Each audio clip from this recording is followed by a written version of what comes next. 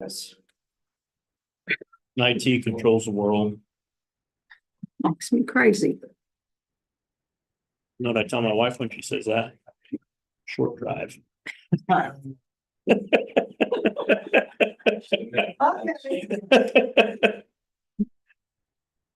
love that one. She doesn't disagree.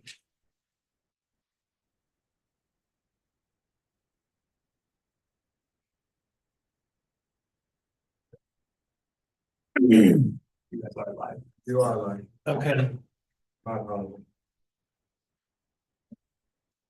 gotta wait here for a second.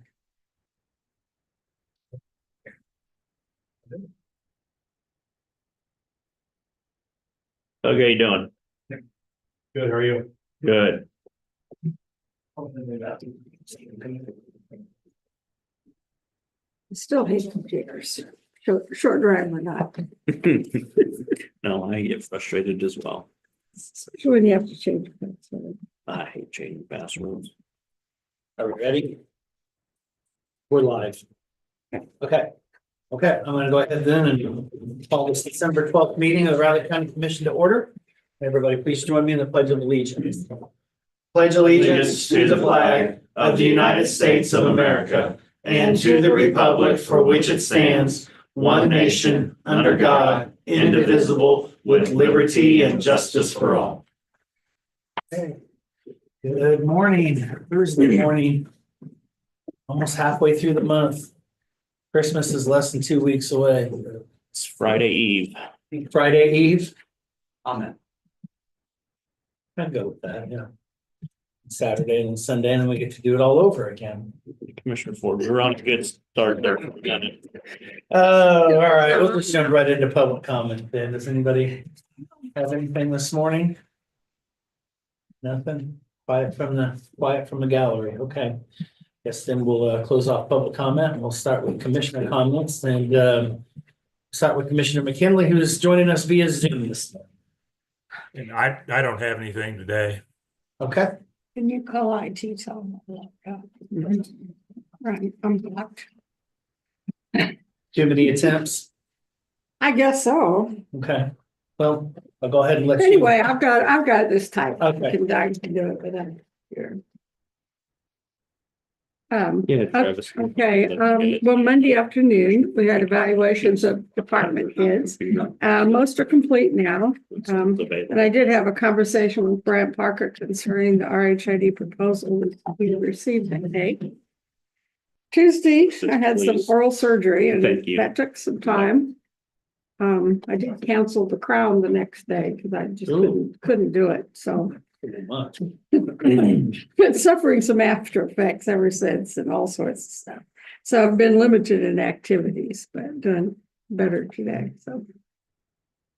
Wednesday, studied the documents for today's meeting, reviewed the final applications for the law board for today's interviews, and studied the issues for the afternoon legislative meeting. That's all I've. Speaking of the law board interviews, we'll have an extra one on Monday. Another one? I Well, thought she it was canceled closed. because she was sick on Monday. So we've Oh. been trying to cram it into this one. We're gonna put it on Monday since we're gonna be discussing the whole thing anyway. So just giving you a heads up on that. It's They're it's coming. unlocked. They're on their way. Oh, It they're is gonna come down. unlocked, but they're on their way. Okay. Okay. Okay, well, as for me, most of my work was yesterday. I came down to BOC Chambers and made a blood donation with the American Red Cross. Been a while since I donated. I probably spring, I think.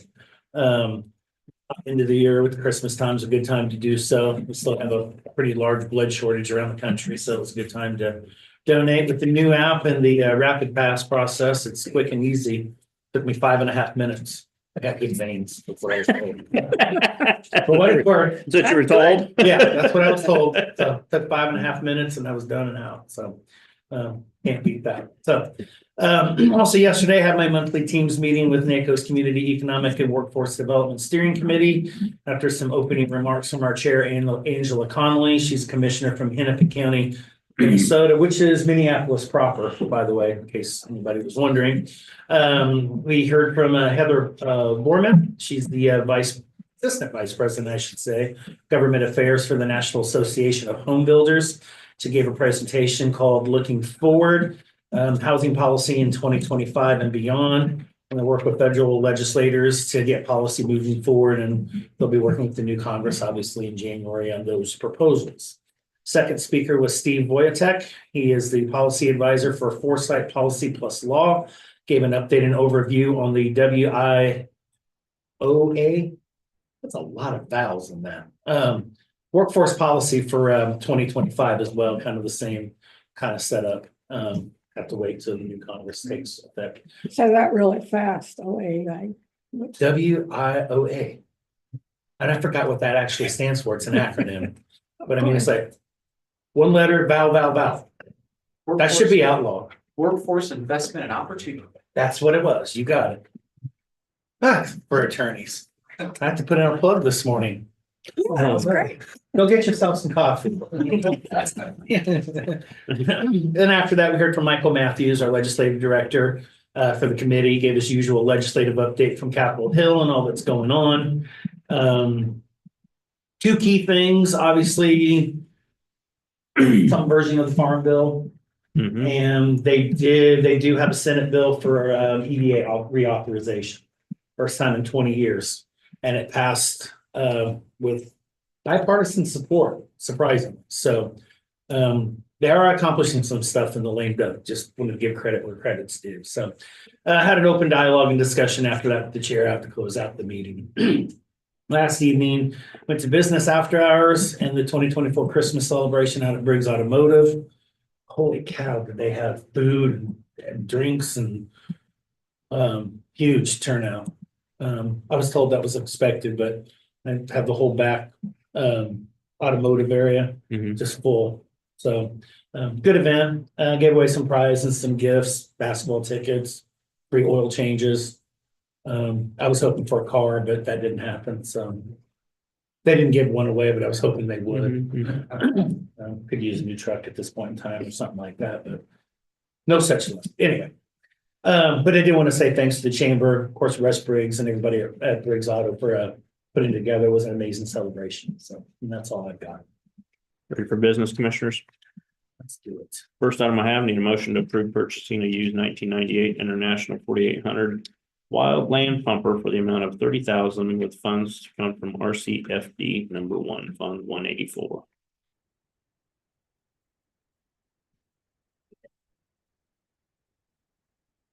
Okay, something's.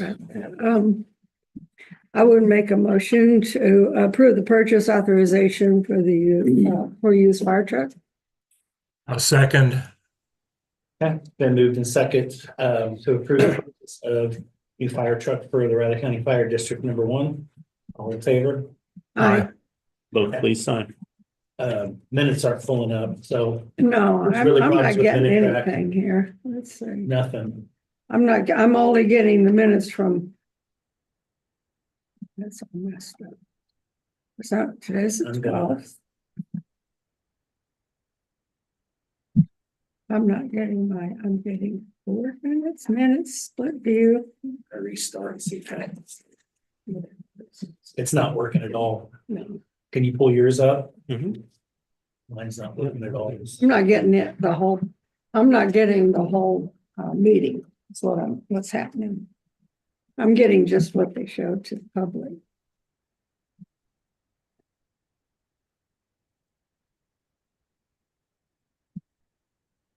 Yeah, is there Cindy there? Okay, if you would let her know that commissioners are having trouble accessing minutes, right? In the minutes and stuff. So Russell, when are you going down to Arizona? Or Doug and- not you? I just got back last night from Philadelphia to Toronto. Oh, okay. How was There you that? go, there. Yeah, Tuesday would be the plan that we'll leave, 5 o'clock is the earliest flight. We'll be out there at about 10 o'clock or so to get on. The guy we buy the truck from will pick us up. It's like a half an hour drive to his house from there. Give you the direction, drive down the road to the tree, turn right. It's pretty, get too much, at least he'll pick us up, so we don't have to do a rental car or anything. Then they'll physically check the truck out Yeah. before they actually buy it and make sure it's as advertised. And something's not right. They'll come home and check. So, Okay. Well, look forward to seeing how that goes. Okay. Next, commissioners have a travel authorization for Deputy Chief Doug Russell and Battalion Chief David Russell. I would make a motion to approve the travel authorization for Deputy Chief Doug Russell and Battalion Chief David Russell. I'll second.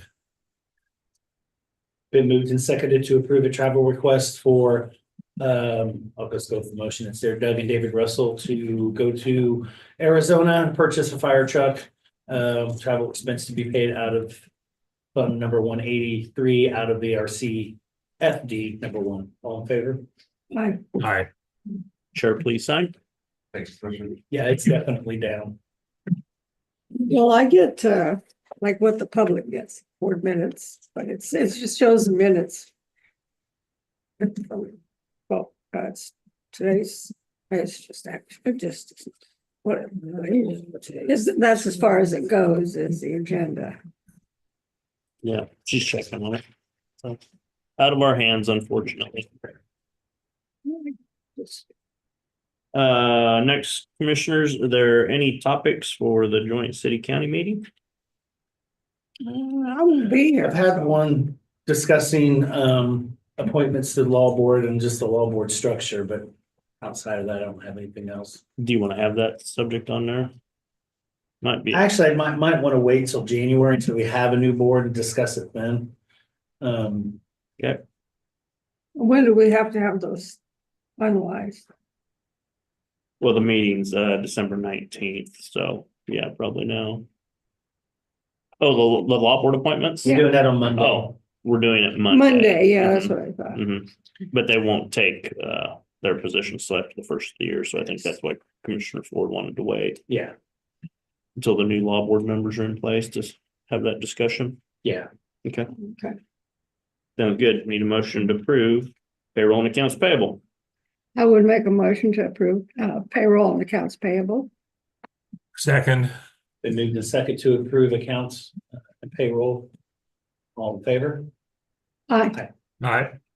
Both please sign. Any changes to minutes, commissioners? I don't know, I can't even pull them up. I don't remember seeing anything that stood out. I saw them yesterday when I was looking through it. They looked okay. If you're comfortable making a motion, I would take one. Okay, I would make a motion to approve the minutes from December 9th. The Riley County Board of Commissioners. I'll second. Yeah, it's been moved and seconded to approve the minutes as written from the December 9th meeting of the Riley County Commission. All in favor? Aye. How the tentative agenda look, commissioners? I don't know, I can't pull them up. You can only use that excuse so long. Yeah, I looked at them. I didn't see any problem with them. So, I think Monday's kind of long. Let me do something about that. I'd be glad to call Monday off. okay, You got one vote. No, we better get some stuff done. It is long. It goes all the way up to the law board meeting as well. Okay, any items for next week's press conference, commissioners? No, I think we've got enough on there already. Sounds good. Next, you have Brittany Phillips up to discuss the proposed RHID policy for just discussion.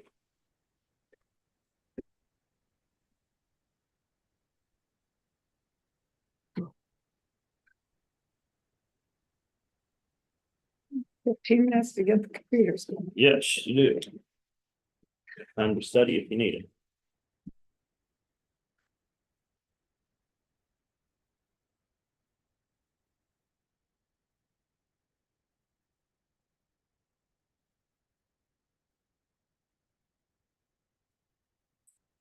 You said they're coming down to fix things. Excuse me? They're coming down to fix the computers. Is that- Well, they were just coming down to, I mean, they got, you're on, so that's all. they Well, need. I'm on, but it's not pulling up today's It's a meeting. minute. That's a track. minute track issue. Our staff can't fix that. Yeah. Who That's a minute fixes that? track. So Cindy will contact them. Wonderful. already had to contact him this morning on another issue. Oh, this is wonderful. I may be able on the public side, right? I think she got into the public I side. got into the public. and it Yeah, shows nothing was- But it doesn't show today. Yeah, she got into the public side. Let me. So on the public side, because there is a, if you're not used to having to do it. Can at least get you the packet, hopefully. No, there's no packet. Yeah. How on earth did I get I don't know. access to the packet? I don't know, it's not on. It should be. For the 12th. No, it's not on there. There's no packet. Um, You don't get the board Yeah. packet. Wow, that's intense. Okay, Yeah, I've it's never- very intense. I have no help. Wow. We're going primitive today. What's that? Going primitive today. Yeah. Perfect. The password. Technology is great when it works. Somehow, I have it up on my machine. Cause I think I got it. Well, don't lose it, because if you turn out, you're not gonna get back into it. Well, maybe if I can save it, then I can email it. Let me see if I can save it real quick. Yeah, I'm just gonna try it off the website too. I have access to the packet on mine. Yeah, I'm fine. I don't know. I've got it, both sides that I use, but Cindy will check on it. Now, I actually even reset the computer thinking that was the issue, but it's not. It's something with minute drops.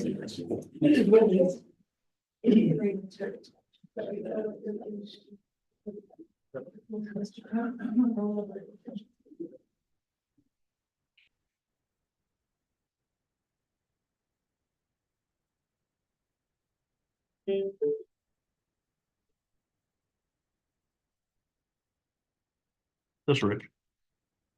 Uh-huh. Yep. Evidently, the commissioners can't access the meeting packet. They usually do.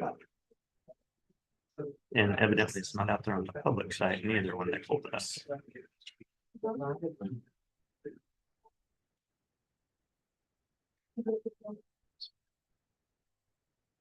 Close minute track. Okay.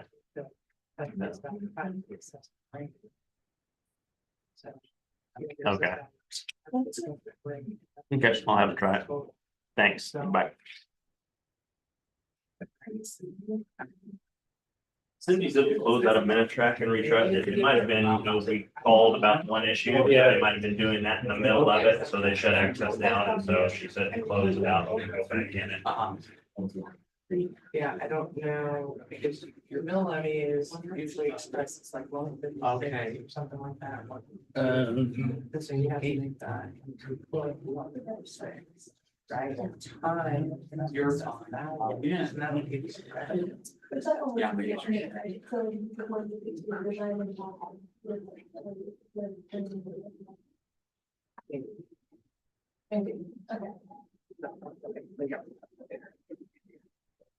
Hot dogs.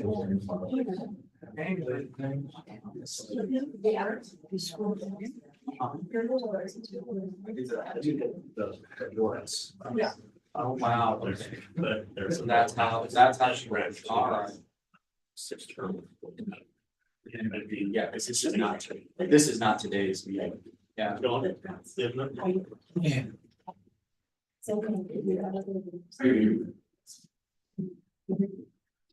think it's anything. I don't think there's that's right. It's just.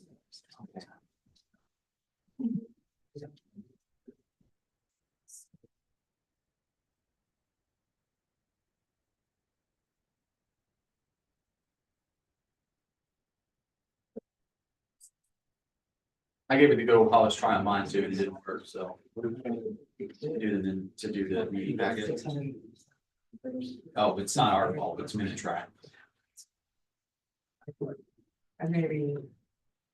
Basically, it's. The way that. But it up on the screen. Yeah, for some reason, like I have it, but it went down as of So 10 minutes before the meeting, I think. minutes pack is what y'all are trying to get?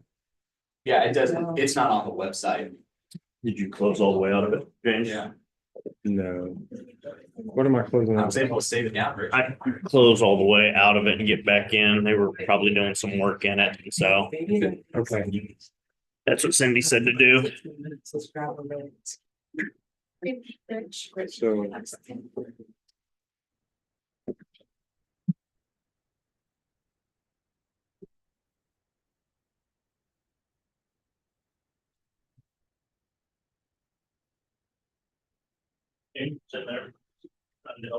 Okay.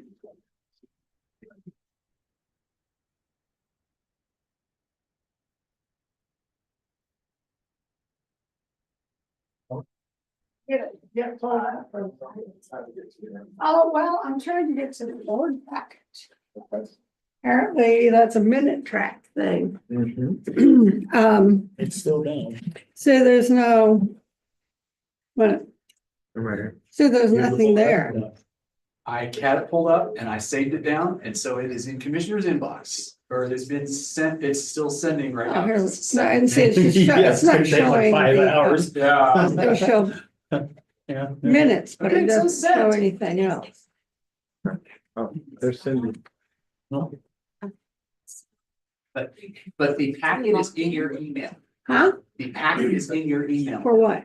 for today's meeting. Really? Yep. So you were able to get it and we can't? No, it's still probably down, but I had it up from earlier, and because I just tried to sign in. And it Oh, worked. okay.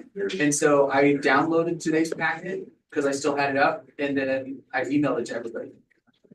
Well, That's my password and it's, oh, wait a minute. I just changed you and then she was signing in. Yeah, I'm able to sign in, but check this out.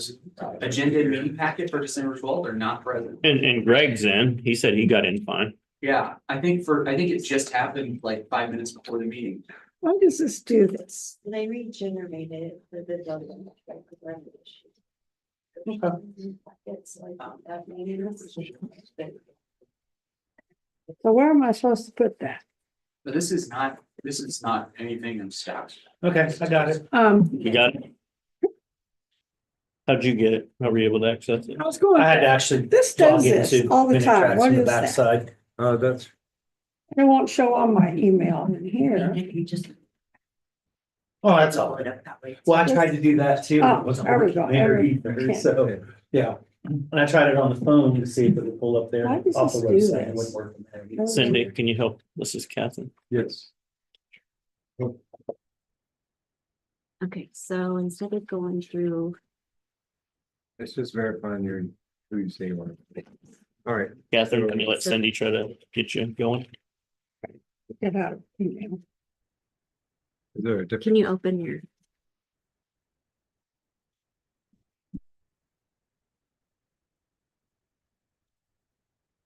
It should be up on this. No. Mhm. well, you already logged in. So Yeah, it this pulls up on your still up the email. It only shows the minutes or just shows that it doesn't show the board packet. That is the packet for today, right? The 12th. Yeah, So if you click on each one of the. never had to do that click before. on Purchase. It usually pulls up on the board. packet. So you can do split view too. I don't like to do that. I have to. Well, I'll keep waiting. So you have to click on it now rather than it just popping up on a board packet? Well, I don't know. I know they're having issues right now. We're having a lot of issues here. Usually you just click, you don't have to click on the exact thing, And it it just comes all up in a comes up. PDF. Yeah. Yeah. I think I'm okay now. But, Did, but is yeah, that on the board packet? Is that? that just has one thing. Okay, so use your back. Well, I thought probably not, but because we're gonna have to So- go back and actually. Yeah. Pass. the It's not actual policy. Uh-uh. When we develop that car, we need to do it. Just So it need to looks go all like- the way out to the top. That's what I'm saying. I mean, you could launch out and then log back in. It's joined. I think Mr. Ford has his. So, do you know your minute track? Okay, so I had Use your literally had password not and had. have the you log chance out, to do log it back full, in. So. Yeah. Mr. Ford sees the exact same thing she has. No, I okay. don't know. Right. Which one is that? The cake? Coffee one? Oh, This is the one I usually use. Okay. Is this one? Yeah. This way? Okay, so let's go back this way and see if it works.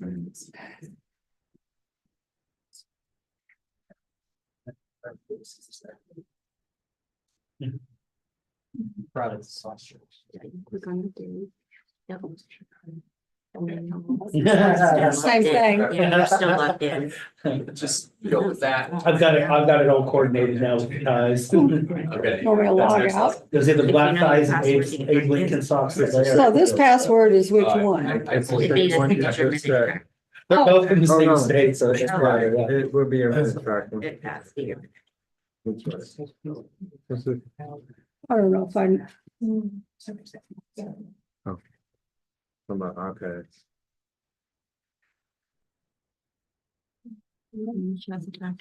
I don't know if I have that.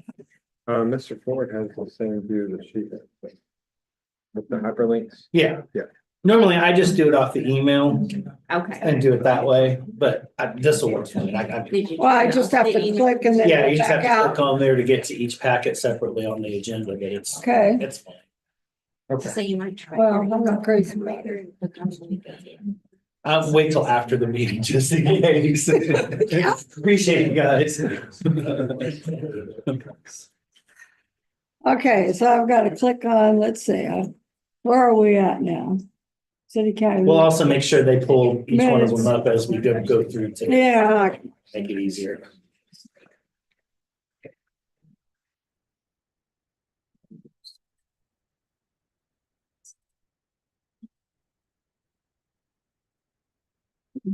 Brian said he sent it to Yeah, email. yeah, and that's working too, so I gotta back up. Well, let me see if I can, I was starting there.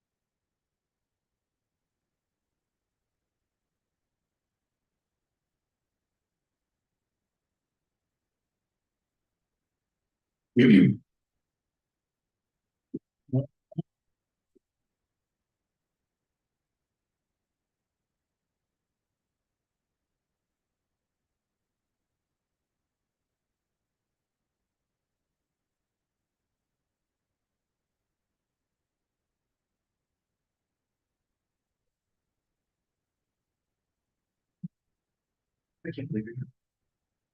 I couldn't let it all go to waste though. No, that'd be sacrilege. Just wait till this afternoon. Huh? Sure. He had two of those this morning. I saw him with them. Yes, sir. This is number 2, it's down. I'll go for 3, then 4, then 5. That's the one. Okay. Also, we call ambulance. I know a guy. No, don't. I've been wanting to try out that AED. That's right. Yeah. Just wait till I'm asleep, Rich. I know. Much coffee as you drink, I'm surprised you sleep at all. It's a struggle. I can't sleep if I have coffee after noon. So I drink it in the morning, and that's, because if I had it in the afternoon, I'd never sleep.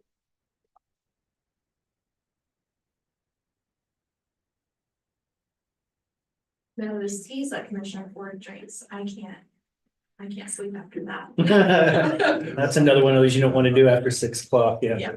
Gotcha. Okay, are you ready? Yeah. Okay, let's do it. Good morning, Commissioners. Budget and Finance Officer Brittany Phillips here to discuss the RHID policy that we are proposing. Of course, we are not expecting you to make any final decisions today. This is more of an overview because we understand this is your first time actually seeing the policy that has been drafted. The Budget and Planning Committee has worked through this and received a policy from another county and adopted it, adapted it to how we felt best fit Riley County based on previous commission discussion. So first, we'll talk about RHID, and it's designed to help developers address housing needs in communities. And it captures the incremental increase in property taxes for up to 25 years. So, I mean, what exactly does that mean? So you have the property assessed value that's determined, and this becomes your locked-in valuation.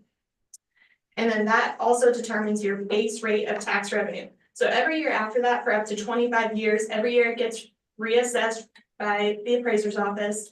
But anything above that base rate goes back to the RHID to pay the developers or to pay bonds, and we only get a set amount up to that 25 years. There are certain steps that have to be processed in order for the RHID to go through before it comes to us. Currently, as we are all aware, the city just adopted a resolution establishing the district, and now that's being sent to the Department of Commerce for final approval.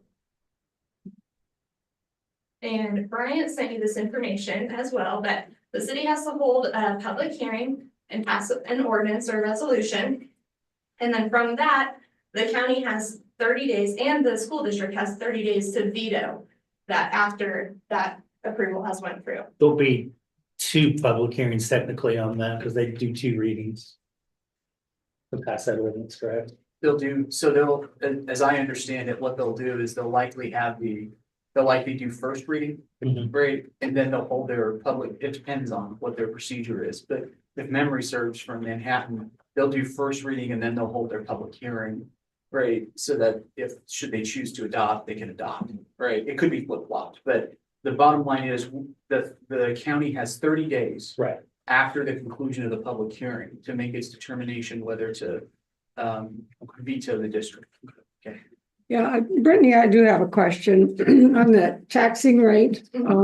You said, are their taxes set at a certain rate and it never goes up, or is it based on the current appraisal and they get, how does that, it doesn't make sense to me. So Anna, do you want to speak to that? I can address that. Okay.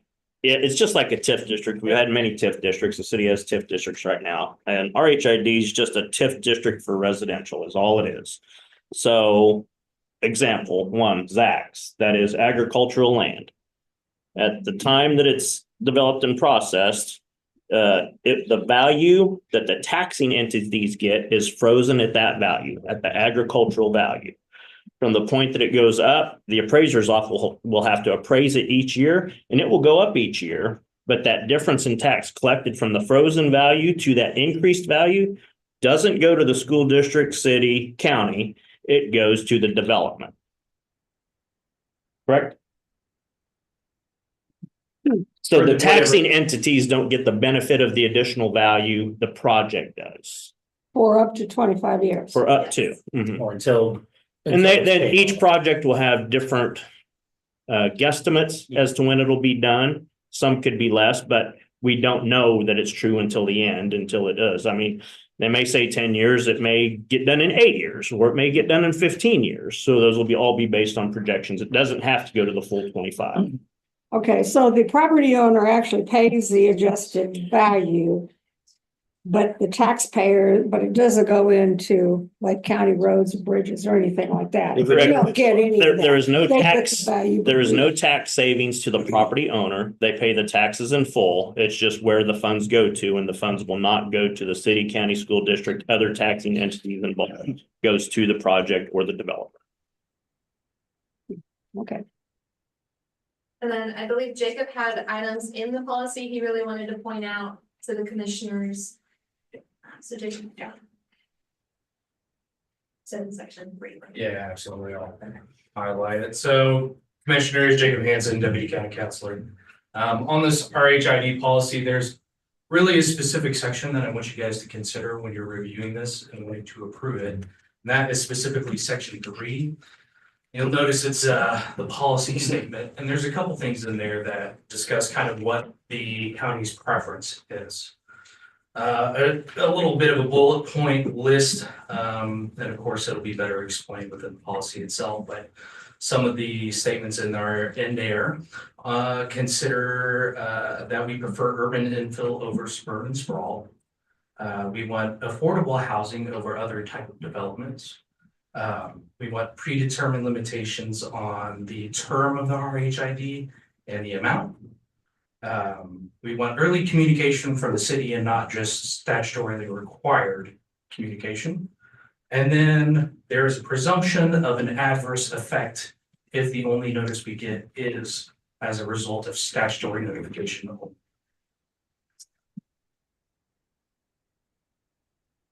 And how are you determining affordable housing? Yeah, well, that will certainly be up to the county so the commissioners to decide what you want to consider affordable.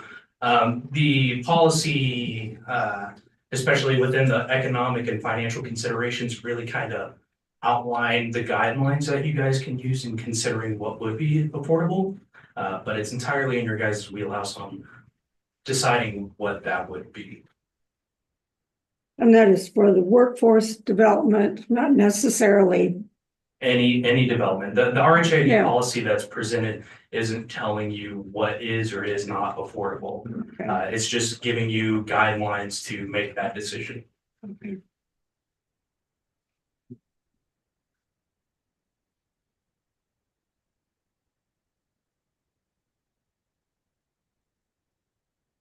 I had a question. When when they come, this approved it as a general policy, but when the city comes back, they'll have specific more details for each thing of how much, how many houses, what their cost, and what, how many years. We'll get all that before we do the 30-day review. Yeah, and we certainly hope to have that from the city commissioner. In the policy, it's definitely outlined in the minimum data requirements. So we're putting basically the city and everybody else on notice, like, here's what we expect to have from you all. And Okay. here's all the information, and that's very much included. And they seem to have tried to bundle 3 different projects. We'll get to review each project separately. Yes. Okay. I mean, ultimately, that'd be up to the decision of the. I would prefer to do that. I prefer to take whatever projects come along and review them individually on their own merit, because they're not all the same, obviously, so. And take whatever policy we do develop and then lay that on top of it and weigh it out as it is. Question I have. I was thinking that I'm kind of concerned that the city would send that to the Department of Commerce before they have the whole thing, like. They have to. Do they have to Statutorily do that? required, yeah. Okay. Yes. Yeah. Okay. And I think you have to publish it too, is that correct, Stephanie? That's later on. That's after we have conversations with the school district. Seems like a lot of work before It's quite they even know it's gonna go with the school district or us, so. Commissioners, the only thing I would add, because I think I've heard from various and sundry people about what is affordable. Okay. I couldn't, of course, define that, right? I mean, that's for the commission to look at, right? And the actual finances of everything, that's finance. That's for the clerk's office and for the appraiser to help, on numbers and stuff. The one thing I would share is that at the federal level, at least, one of the things they look at is affordability based off of a percentage of the median income, right? So for when we're looking at low income housing, it would be based off of oftentimes 50 or 60% of the average median income, right? When you're looking at you know, moderate housing, sometimes it's 100%. It could be depending upon the program. And so that would be something that if the commission wanted to include as part of its consideration of what truly is affordable, right? Then that would just be the one thing that I could point to as an objective standard. I know we're always trying to get to objectivity, but that's all I had to add. But these folks, they're the ones that could help you more with that. Yeah, we need to have a definable threshold with that. Yeah. And it really probably needs to be closer to 30%, because I think that's Well, that's what it suggested, no more than a third of your yeah, like total base income. 30% of how much it, like the housing Right, cost, right. right, would be. And so, like, for example, it wouldn't, I mean, the AMI for, and I won't throw out the number because I could be totally wrong, right? I don't do numbers, right? But it may be a percentage, right? You may look at the percentage of how much it would cost to purchase something, right? And that would be one thing, but that's something you could consider when you're reviewing it. I'll see about how you want to do metrics on that. And Anna, you could give us like the median amount of No. all the home, you know, I think Tiffany might be able to help with some numbers. Okay. Yeah. okay. One last thing I'd like to point out, commissioners, there was that section 3 policy statement that you guys really ought to be considering when you're looking at this, but there's also one statement here. This is in section 6, subpart E. And I've highlighted it here on the screen. It says the county favors using RHID incremental taxes to reimburse the developer for upfront infrastructure expenditures versus utilizing RHID to supplant special assessments as a way to pay for special revenue bond financing. Again, this is just a policy statement. So if this is something you don't agree with, you can obviously change. But that's, you know, a stance that the county would be taking if they adopted this policy as is.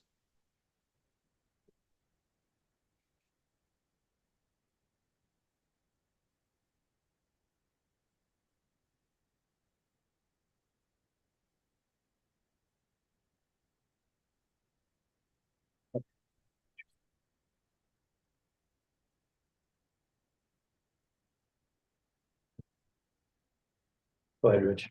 Just in regards to the affordable workforce housing, I mean, the city's done a study, so there are some numbers that we can get from that to help guide the commission. I'd suggest, we use that because it looks at our market. So that's a good thing about that. And so doesn't mean you have to agree with that, but that's a good baseline for you to start. And so I would suggest we get that to you so you can review it and make your decisions. And the term workforce, I've been on many city, county, intergovernmental meetings, chamber meetings that have discussed that and reviewed the studies, and affordable and workforce, all levels of housing or workforce, because generally everyone has a job that has a house. And so it's just, you have to determine what workforce we're tailoring this towards. That's Right. kind of been more the difference this commission has stated, typically looking at the lower level of that. And so, but you guys have to determine that. And I'll send that to all of you as well, because the city's posted it, so we have their study.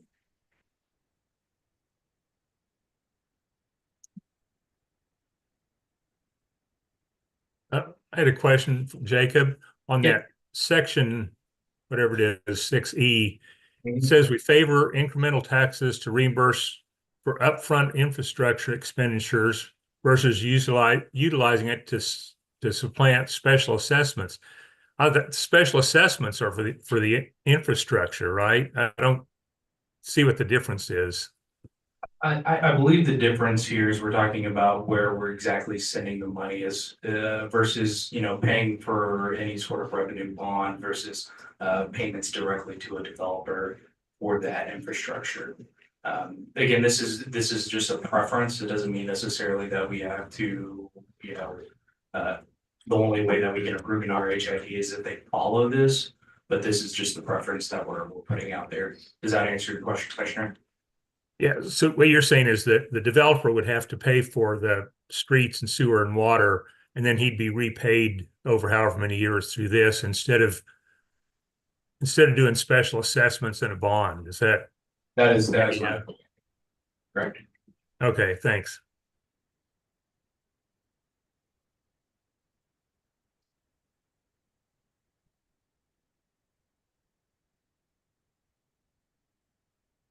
Anything else? Like I said, I just started reviewing this yesterday, so I need to carefully go through it, but. Yeah, please feel free to send emails. Oh, believe me, I will be. Oh, I can guarantee you that. Um. It would be good to get, obviously some of the portability numbers. There's a base threshold there at some point in time that, you know, if you're providing this tool for startup or workforce housing, you know, you are getting, even though you're not getting the tax base right away, you're still getting a kind of return on investment up front by being able to provide that and have that available here. But, you know, there's some kind of a threshold in the midst of all that, and I don't know where that is just yet, so. We'll send that out, and I can bring this back. It sounds like Monday's very busy, so maybe you bring it back next Thursday, if that gives you guys enough time. I won't be here. Oh, okay, Yeah, so after first of the year, probably. okay. Yeah. I can do that. Go ahead, Rich. I just suggest the commissioners, Greg's still on, the commissioners Yep. get all the questions and direct them to Brittany or Jacob. They've been the ones really working on this policy, and whether it's a question that the city can clarify or the developers, and that way we can get the same answer to all the commissioners. You know, if you have a question specific to them, I'm sure they'd be glad to answer questions from the development side. And I know the city will cooperate. That way we can get it to you. I might suggest you on the RHID is big enough in itself, but the commissioners might want Brittany to come back with the city's housing study for you guys to really focus on just that and discuss what level you're really looking at as commissioners as far as affordable workforce housing determined, and then we can work out the details of the RHID. Okay, yeah, I like that. That sound like a good plan? Yeah, it does. That's a great idea. Yeah, I just think with this, you know, for Awesome. everybody, whether it's, you know, the city or any other private entity that's taking this on, we need to have something in place up front that's clear and concise. So everybody knows what they're working with or potentially maybe not working with, so. And we'll get there. I'm not concerned about that, but Maybe on the portable, we should take out the very bottom and the very top and look at the real actual. I think there's, obviously, we've had several presentations where you're talking, you know, there is the low end, there is a middle end going all the way up. I don't think it's the up that I'm so much concerned about. It's those, It's the lower ones. yeah, it's those two bases in there, and somewhere in there, there's a threshold where this will work and won't have an adverse effect on what we need to do and accomplish, but still give us an upfront return on investment on being able to have. Well, when we look at the price of homes, we also have to look at like getting a loan for that and, you know, how much the interest rate is and how much you project. I'm how hopeful that's there'll be gonna some go. changes in the market over the next couple of years, I but who doubt it. knows? But let's see.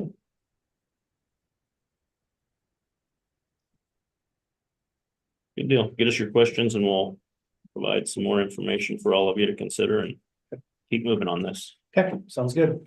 Great. Thank you. Next commissioner, you have Corey Meyer, 920.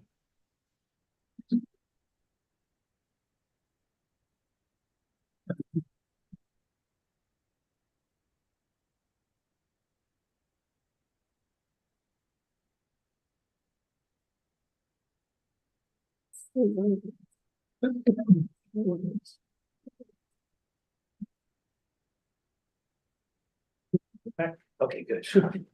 I lost it. We're good. We're good. I'm working off of your email, Brian. I gotta get this fixed pretty soon, I hope. I'm sure.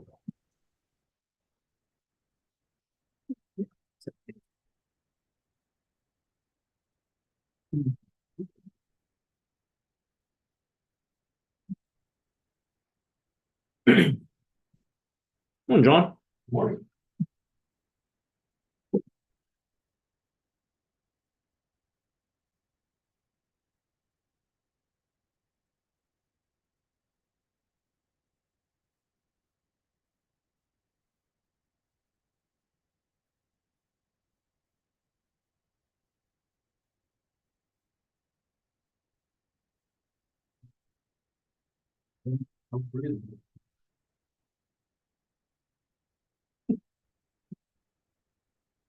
Better today. probably a bit better. And everybody's sick. They are. I think they're starting to give it to me. I'm not happy. Go ahead, Corey. All right. Corey Meyer, ITGIS Director. Voice will probably be pitchy and I'm on the recovery side. Not feeling too well. Since October I was here last, I'll highlight some of those things and move on out of here. We of course assisted with the November election, which went off without a hitch. Clerk's election staff did a great job handling all that. There was certainly some wonder how that would all come together, but it went very well. So all the preparation and work they did went very smooth. And we always enjoy our part in that process and thank the staff of Riley County for not peppering me with too many calls when I'm trying to hold down the fort by myself. So I appreciate that. Been several meetings as of late with the new EMS headquarters, making sure that everything will be ran correctly for the audio, video in the conference room, the readers on the doors, the keying of the doors, the paging system that will go in for call outs when there's a call that they need to. We've had a lot of intermittent meetings off and on as of late, and all those have gone very well. The Adibus remodel, we're down to just a couple cameras that we got to put on some light poles. Those light poles didn't come with places where we could mount them, so we're working with Adibus to get somebody out there to get those taken care of for us.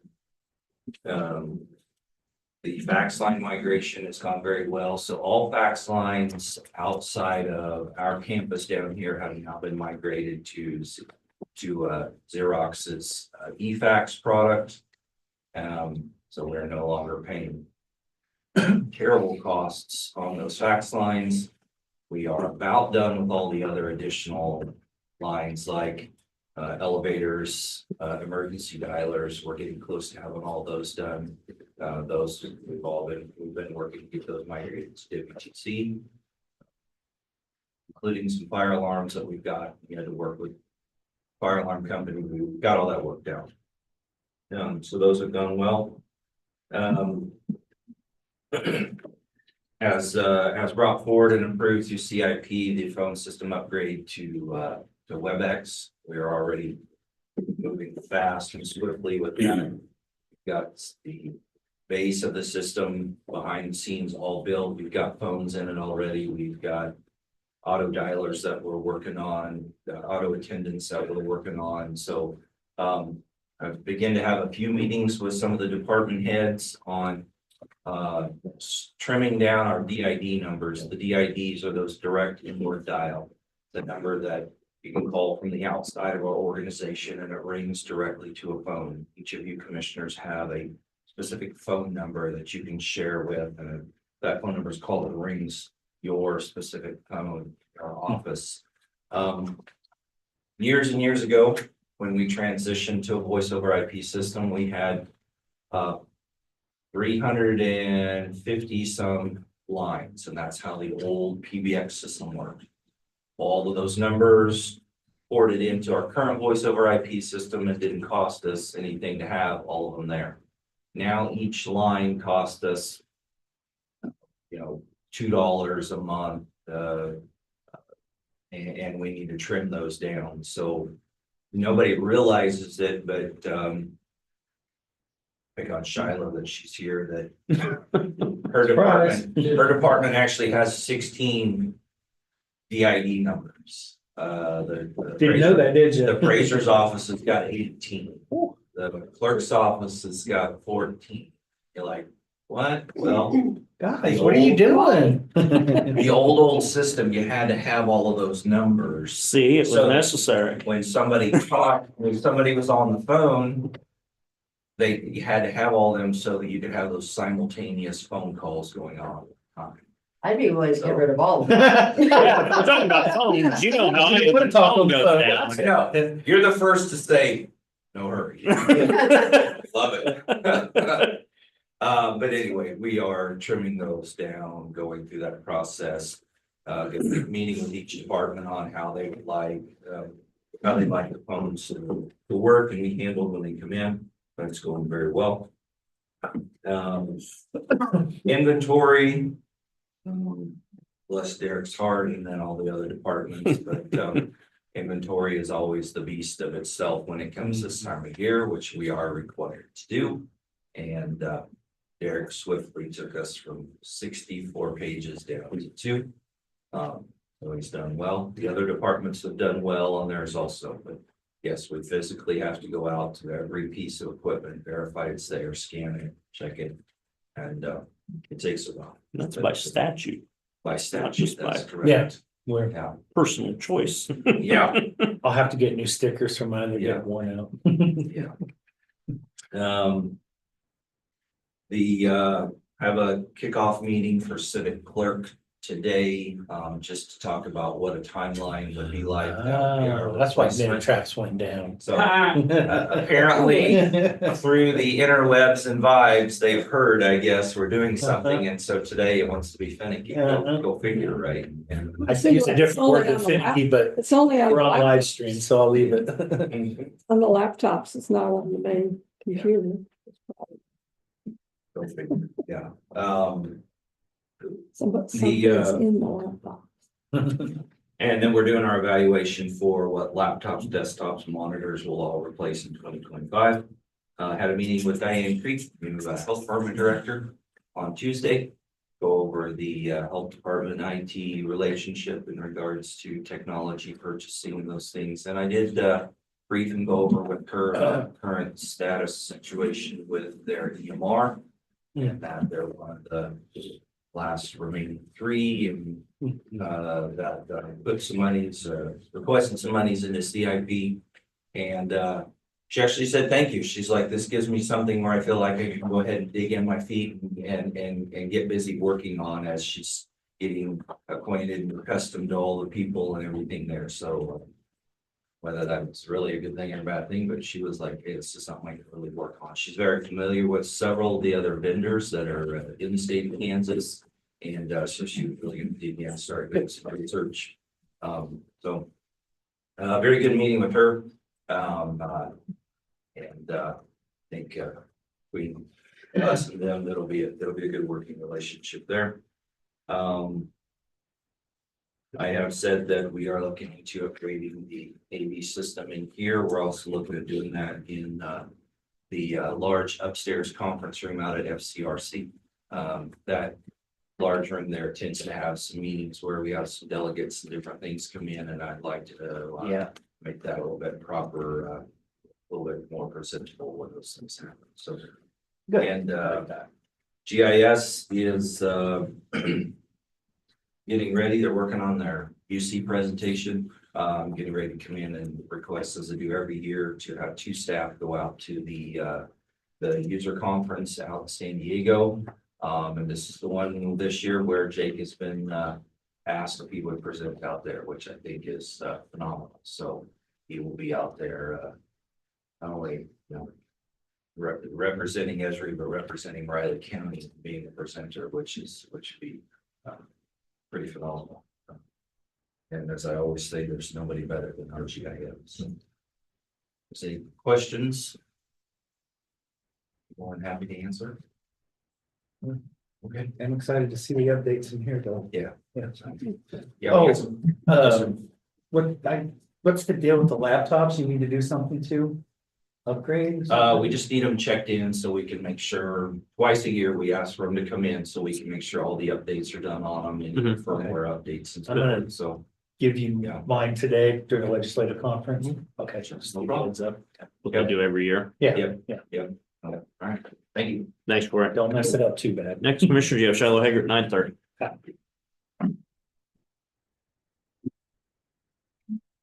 I will copy down that vote yourself.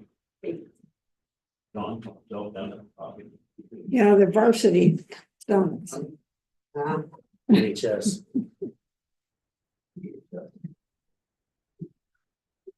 Guys. Look back. Come on, I got mine. Yeah. Particularly the coffee, since somebody's not gonna drink it apparently.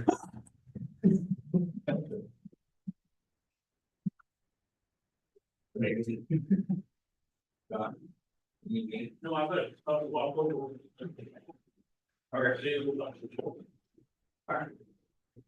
Ready to go, Shiloh? Yeah. Okay, have at it. Thank you. Good morning, Commissioner Shiloh Hager, Riley County Treasurer, with your November revenue reports.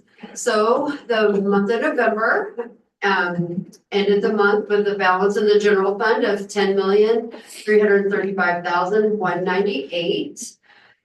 You can see some money has been spent out of the ARPA funds last month, so that balance currently is at just right at under $8.3 million.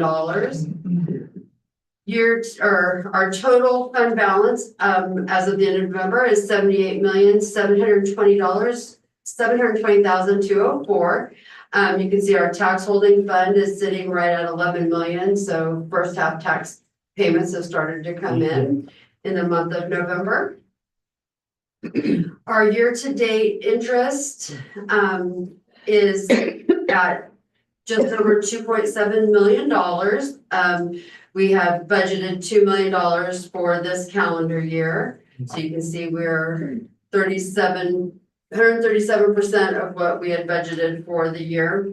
Our year-to-date interest on the ARPA account is $615,043.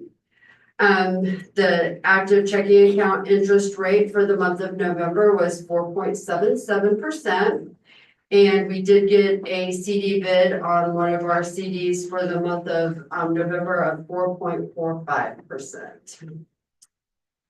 Kind of just go back up to show you where we're at on investments for CDs. We're at just at 14.9. So that's where we are on cash. General fund revenues for the month of November. Total revenue that came into the general fund, $679,288. Budgeted for the month of November was $586,617, so 15.8% over what was budgeted for the month. Year to date, we are at 4.74% over budget. You can see sales tax came in above budget. Of course, investment income is above budget, so that's kind of what makes up those figures. And percentage wise, for the month through the month of November, we've collected 102.27% of total budgeted revenues for the year. So sales tax, we deposited into the general fund $193,728. It's just about 11% less than what we had brought in at this point in time last year, but is 16.24% over what we had budgeted for the month. Year to date, we've collected $2.1 million in the general fund sales tax of the $2 million that was budgeted. The Road and Bridge Fund deposited $221,229, which you can see it is also 11% less than what we had at this point in time last year. 32.74% over what was budgeted for the month. And in that fund, we have $2,449,746, which is we're at 122% of what we had budgeted for this calendar year for the Road and Bridge Fund. Year to date, for the general fund sales tax, we are 1.75% higher than we were November of 23. So we have brought in a little bit more sales tax in Riley County compared to last year. Didn't see any significant differences in the distribution of where those, where the sales tax dollars are coming in from.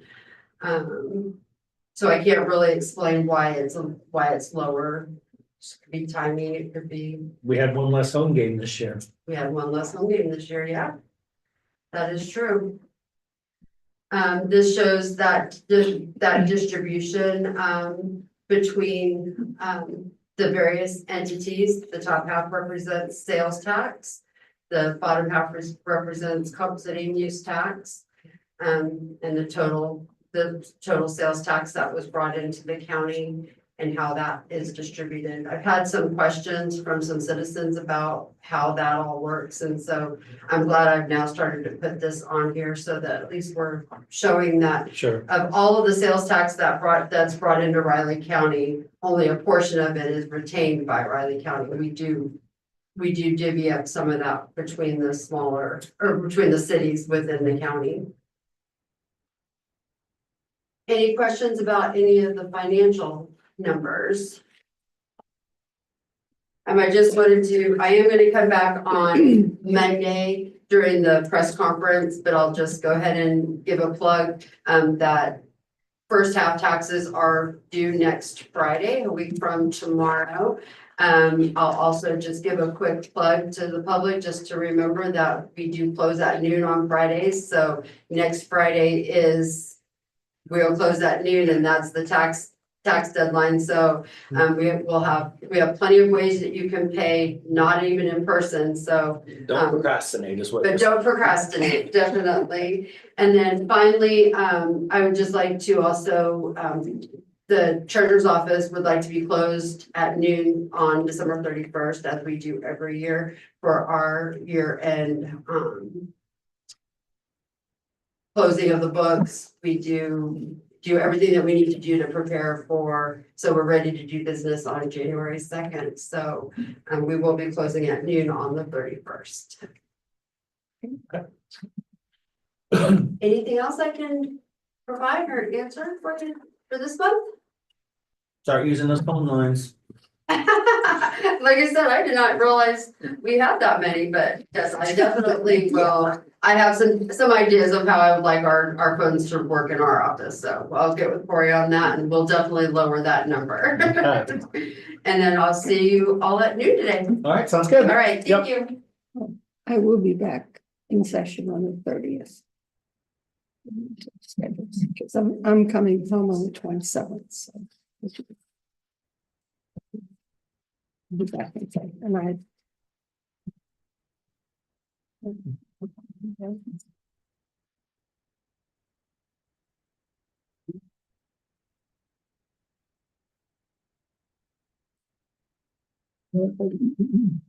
Day before New Year's Eve.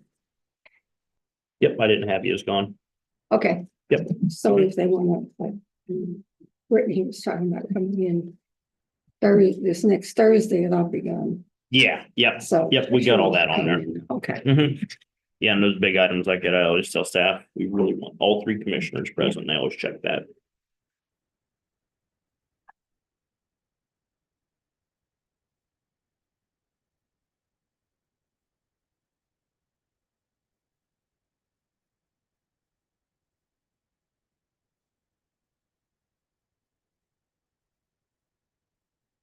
Yeah, take all you want.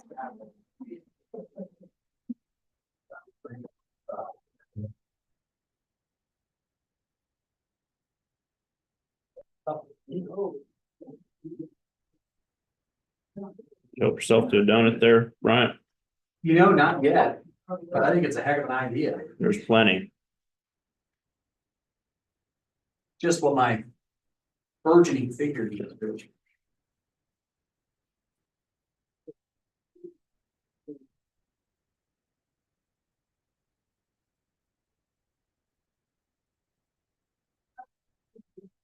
Hey, Jake, you have a minute? Yes, sir.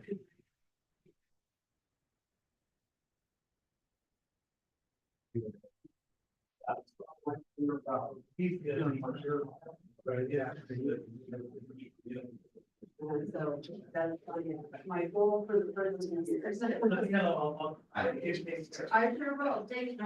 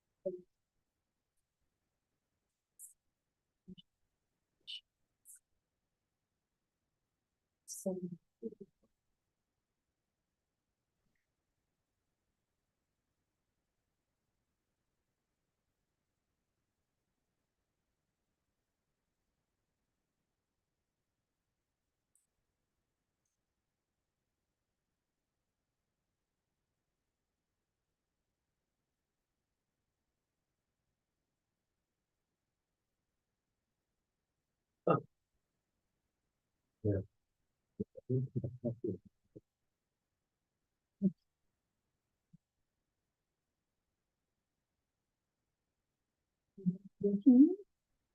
No. Oh, no, it's working fine. Oh, it is? Yeah. We're getting the packet now? The whole packet, we're getting it now?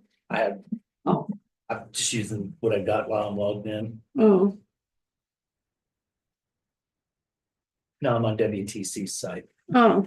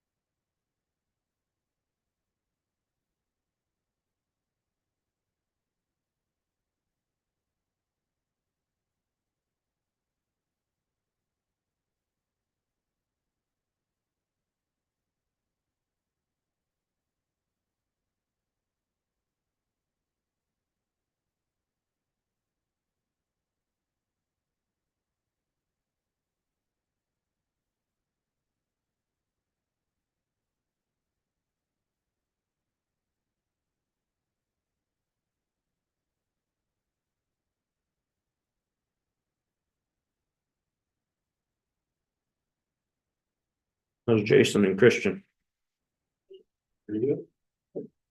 Brisk walk over. Just a little bit. That wind's a What's little, up? that wind's a little brisk this morning. Oh, it was. I was out this morning in the dark, walking the dog. Mhm. I was going, hurry up, it's cold out here. The wind was really. Whipping around.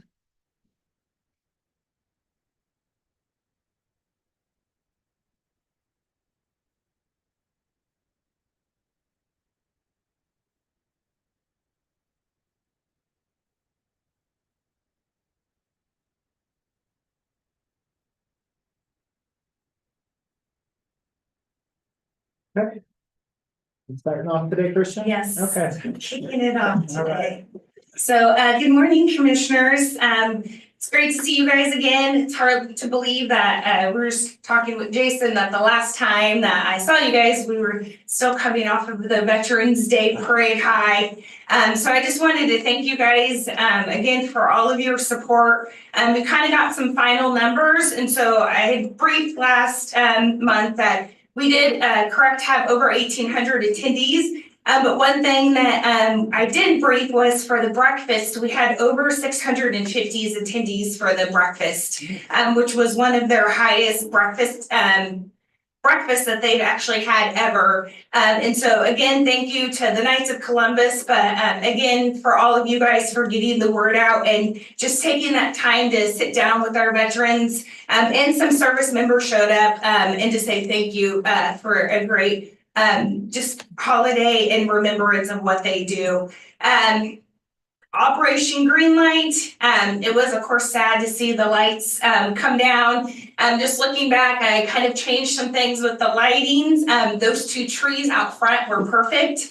But it also got my wheelhouse spinning on how we can light up the front even more.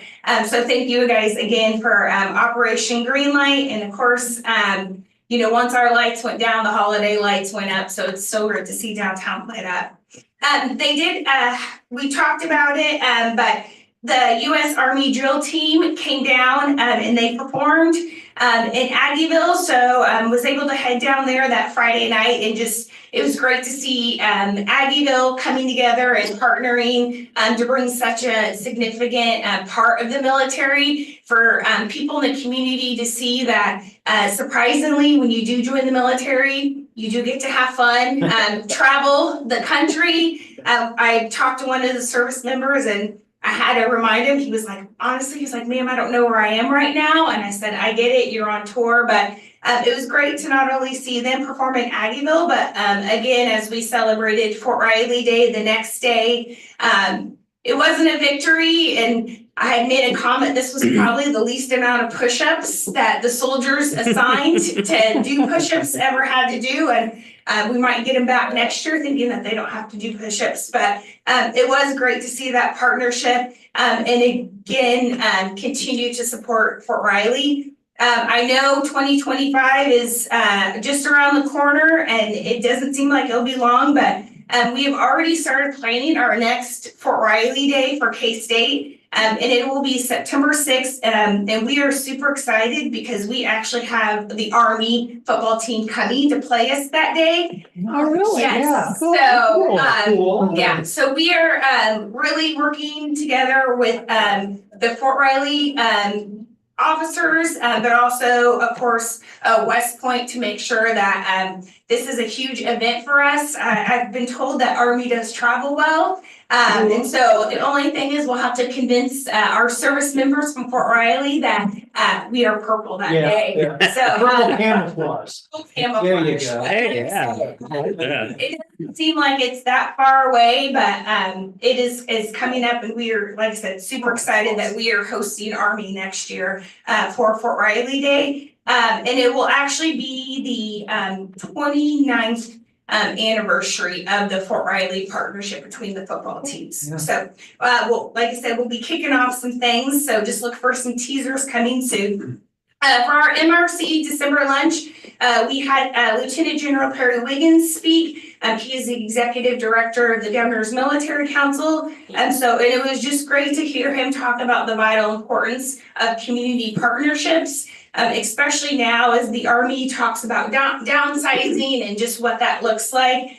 So again, you know, just a huge plug out to Perry for coming and talking, and again, hopefully charging some of those community members to step up and to continue to advocate for Fort Riley. Just to know, we don't have an MRC lunch in January, but we will be back February 5th to kick off the new 2025 season. Just a little ranking that was brought to our attention. So every year, the Navy Federal Credit Union does a poll, and they ranked Manhattan as the top 5th small towns for veterans to live after service. And so I can send you guys the link, but it was just a great way to recognize Manhattan as a welcome community for our veterans and transitioning into civilian life. So again, top 5 small towns for veterans after service. Upcoming deployments and rotations. You guys are all hearing the sounds of freedom as they are out in the field training, and I'm sure at night you've been hearing the helicopters fly around. But this is just as part as one, the Army is launching a new Black Hawk, so they've been out driving them around. So when you drive on the airfield, you'll see some new birds.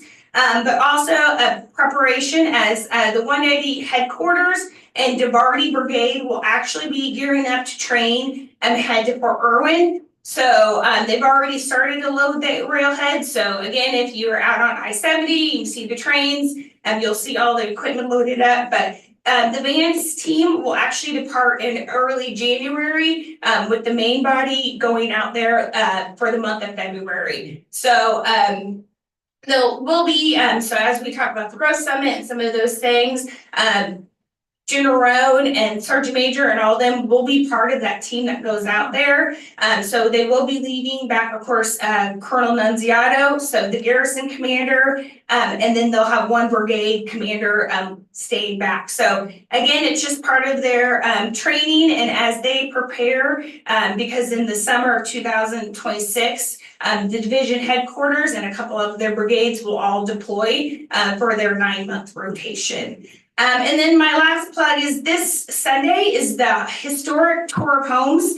So for those of you who are looking to get on to Fort Riley and see what they are all about, the tour of homes, it's just, they decorate the historic homes and they open up their homes just to spread some holiday cheer. So I think there's a little bit more than 8 houses on that tour. So if you are interested, you can always go onto the Fort Riley webpage, get your tickets. You can also get your tickets at the door. But again, it's just a great way for the community to get onto the installation and just see the holiday decorations lit up. I was at a couple of the houses yesterday, and the wives and spouses are just so excited to welcome the community. And again, it just helps you get into the early holiday spirit tours. So What time? Yes. Might be getting late. What time was that on Sunday? It starts at 3. 3. So from 3 to 7. And I can send you guys the information as far as the homes and everything. So pending any questions, I'll turn it in.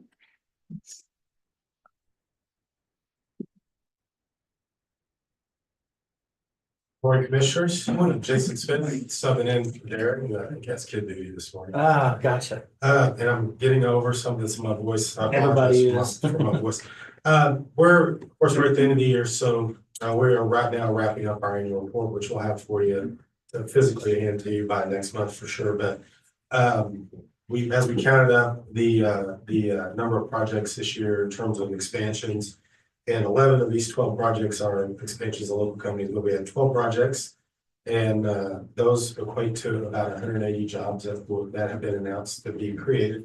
I think one interesting point to note that a lot of people don't think about on these kind of deals, only one of those had local incentives attached to it. So you had 11 of these projects that some of them had state incentives, but that did not request local incentives. So I think we have a lot of really great employers right now in the region who want to do the best they can to create economic opportunities for our citizens and are doing a great job. We are, I think a lot of you know, talking about growth and what we can do to get some growth initiatives off the ground. In terms of internally, what we're doing at the chamber based on some advice we got from a consultant. Number one, we're working with K-State on potentially expanding our research capabilities. And so we're hopeful that that leads to more detailed information, not only as we kind of target companies that potentially may be interested in coming here, but also helps elected officials and governing bodies make some determinations on investments and what returns are. As you all talked earlier about housing, so maybe you can get better data on what the return on some of those investments that you are considering making, whether it's roads or utilities. We're also working on evaluating sites. I think some good news for Raleigh County is we had a fairly large site that has been listed again. We're doing some due diligence on right now to determine if there's environmental or geotechnical issues. If not, that will be the largest site we've been able to submit on projects since I've been here. You all do have some familiarity with it, and I'll get you the specific information on that once that's formalized, but that's great opportunity, I think, in terms of as we look at some new companies. And then formalizing our training programs. There are some really good state programs that we can look at and do a local version of because of our I think because of the asset we have at MATC, and really create our a differentiating factor as we are being evaluated by potential companies that are coming in. So Jim's been great to work with on that. And I think we'll have something a little better formalized by the end of the first quarter. Last thing, two things I want to mention in terms of upcoming events. A week from today at Good Morning Manhattan, Dick Carter will be there to do his annual preview of the legislative session. So he'll be here. We're obviously interested in that. I don't know that there's any necessarily good news for cities and counties, but based on the last election, but we're going to continue to monitor and fight for local control. And then the last one, Bruce Summit, January 24th. We're excited about the agenda on that we're pulling together, and so hopefully you all have that on your radar. I think we're already. That's the 24th. Yeah, all day. I got my new calendar now. So happy to answer any questions again. Appreciate the opportunity to be here once a month and your continued partnership with our government and military relations efforts. Thank you. Thanks, Jason. Thanks, Christian. Next, commissioners, I'm up, followed by Diane on the health department. And then Breva after that.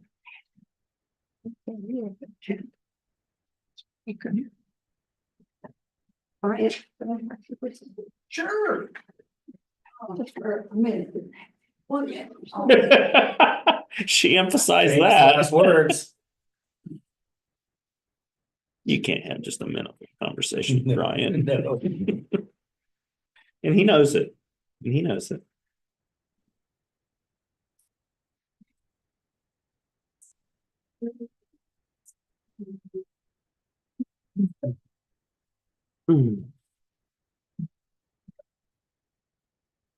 Another coffee, the other cafe. Yeah.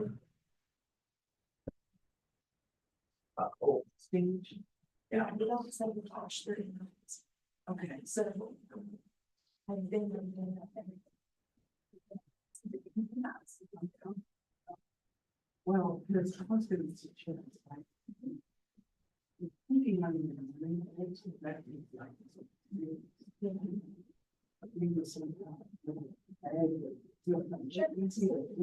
Yeah, yeah, And so there's. yeah, and she puts it in, yeah. Yeah. Yeah. So it's just to be something. Yeah. We have a chair, actually, wants extra. So, Okay. Okay. yeah. Yeah, yeah. We can be okay. So at least it'll be a little bit. Oh, So this is a dollar. can't Yeah, make right. me. Well, no. Listen, she can afford it all. Okay. So then- Yeah, you're welcome.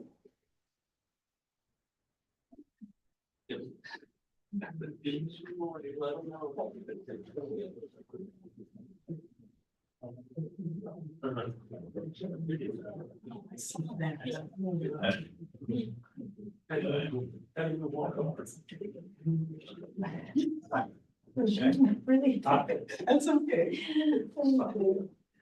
Yeah. So, and then. That's good. Okay. Road out there. That's, you know, now's the time to do it, like a golf. Yeah. For us. Yeah. Yeah, discussion. Yes, ma'am. It's a good one. It'll just be roads. Lots and lots of roads. Roads, roads and roads. Roads, roads, roads. Roads, roads, roads. Yeah. How two of those? I've I still keep got looking at them. So part far, I've I walked still away. got part of one in the office. It'll have to be dumped now. I have one later at lunch for dessert. Oh, a chocolate one, huh? Yeah, yeah. Just, you're just. You have a I plan, know, right? being strategic about it. Exactly. Okay, we need a motion to start. Oh, okay. I would make a motion to recess as the Board of County Commissioners and reconvene as the Board of County Health. You're muted, Greg. I heard him, though, that'll work. I heard something. I'll second. It's been moved and seconded. We recess as the Board of County Commission and reconvene as the Board of County Health. All in favor? Aye. Aye. Go ahead, Rich. Good, thank you, commissioners. Well, no one's happier to be here in this position today than me, for sure. I Yeah, don't know. I got two other ones that might fight you over that a little bit. I doubt it, because my email traffic went down about fourfold. So, commissioners, as you know, we've been through this transition with the health department. It's been actually a good learning experience for myself, and I think my staff as well. Elizabeth, I have to give her a ton of credit, and Brittany, they've just been hands-on, 100 miles an hour, let alone their regular job they have to do. It's been a lot. It's been a heavy lift, commissioners, but we knew it would be. We knew it needed to be done. So commend Elizabeth and Brittany. Oh, Brittany is here. Good deal. To all the work and assistance they've provided to the county and actually to our residents to help get this moving forward. And that's how we're looking at this, commissioners, is moving forward. And that's been the message to the supervisors through this entire process. As I told the commissioner, you have a great staff out there. They have supervisors that are dedicated to their programs, passionate about their programs. And I emphasize, we had a meet and greet yesterday with Diane. Elizabeth was there, I was there, and then we had a supervisors meeting after that, a pretty lengthy supervisors meeting. And the message is clear, you know, we're just all one team, all one Riley County. We all follow the same policies, whether it's HR, you know, personnel, financial. We're all part of the team, so use Elizabeth and use Brittany as that resource that are the professionals in those areas, the counselor's office when it comes to legal issues. It makes their jobs easier. That isn't their profession. Their profession is the various programs they have in the health department that gives them more bandwidth to deal with those. And so we got a lot of things we'll continue to work on with the next year as Diane gets involved and educated on our process and really, you know, how Riley County operates. She has great experience in being a health department director. That's why we emphasize we're so excited about her being here. I think she'll jump right in and be able to, no doubt she understands her work. So we emphasized that yesterday to the supervisors, but we're very glad to move on. We do intend the clerk's office, administrative staff to be very hands-on with Diane and the supervisors continuing going forward. Diane's understands that we are here to assist her in any way she wants. But from this point on, and I made it very clear yesterday, I do not need to be copied on any more emails. Those go to Diane now, and Elizabeth and Brittany will let me know if there's any questions that I need to help with Diane, and Diane knows I'm a resource for her as well. So I think we're on the right path, commissioners, and I will stand for any questions you may have before we turn it over to Diane. Okay, thank you. I think I got a couple of things from KDHE I need to forward over to you. I had some this morning already. I said, Diane is the new person. You can take me off this list. I agree with everything that Rich said. It's been a whirlwind since I got here Monday. I've learned a lot. A lot of information is in my head. It's all jumbled up and I'm hoping that I can straighten it out. And it will all click sooner rather than later. But staff have been absolutely awesome. They are very supportive. They are very willing to do whatever we need to do and, you know, work to move forward. They just have been really, really good. So I've been learning about the health department, all the staff there. I've started having meetings with the supervisors individually as well as yesterday's staff meeting. My schedule is full. It's amazing how full it is. It's amazing how many meetings I have. So, and I haven't even ventured out, you know, to any other agencies in the community or anything like that, which that will come. That will come. I'm meeting other department heads, which is good. So yeah, it's just been a good experience up to this point. It's just a lot. It's a lot, but yeah. But I know where we need to go. I know how we need to get there. It's just a matter. It's gonna take a little bit of time. But I think we will be absolutely more awesome than they are today. Because they're already awesome, so, yeah, they'll be good. So, there you go. So do you have any questions for me? Okay.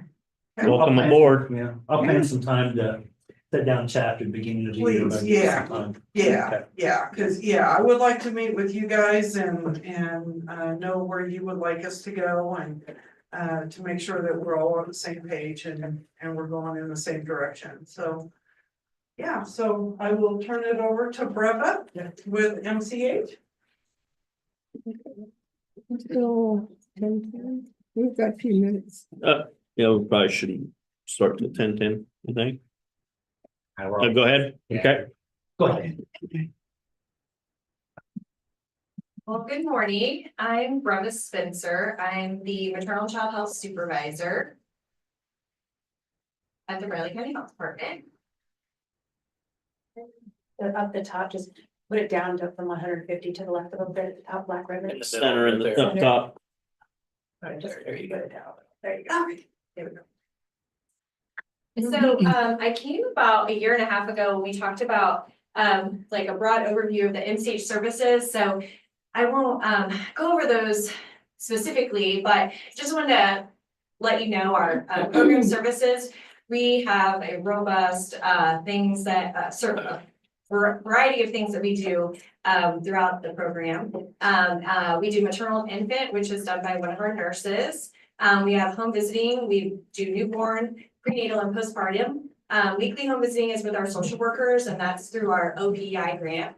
Our Becoming a Mom classes, Becoming a Family, which are more 4-trimester parenting classes. We have certified lactation counselors.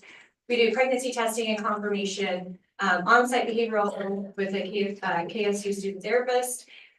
Recently, we've moved into presumptive eligibility, so we can approve those who need cane care.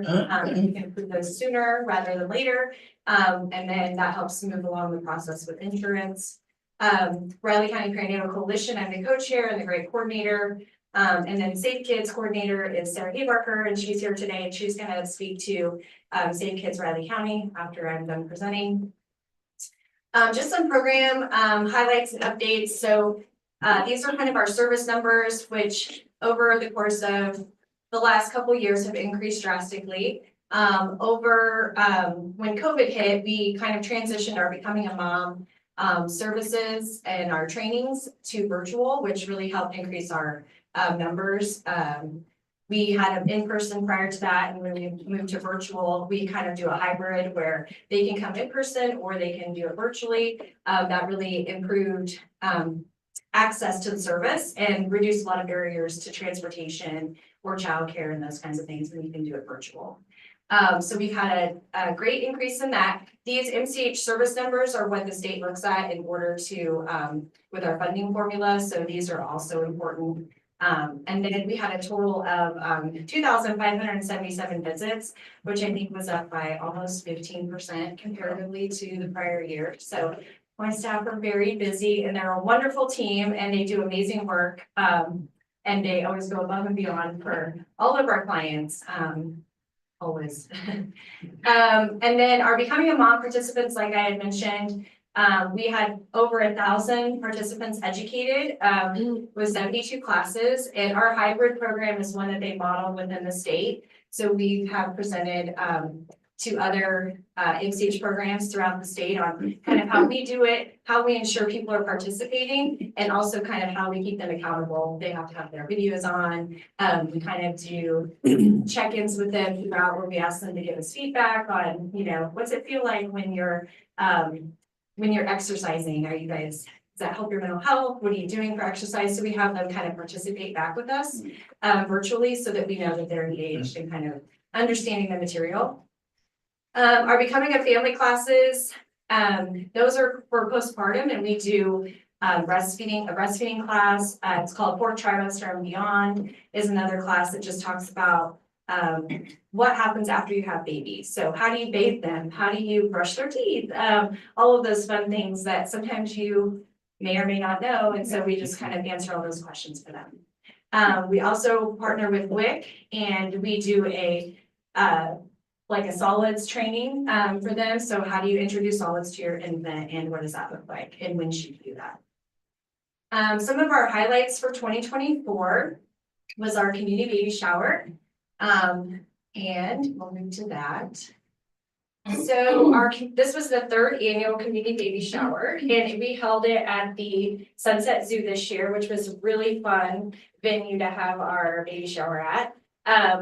And with that came some obstacles of making sure the pack and plays got there. So we had over 120 pack and plays that we ordered, and then we had to be able to get them over there and store them and disseminate them at the time of the event. So that was one of our obstacles. But staff did great. They acclimated. We had to have some husband's involvement with hooking up a trailer to our vehicle and all the things that go into it. So that was kind of fun.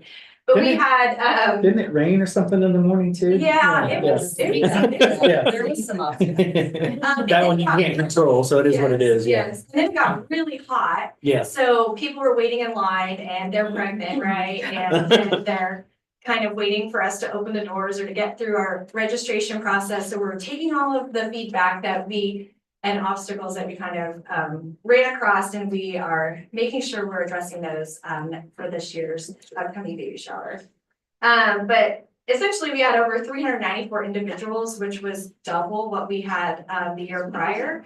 So that was amazing. And 135 families were educated on safe sleep, and they received a safe sleep bundle. So that includes a pack and play, a safe sleep sack, and a pacifier with some education. And then we had 28 community agencies that attended the event, which was up, I think, by almost 10 agencies. So here's some pictures.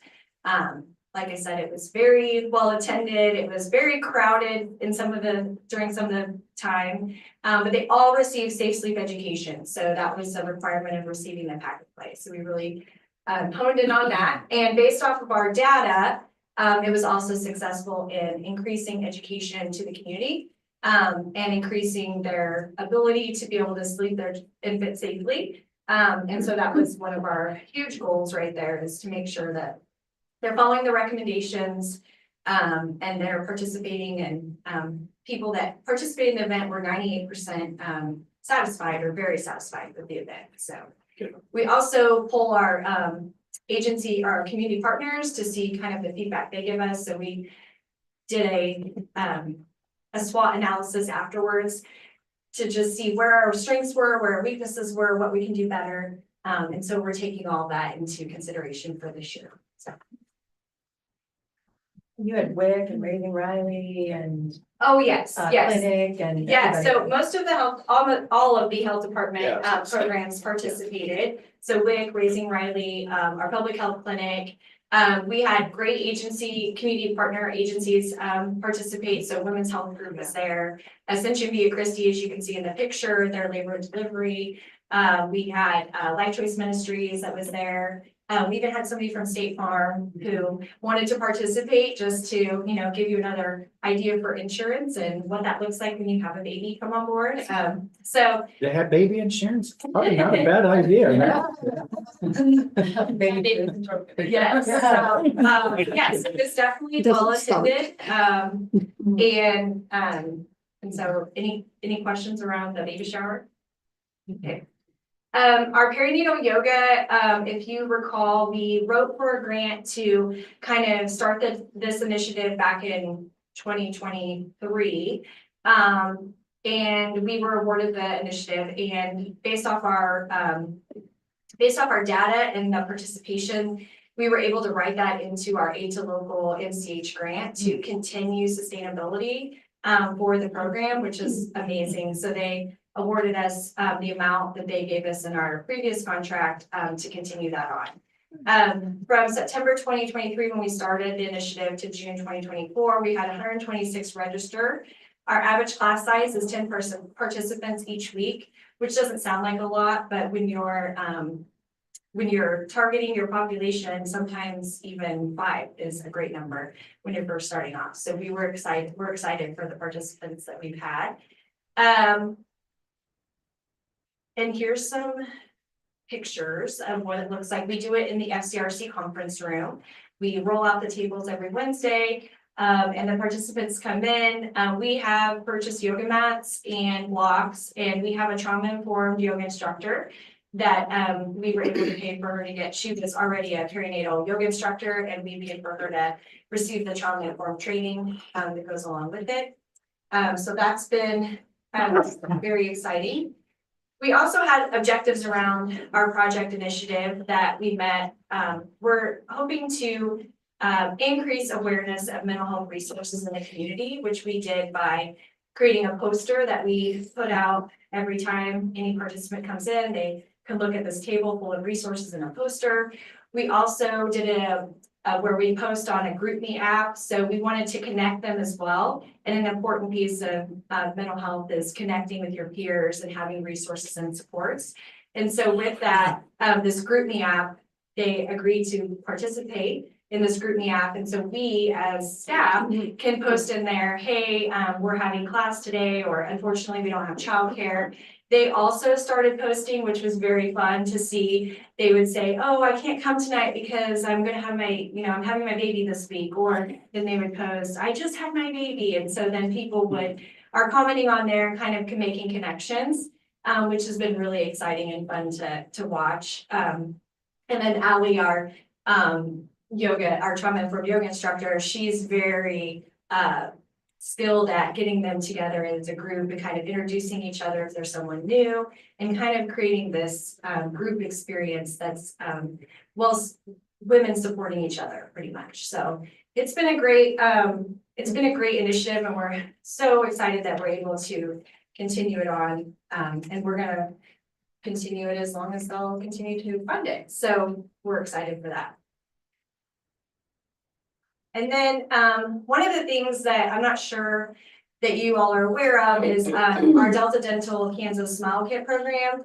So we've been doing this for several years, but it's not anything that's ever really been highlighted. But Sarah Darnell, our MCH home visitor, she essentially completes this application, contacts community partners on how many Delta Smile Kits they would need to disseminate throughout the year, and then she fills out the application, and then they're sent to us, and then we get them back to our community partners, and they disseminate them.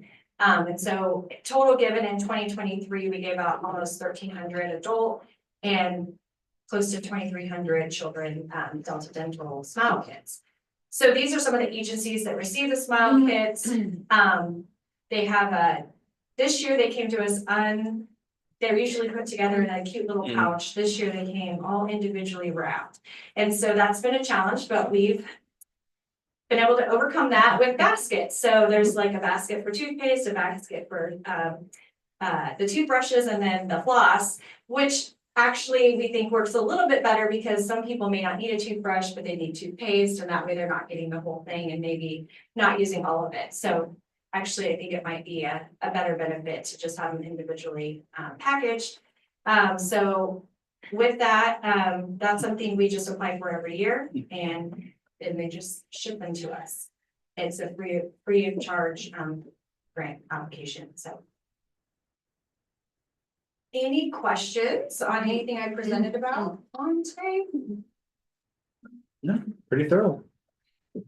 And then I'll turn it over to Sarah. I can run this for you if you want. Hi, hello, I'm Sarah with Maternal Child Health, and I'm also the Safe Kids Riley County Coalition Coordinator. So I'm just gonna talk like a little bit about what Safe Kids is. I don't know that everyone really understands what that is and what that umbrella, like what we're underneath. So we're underneath Safe Kids worldwide. Their mission is to keep all kids safe from preventable injuries, and so that's really what our coalition goal is as well, to address some of those areas and educate the community and provide resources for families. So they, how they work is really they partner with coalitions in states and provide like education. They sometimes have grants or just like resources that they send out to our coalition to use to help educate the families, help, you know, prevent those injuries that can really do a lot to a kid. So that's kind of our goal. So they have over like 400 coalitions that they're working with. And there's actually quite a few in Kansas, and we have Safe Kids Kansas that we also kind of work with as well. So our coalition, the Riley County Health Department is the lead agency. So that's kind of where my role comes in. I coordinate the coalition meetings and the activities, events that we do.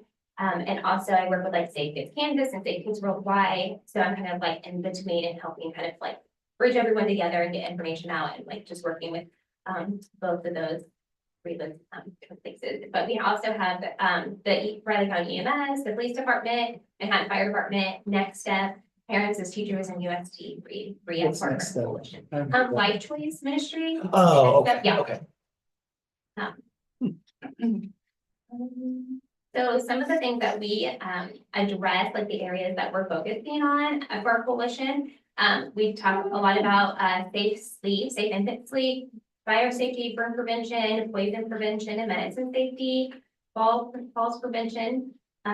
We do like bike safety, helmet safety, things like that, child passenger safety, pedestrian safety, and bike safety. So those are all the areas we kind of work on addressing with the community.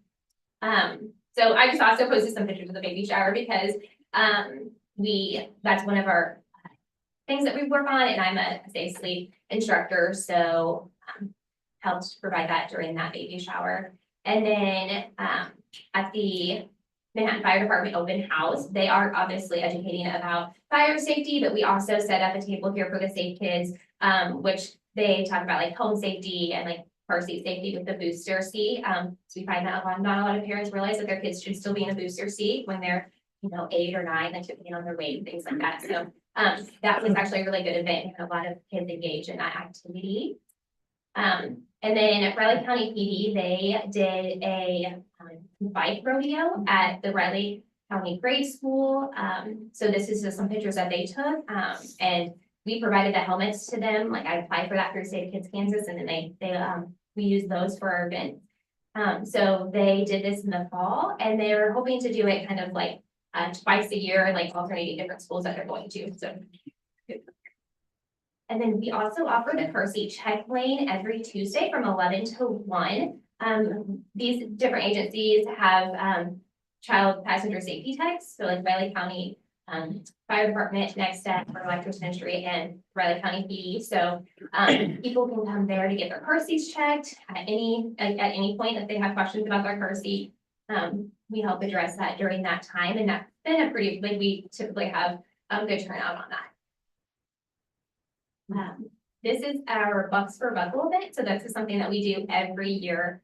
Typically like in September, it helps us promote people wearing their seatbelt. So it's kind of a campaign. It's a partnership with State Farm and Safe Kids. So we have dollars, and if people are wearing their seatbelt, they get $1. So help people get excited about that. So it's kind of fun. And then this is just where we dressed in green, and we wear green for injury prevention. So that's normally November 18th of every year. We try to shine a light on injury prevention and hoping to kind of get like more people involved in like changing their lights to green during that time. But we were green this time, so kind of just promote that.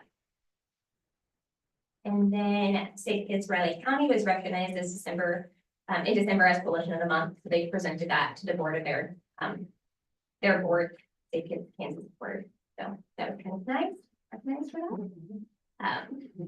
So just a couple of things about Safe Kids Riley County. The Riley County Health Department is the lead agency, but it is really a countywide and a citywide initiative.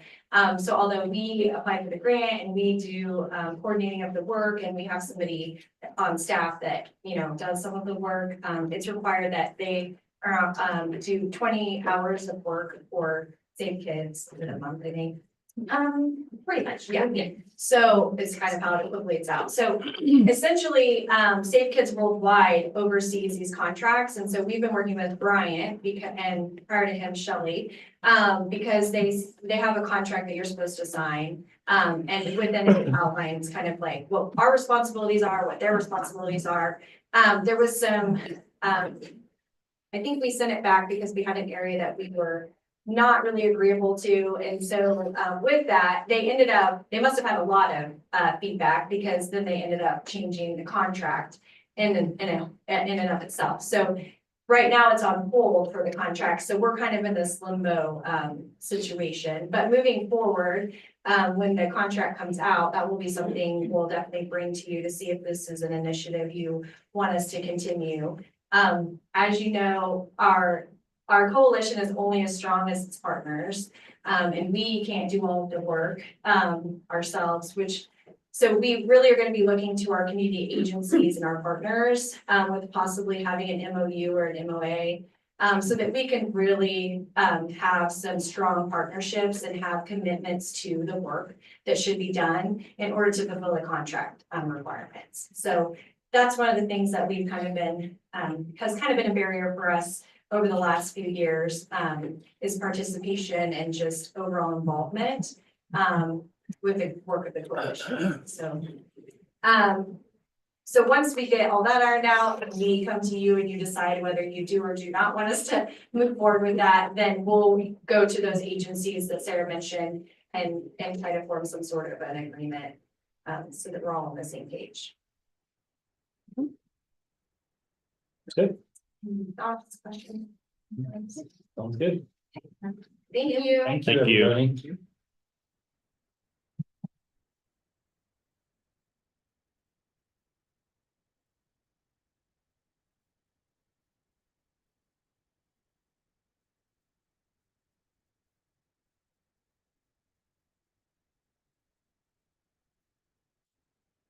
Take a motion. Yeah, I'd make a motion to recess as the Board of County Health and reconvene as the Board of Riley County Commissioners. I'll second. Then moved and seconded to recess as the Board of County Health and reconvene as the Board of County Commission. All in favor? Aye. Next commissioner, you have Lori Hurston at 10:30. Okay. few minutes.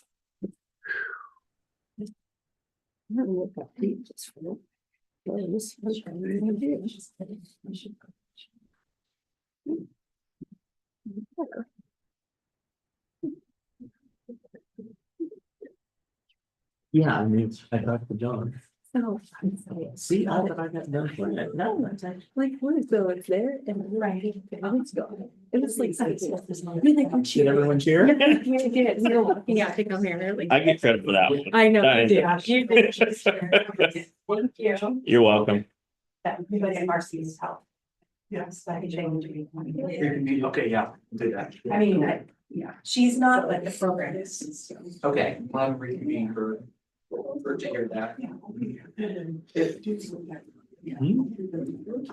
MRC, Lori's been overseeing, is it MRC? It's the Medical Reserve Corps, so Lori has stepped in to oversee that program for the public health.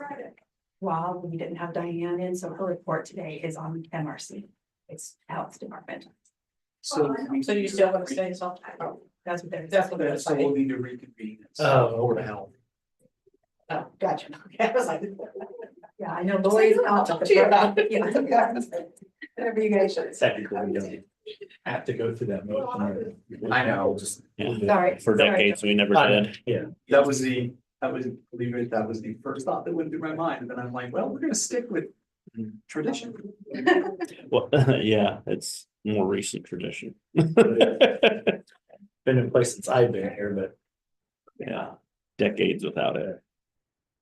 That's not comparable with your time here, so we'll go with that. We've got to reconvene. The next item is, no, we got to reconvene as the Board of Health again. We do? Yeah, this next item is Health Department related. Oh, Lori's? Yeah. Oh, okay. I make a motion that we recess as Board of Riley County Commissioners and reconvene as the Board of Riley County Health. I'll second. Been moved and seconded to recess as the Board of County Commission and reconvene as the Board of County Health. All in favor? Aye. Right on cue. Go You ahead. ready for me? Yeah. All right. So, just a quick update on the Medical Reserve Corps. During the transition of the Health Department, I was asked to take the FEP, the Wildcat Region FEP, and the MRC unit leader. So, this is just for MRC, so the other stuff we can address later. Yeah. But That's the, a permanent position. the Medical Reserve Corps, but after the events of 2011, we needed a way to coordinate volunteers, and so FEMA comes up with the Citizen Corps program, and so they have the umbrella called Citizen Corps, and then under that umbrella is CERT, is Medical Reserve Corps. There's volunteers in police service, and then there's a fire support group in that. So they have a lot of volunteer information for the Citizen Corps program. So MRC has been taken on by the Health Department. So what Medical Reserve Corps is a group of volunteers that are trained to help not only during and after a disaster, but also during those other events such as a vaccine clinic during COVID. So the name is kind of deceiving to his volunteer group. So you say Medical Reserve Corps, people think it's always medical. Well, there are a lot of other things that need to be done when you're running one of these clinics or you're doing some of this. So you need people to run the papers, you need people to make copies, you need, all these other things can be done. So we find that a lot of the Medical Reserve Corps volunteers are not medical. The majority of them are non-medical, but there are about 30% who hold licenses, from veterinarians to mental health to nurses and doctors and PAs. So a wide variety of licensed folks volunteer to be in this organization. In Riley County, we have about 30 volunteers in the MRC unit. And again, the majority of those are non-medical folks, but we do provide training. We have incorporated the MRC training with the CERT program at this point, since the CERT program kind of falls into emergency management and the MRC has been housed at the health department. There's kind of been a disconnect, and since taking on this position, I have really embraced both volunteer groups because they do a lot of the same things. And so we're training together. And so I think that's an initiative that I want to see continued in the future, so that those folks are cross-trained, everyone's getting that information. So we have some training set up. We have trained, November, we had a Stop the Bleed class. And then in December, we learned about debris management. And I know that sounds kind of weird for MRC, but when you stop to think about when you're handling debris, you have sticks, you have, impalements, different medical things could come up as you're handling that debris from a disaster. So it's very informative for both groups to go through that training. And so we have currently several people in the volunteer application stage that we're trying to move through to get them actually on the unit. And then we have a unit leader position that is advertised on the website, and we have 3 interviews scheduled. So hopefully we'll have an MRC unit leader position filled soon. So, any questions about MRC or what we're doing, or What happened in 2011? did I say 2011, 9/11? Oh, okay. Sorry. 2011, I I said thought, 2011. I know that was a Don't high get year me for wrong. tornadoes, but it wasn't here, so, okay. Okay, so everything from there was. Sorry, yeah, my goose, yeah, Okay. my bad. Yeah, 9/11. I was going through all the events in 2011. It was quite a year. Yeah, Oh, golly. Yeah, you did. I didn't even remember 2011. Yeah, that's what I think. I'm like, I can't remember. I was I thinking remember the 9/11. tornado outbreak down south, but that, we had one in Topeka, but that kind of screwed along the, anyway, Joplin. Got Bin Laden that year. I A lot of stuff. remember that. Impressive. I know. How do you remember all I this? don't know. So You Commissioner must have a Buckner's add that computer the implanted. FEP coordinator- K-State almost won the Big 12. Maybe to Cotton Bowl. You're like an encyclopedia. I know. You name the roster? I could. How much time do we have? So the only thing I wanted to Colin add. Klein, that was his first year starting. Sorry. Let me interrupt. Previously, the FEP coordinator and Lori did partner on some things and had some coordination, and Lori and I are hoping that is actually strengthening and growing. She's already been in communication with Diane about some things, and so Lori is gonna go ahead and interview and hire the MRC unit leader and just start getting them so that they can put these volunteers through, because that is a grant funded position and we have requirements that we need to meet in order to hold on to that grant. What is our plan with the PEP position? So, yeah, Diane and I have spent about a half a minute talking about that. But that position is something that she will need to interview and hire as soon as she's ready, which is, we're still in week 1, so.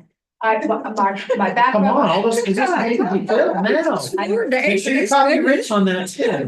Yeah, the back of our mind thought is that we're gonna focus on filling the health nurse position first. We've got a public health position that we have advertised and have a couple of applicants for that we're trying to work on. And then at the beginning of the year, open the FEP position.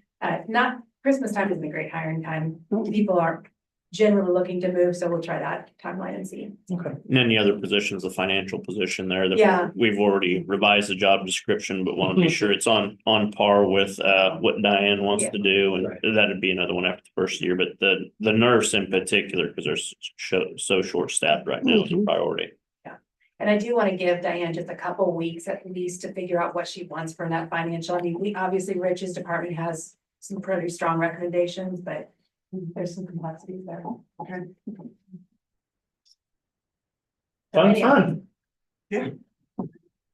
Thank you, Lori.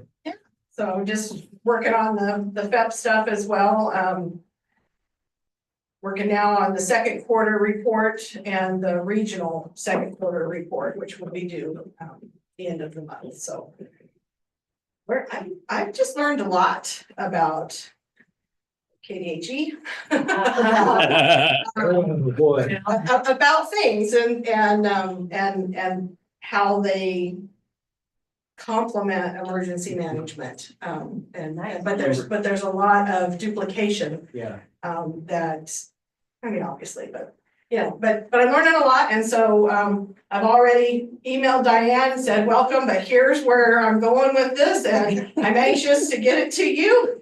But I will help you out, and, I know people who can help us, so that's my, that's what I do, right? I know people, so. All right, well, thank you. Lori, it's been a huge asset for you to take those 2 programs over, Right. and you kept them going, you kept our volunteers engaged, and it's been amazing. You've done a great job. Thank you. Thank you. All right, anything else? No, we'll see severe weather season. I just set up our National Weather Service presentation for March 10, so put that in your encyclopedia brain. There, it's there. And you will see me in March when we do all of our severe weather. All right, thank you. Thank you. Thanks, Lori. We'll be in touch. Okay. Next commissioners, you got a motion to We make. okay, I'll make a motion to recess as the Board of County Health and reconvene as the Board of County Commissioners. A second. Yep, been moved and seconded to recess as the Board of County Health, they reconvene as the Board of County Commission. All in favor? Aye. Next commissioner, you have Brittany Phillips at 10:40.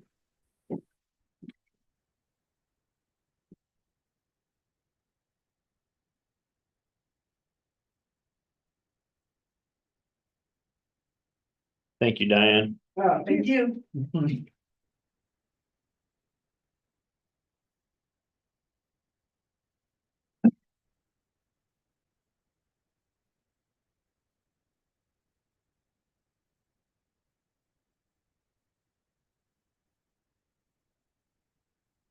Two more seconds.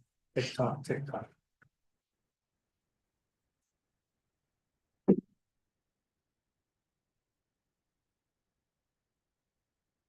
I can't remember where I was. 2011 or when I was- Basketball team started off pretty good that year. I don't even remember that stuff. I can't remember what I did yesterday. Yeah, I know. I can't remember what I did yesterday, but I can remember 2011. That's the weird thing about me. On that note, What about 2012? Do you remember that year? I do. It was a good year too. We won the Big 12 that year. Oh, okay. Colin Klein was a Heisman finalist.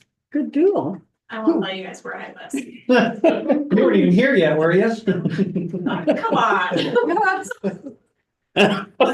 You meant like here. Yeah, just in general, yeah.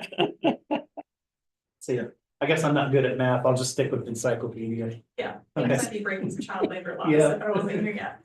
Go ahead. Okay, Brittany Phillips, Budget and Finance Officer, here to report on our monthly cash flows for the end of November. So first, we will start with economic development. Of course, no revenue in this fund, November, and no expenditures as well. So our unencumbered cash balance is $315,128. That's what we actually have as a balance. Yes. Interesting. Okay. So that would be a lot of, well,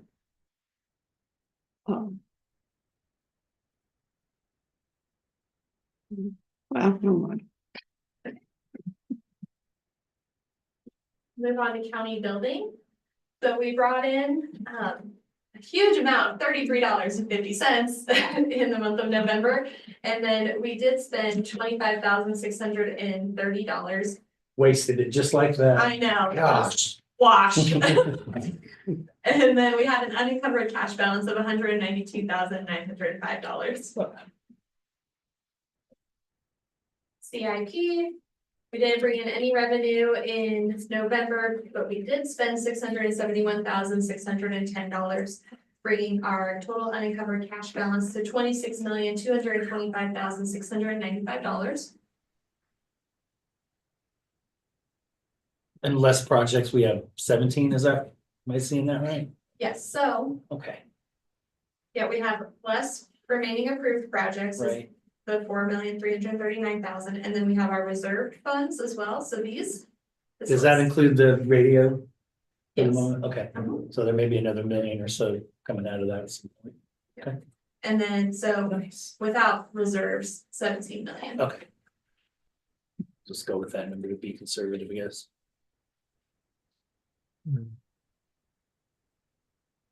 Next, we have half-cent sales tax. For the month of November, we spent $167,409, bringing our unencumbered cash balance to $5,557,267. On that one, because we're at the end of the project list and we've got funds available, what are we gonna be able to do with that? We actually just met this week, and so we're going to be coming back to the commissioners with some resolutions on some additional projects to add to these funds, and then also some resolutions for the 0.2. Okay, sales good, tax. good. Very timely. We just met this week on it with the budget and planning and John. We got a direction. My ears must have been burning, I don't know. Well, probably for other reasons. Yeah, probably. Probably. Remembering all that stuff. On the 0.2 cent sales tax, we brought in $221,229 in revenue, and of course, no expenditures at this time. We have an unencumbered cash balance of $4,610,602. Any questions on any of that? When we do come back with that, we need a timeline us, because that's gonna be coming back up here shortly. For the next Uh-huh. tax, yes, and so that was also part of our discussion. The other ear was burning, sorry. Yeah, so John will have that as well, Okay. so he's already kind of got a timeline, and that's what we discussed this week too, so. He's back there. Yeah. Got it. He called me a little elf this morning. So he's on the naughty list. Back in the corner. Dawn, why do you do these things to yourself? Have you seen her leggings today? Her leggings today? She's No, I'm never wearing this outfit again. I'll have to look at it. It's just Christmas. It's Yeah. fine. You're sitting in the Step second out row, here. I didn't You see gotta it. step Festive, guys. Oh, festive. they're festive. Christmas elf. No different than a Christmas tie. Very festive. Christmas is not really my. We Well, in apologize. the new hour, we expect the elf hat. Yeah, Go get you an see elf the hat. We apologize for the other John. Yeah. We're always constantly doing that for some I reason. get that. I understand. Any questions on any of my reports? No. No, I did realize I forgot to add in my ARPA funds, as I was sitting here, so I apologize for that. But we will make sure that that gets updated in the Okay. next one, so. Sounds good. Next, commissioners, next you will start your law board interviews first with Bradley Harrison. You're okay. You're doing them this time? Michelle has interviews for. Do you have the sheets? I do. Okay. I was gonna make maybe Greg a little bigger on this and then.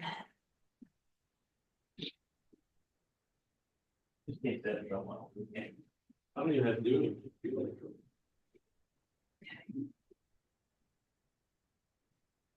Greg, you'll have to take notes on something of your own and get those back, I guess. Yeah, I printed off their applications. I was just gonna make notes on that as we go. Yeah. That'll work great. Yeah.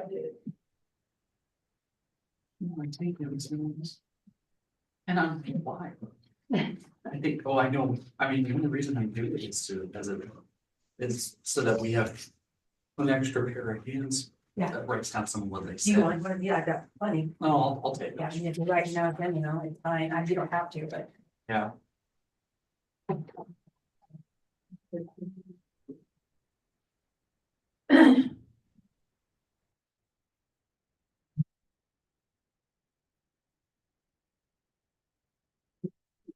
Still not doing it. Still not doing it.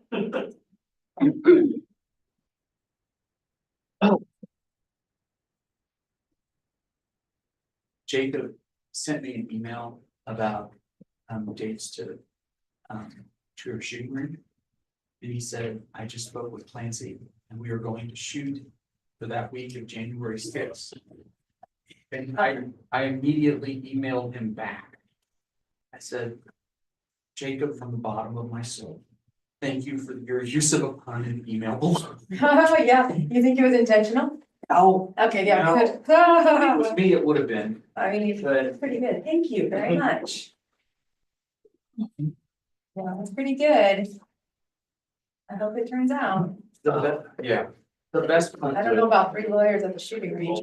Well, that sounds like a good opportunity for population control. That's what that sounds like. I'm just gonna leave that one alone. There you go. That's probably what does.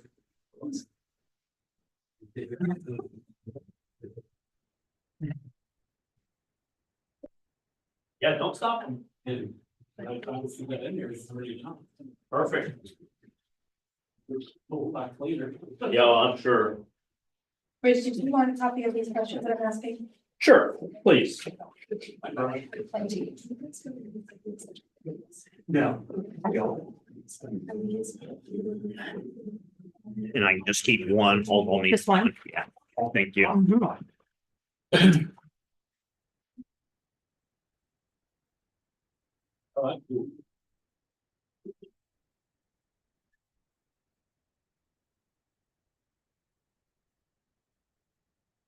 And I guess Catherine and Greg, when you have time, I just want to remind you that I'll need your department head performance evaluations, but we do have. we had one left, Right, we yeah. have Michael Bowler still When is on that gonna be? Monday, Monday, 16th, Monday. okay. Yeah, I brought it in. so Yeah, just I'll have it here. crossing my mind, so. Okay. I figured that. Yeah, yeah. And a couple of department heads did say, well, are we gonna get, the written stuff from the commissioners? And so they. Good luck reading that. Oh, yeah. It's not It's good pretty anymore. scrawled. No, I'm not typing it either. Well, mine's similar. Well, I think Greg does type his and it turns out it's easier.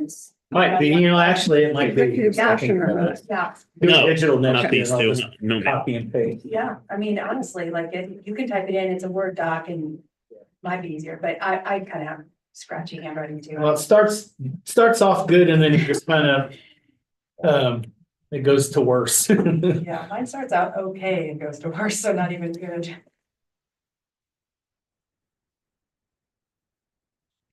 Something else on a minute track, like when Cindy sends me a copy of the board minutes, I get two on my email instead of one. Oh, really? 2 per meeting. I got 2 last week and it was the first time I had, It's but done that before, but it's really doing it now.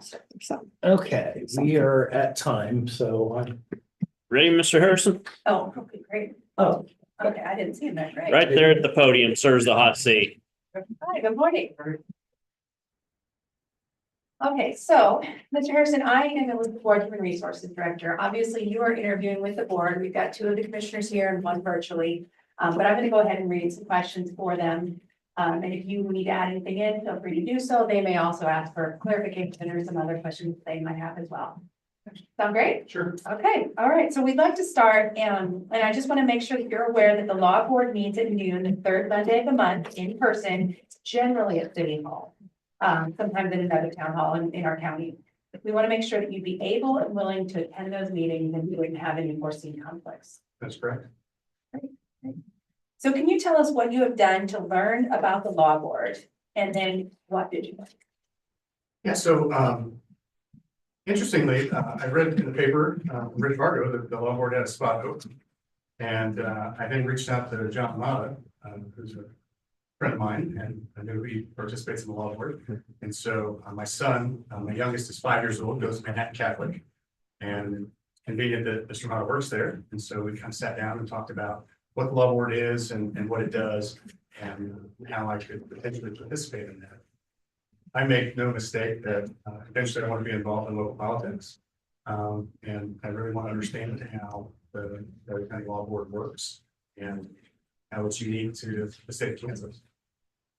Do you want to share anything that you learned about the law board that you haven't already known from John Mata or through other observations? No, I think it's unique in that there's all appointed members. And so I was kind of learning about how those people become appointed and then what kind of say they have. And so I was hoping that I would have the ability to be one of those concerned citizens, if you will. So after that conversation and your other observations, what do you believe is the most important function of the law board? Yeah, well, I think that in the future, the law board is going to have some difficult decisions to be made. I think that the budget is something that really needs to be gotten hold of somehow. Clearly, if you look back at the minutes and the meetings that have happened, budget's talked about a lot. And it seems to be somewhat of a runaway budget at this point. And I think it's going to take people that have either some business background or able to make hard decisions that won't always be accepted by everybody. I think there's going to have to be some opinion leaders on the law board that are going to have to make those tough decisions. Can I ask something? What area do you think that the budget is runaway at the department? Yeah, I think the biggest one that I see is that we're paying other counties a lot of money for resources that we don't have necessarily. And I think that if there's a way that we can help bring those down a little bit, that would be great. You know, I was a military guy myself. I did 12 years of service, 5 reserve and 7 active. We didn't go to war with the best equipment that the Army could provide us. And I think that, is it good to have great equipment? Yes. Do you have to have the very best equipment? Not necessarily. I want them to be able to do their jobs and do them effectively, but I don't know that we always need the latest and greatest things that are always out there. Okay, I think to other counties, we spend money on incarcerated people and other that would involve some new spaces. Is that Agreed? okay? All right. So if you were appointed, Are you able to actively ensure that the function of the law board is met, and maybe tell us how you might do that? Yeah, so I sit on the airport advisory board now, and I enjoyed that. And through that experience, you know, I'm a pilot myself, and also a physician. I do flight physicals for pilots, and so I had a vested interest, of course, in the airport, and have found that being able to have a voice and help make some change, right? We've had a lot of changes out there, with the new runway, the new hangars. In fact, I think the airport's probably better off now than it has been in the past decade or longer. And it's been exciting to be a part of that. And I think that moving forward with the law board, and having a background, I'm a private business owner of 3 companies. I have 3 children, 16, 13, and 5. My daughter's at the high school every day, and I have some concerns about that as well. And I think that I would say as a concerned citizen, I want to play a greater role in going forward with those decisions. If you were appointed, they'd like to know a little bit more about any changes you would make to the function of the law board, and you mentioned equipment, but are there any other changes you might make to the law board function? Yeah, I used to do the Riley County Health Department work comp. I had the contract to do their workers' compensation. So I was familiar with, you know, injured police officers and how they would get returned back to work. I have some concerns about resiliency, if you will. You know, as a soldier, we talked about resiliency quite a bit. And I know that I've worked with lots of firefighters as well. And, you know, it's a close community, whether it's the firefighters or the police officers. They don't want to let things out necessarily. And I have some concerns about if people are put into these situations, you know, if they have to pull a gun, if they were at a domestic violence, you know, those kinds of things, it's going to cause trauma to these police officers. And I want to make sure that they have the resiliency or the resources to get that resiliency to continue to function in their job, right? It's easier to retain these police officers rather than to recruit them and bring them in. And so hopefully we can help work towards that. Another idea I had was, I hope that every single county vehicle can have Narcan. I don't see why it doesn't. We clearly are not immune to the drug problem in our country. As a physician, I've had half dozen patients or more who've overdosed in the past, unfortunately.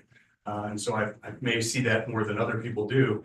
But you know, those are very effective ways to help, you know, save lives in our community. And you know, those resources are available, and I think that we should be using them.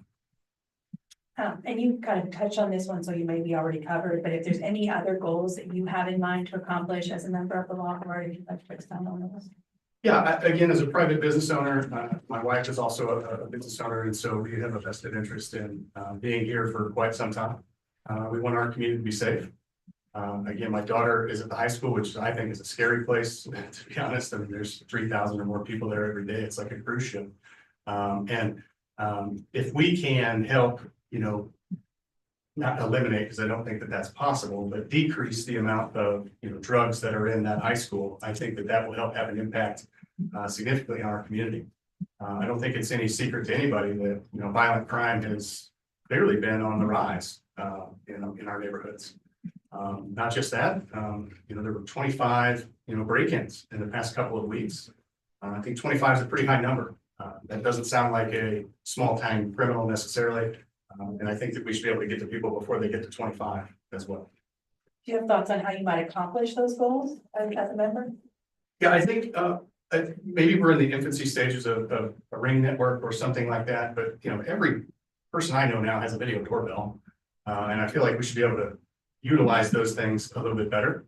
I think that the town halls that are had by the director of police are good. But I think that there could be a little bit more. It doesn't always have to be that person necessarily. I think that it could be, you know, your average police officers as well, right? The people who are in the community, not just the figurehead of the police department, but the people who are in the community who are actually the ones doing the work, kind of the foot soldiers, so to speak, so that, you know, community members feel safer talking to them or bringing concerns to them potentially. You have already actually mentioned several things, but do you have any other experience or education that you have that would be useful to you as a member of the law board? Yeah, so in my military experience, one of my jobs when I was deployed was I was with the 82nd Airborne. We were an elite recon CAV unit with Navy SEALs embedded with us who would apprehend HVTs, high value targets. And my job was to examine them as prisoners and to be there during their interrogations as well. So I became familiar with how that evolved in those tactics and what, on the military side of things, we needed to do. And also my job was to, protect these high value targets that we apprehend. So I am familiar with that. And again, I've worked with the Bradley County Police Department's workers' compensation program, which I don't know where that stands right now. But again, I think that it's much like a fraternity, if you will, right? Like they don't want to let things out necessarily. It's much like a pilot who says, I've got depression. You say that and you're a pilot, you're gonna be grounded, right? And then you can't work. And if you're a police officer and you say, look, I'm having PTSD, I don't know what resources they have necessarily. But what we need to get to is the point where we're teaching resilience so that we can retain these people so that they can still be effective in their jobs. And we can promote them and continue with them rather than have to start all over from scratch, which is an incredibly costly proposition. In your opinion, what do you think is the best thing about the law board? I think the best thing about the law board is that people have a say. I think that it's unique.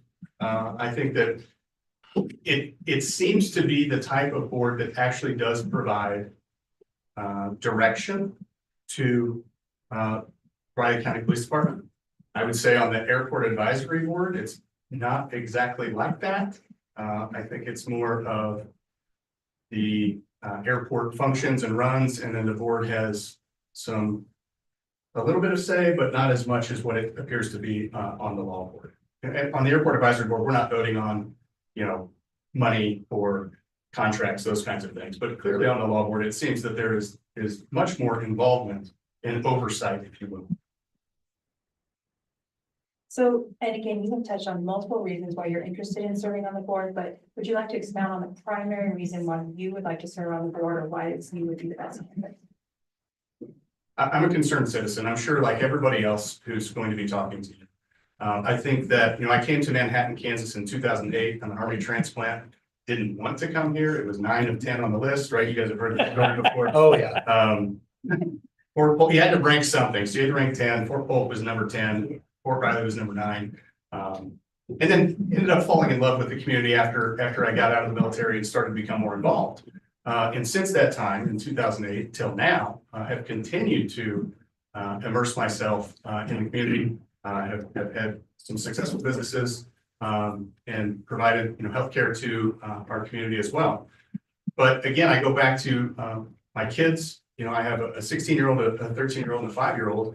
I used to live on the west side of town. I now live on Houston Street, and we walk to Manhattan Catholic every morning. And I feel like potentially that move downtown has moved down before COVID happened. Maybe it made me more aware of things that were going on. I'm not saying that I was sheltered necessarily on the west side of town, but certainly I believe that it opened my eyes a little bit more to what is happening in our community more so. Commissioners, do you have anything else that you'd like to follow up on, or any other questions? I think so. And Brian, are we at time, or does he have a? 11:10. Okay, so if you have anything else to share, we've kind of gone through our question. If there's anything else you'd like to. I appreciate the opportunity. I don't know how many candidates you have, but I hope that you end up selecting people that you believe aren't just yes people. I think that on boards that I've served on before, certainly the airport board seems to be that way many times, right? We select people that vote yes a lot, that tend to agree and come up with this group think, which isn't always the best, right? We don't want the director to run away with their complete agenda, because that might not be the best thing for the community. So I don't tend to be a yes person. I also don't tend to always play the devil's advocate, but I try to come to a concise decision based upon the information that's given. And I think the law board going forward has a lot of difficult decisions to make. The budget, I think, is clearly an issue that needs to be dealt with. And it has to be, there's gonna have to be hard decisions that are made. And it's gonna be the people in this room that are gonna be the ones hopefully making those decisions, and whoever you select out. Thank you so much for coming in and for your time and for speaking with the board. For serving the community in other ways too, on other boards, it's, from my perspective, you don't know how important that actually is. Thank you. Absolutely, I appreciate the opportunity. Thank you. Thank you very much. Next, Commissioners, at 11:10, you have Mr. Beardsley.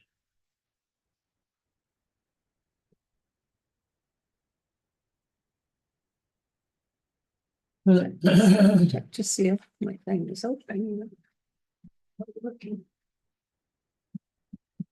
Is the application.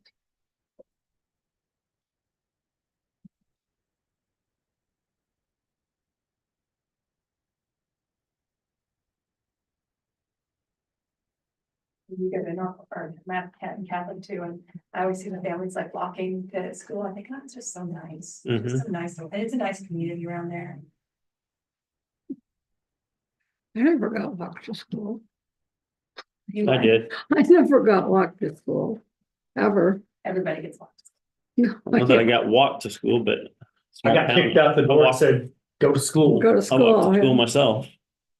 Oh, and it might be different at the Catholic school than at other schools, but a lot of families spend a lot of time in the school, and it's pretty nice.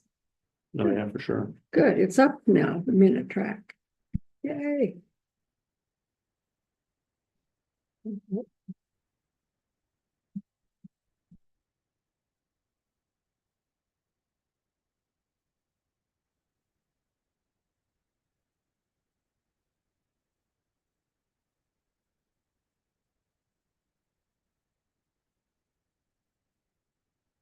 This one doesn't have an end time. Is there a specific amount of time scheduled for these? Supposed to be 20. 20, yeah. Tops. They still need about a half an hour to set up. Hi, Craig. We'll start at 11:10.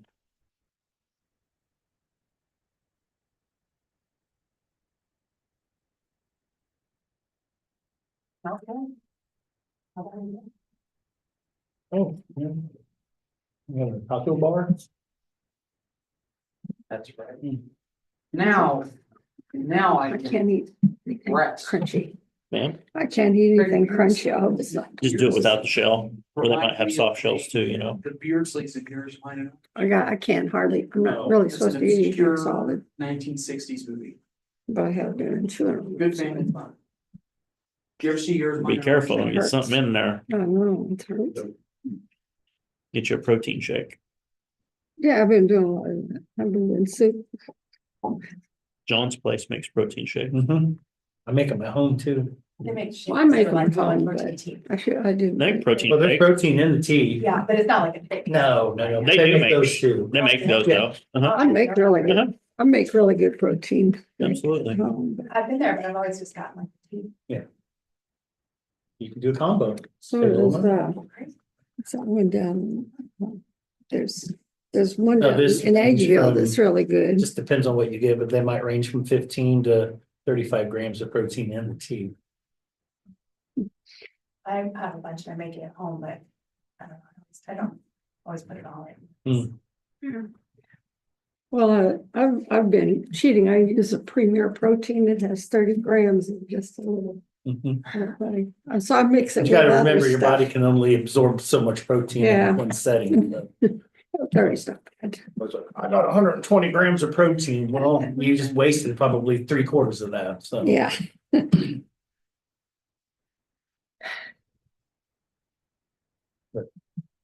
Your life, live it.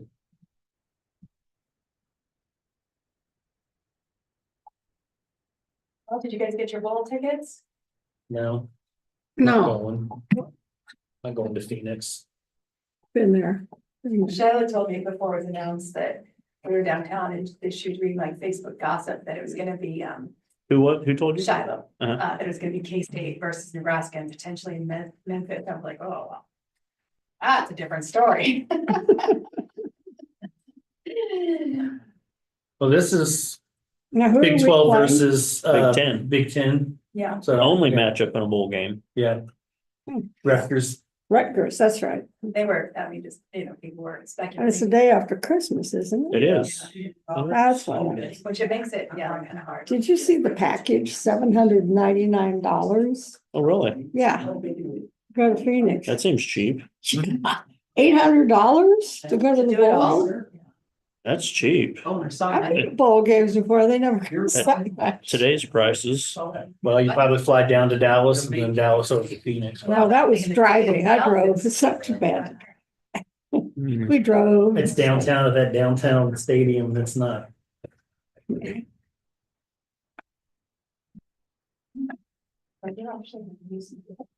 we've got 1 minute. Oh, no, but- Yep, it's time. It's time, Craig. Is it time? It is. So, Mr. Beardsley, I am Elizabeth Ward, I'm Human Resources Director, and you, of course, will be interviewing with the commissioners. We've got 2 here in person and 1 virtually. But I'm going to assist and just read them some questions, and if you have anything to add or expound on, feel free to do so. They might ask for some clarification, and then we've got about 20 minutes. That time. Sound good? Sounds good. All right. So first, it's just a little housekeeping. The law board meets at noon, the 3rd Monday of the month, generally at City Hall, but it might move around to other city, town halls in the county. Will you be able to attend and willing to attend and don't see any foreseeable conflicts with that? Yes, I've no conflicts or anything. I was on board for 6 years previously, and I think I missed it once. Okay, great. All right, so what have you done then to learn about the law board and what have you learned about the board? Well, I have some experience with the law board, but I think in a short time, some of the things that I've learned in addition, clarified some things in my mind about some budget process and the relationship between the county and the city and the law board and that stuff. And it seems to be an evolving animal. And as we go along, and because there's changes that need to be made and adaptation. And so you mentioned you were on the board. Have you done anything recently to learn more about this current environment and the current law board? Well, just very little. I actually have social time with Barry Wilkerson occasionally. And so he knows I have an interest in the law board and how Raleigh County Police Department serves the citizens. So we do talk about that sometimes. So with that in mind, what do you believe is the most important function or purpose of the law board? Well, I think number one is that we as a group are supposed to supply guidance to the director. And that guidance should be something that we develop, in my opinion, in connection with some of our citizens and our leadership. The one thing that I think that everyone needs to remember, keep in mind, is the law board is there to serve the citizens, and that we need to listen and respond. So if you were appointed, what are you able to actively ensure that function, serving the citizens, and how might you do that as a member? Well, I think one of the difficulties we have as well, citizens at large, or whatever the position is that we don't normally have a venue in which people are there and we can have that sharing. When I was on the law board previously, and I would go out in the county with Marvin Rodriguez, and we'd meet people at his place at places he frequented, and I guess the advantage of doing that was that I learned a lot about the North that I didn't know before, and I think that they're a forgotten group for us. And you think that you would be able to actively help that group be served then as a member? Yes. So if you're appointed, what changes might you make in the function or the purpose of the law board? Well, first I'd have to I guess, make sure the processes that I remember are actually current, and that we haven't done some things different. But the one thing that I have felt a little uncomfortable with over the years is the budgeting process and the money that we have that is not used by, especially personnel, and then how we reallocate that, our process for making sure that it meets the goals that it should.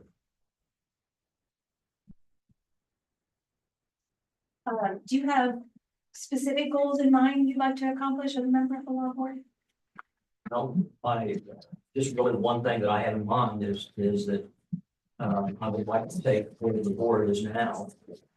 And, through the process with the board, is to continue to, improve the process and improve communications. Because I mean, in my opinion, nothing's broken. And how might you accomplish that specifically as a member? I'm sorry. How might you accomplish that continuation and improvement? Well, I think that, a lot of that comes down to communication. When we go on the board, there isn't exactly an owner's manual that you're given that tells you how to do your job.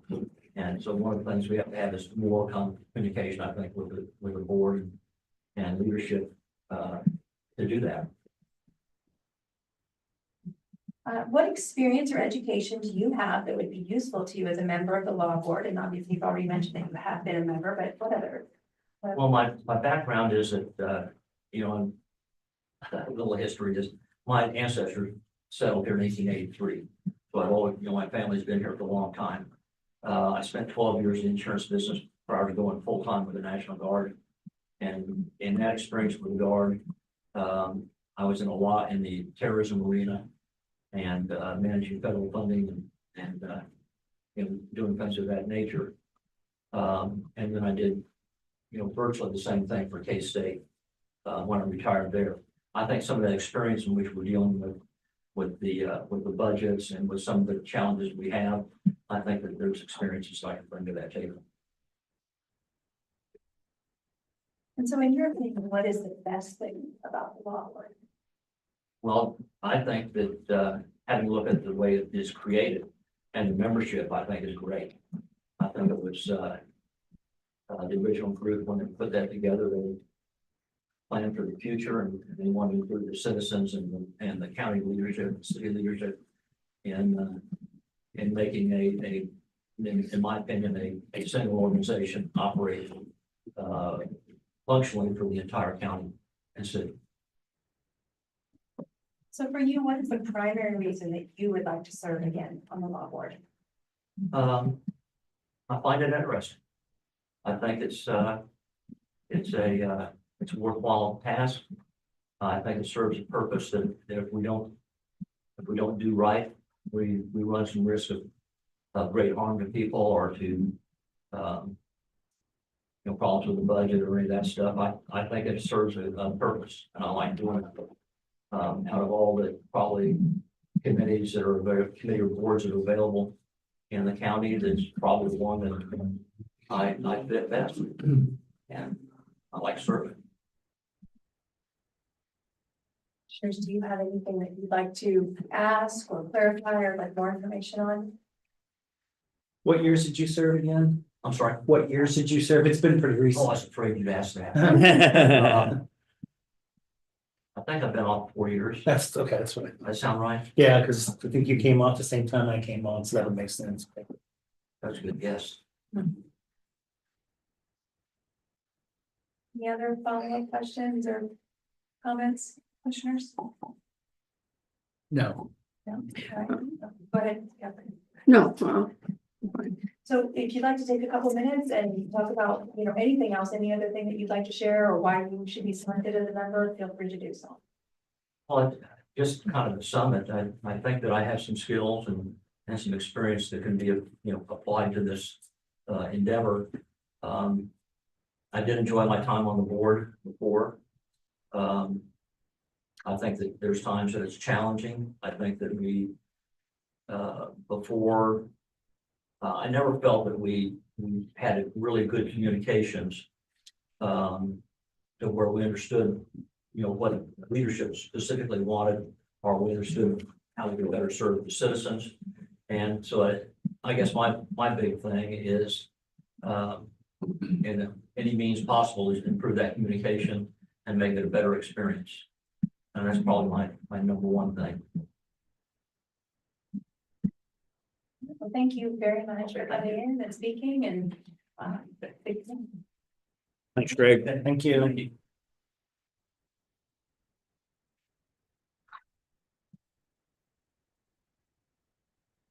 Okay.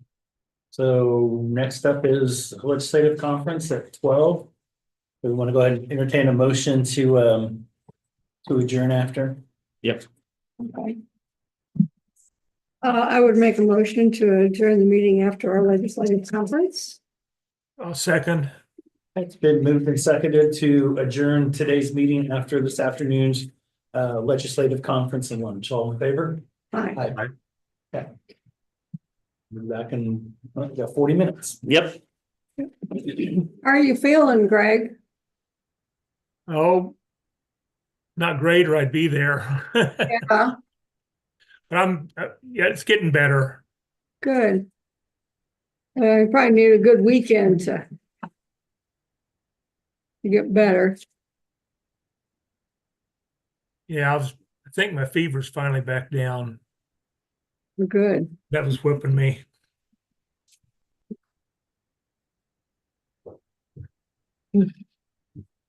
Okay. See you at noon. All right, we'll be here. Don't wear bells and be festive. You know who's gonna criticize. That's right. You can wear bells if you're an elf. That you're, there you go. Well, what it means to have elves on first, bells on.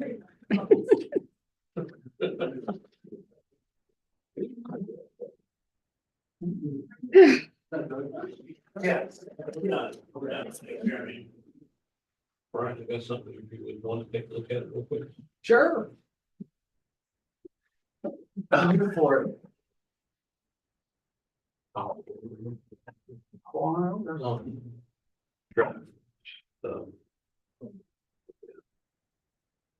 Thank you. I'll pull out the tables, huh? Oh, yeah. Hey. Oh, They do that. years and years of practice. Mind if I edit Go, one? feel free. And not that. Think worried about my stuff.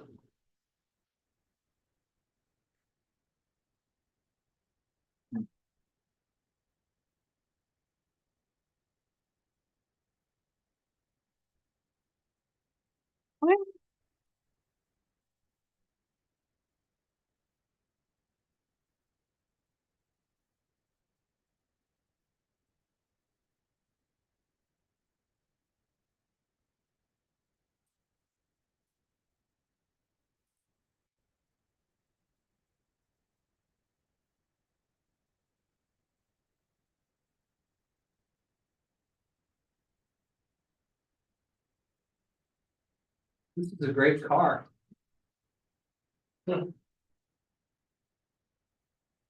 Be up this morning.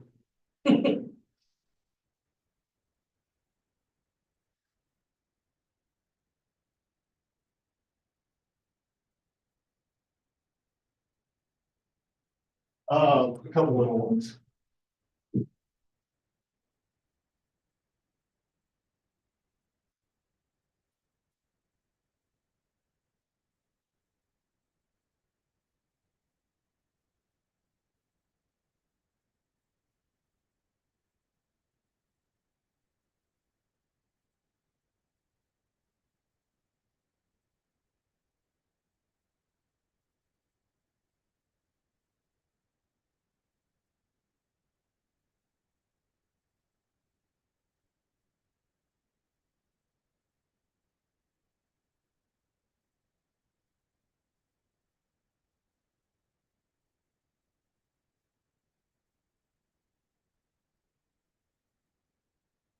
Well, sort of after that.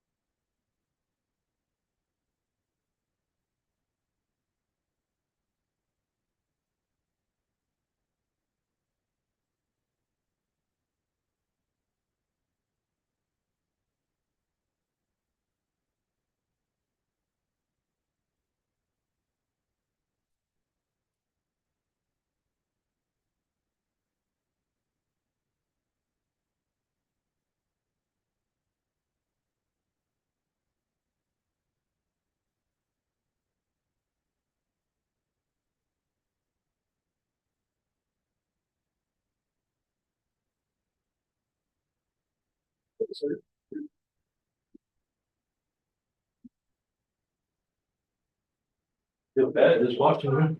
Here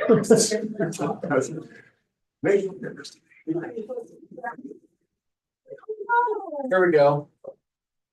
Ready? Yeah, Good to go, right? that's what I do. Yeah.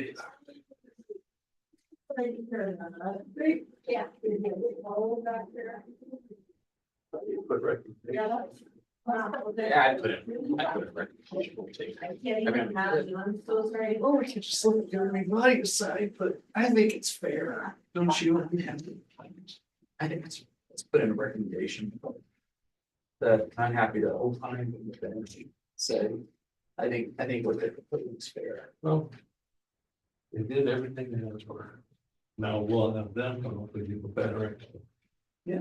But there's an explanation and negotiated costs.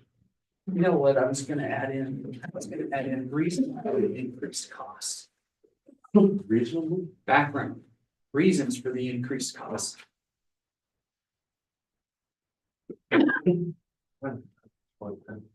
No, you did that. I just wanted to put it in type of subject. There you go, John. That's all I did. Reasons for the increased cost. Oh, okay, there we go.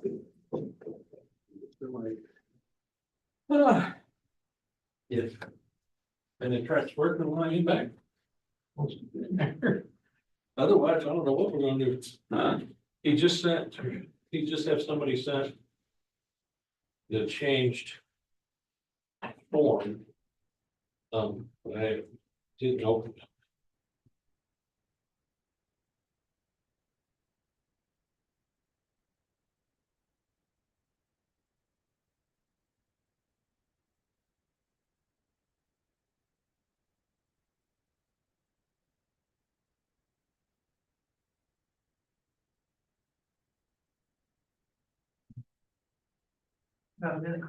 Yeah.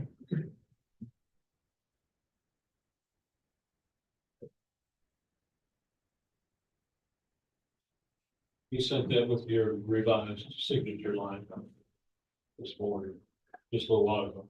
Oh, he did? Oh, good. Hopefully he's gonna send us the justification now. Yeah, we'll see.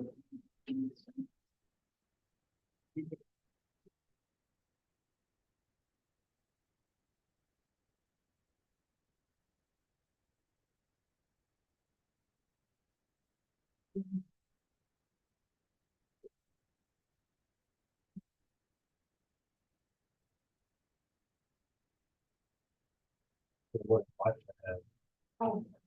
His investigation. Yeah.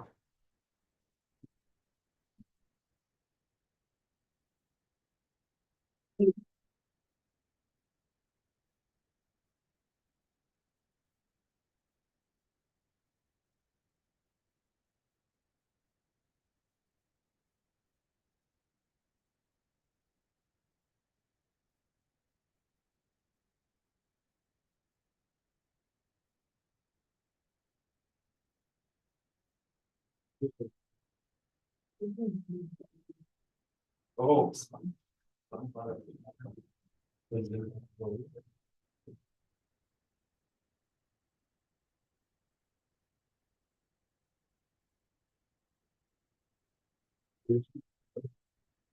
That's fun.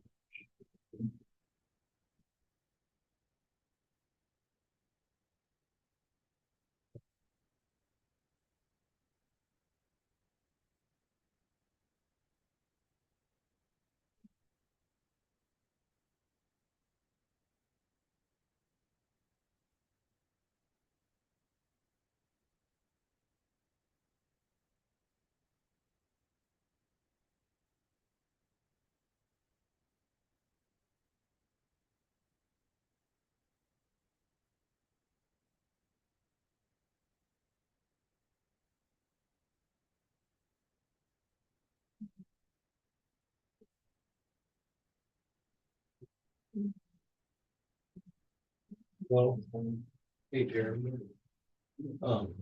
China has, she has stuff for the 23rd. I can't remember the question. Right there, the Maybe 26th, this eighth, was that? the 26th, yeah, it was. I think so. I don't think we fixed that yet. She'll be here Monday. I believe so. I have to look at the calendar. I can't quite remember. Who's it for? Is it kind of? Yeah. Okay. Let me go check and I'll text you. That's right. Yeah.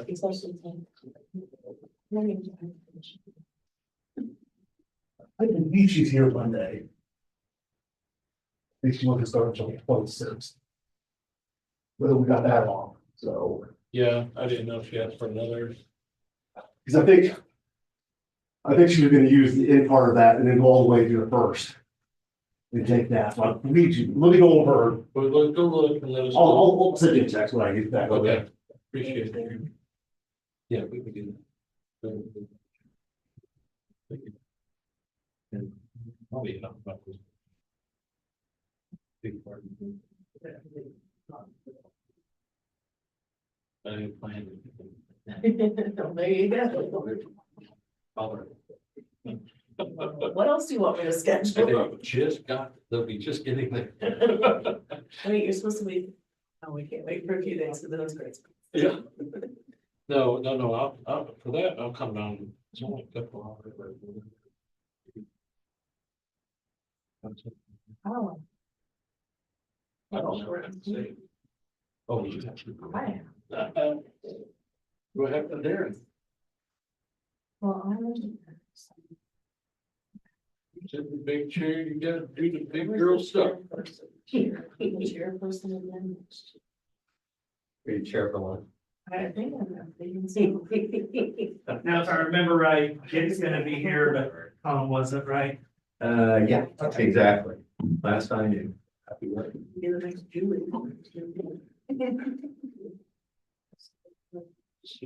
Third. That's the next one.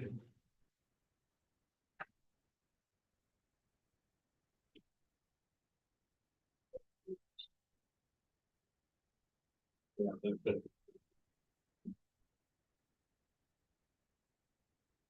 Yeah.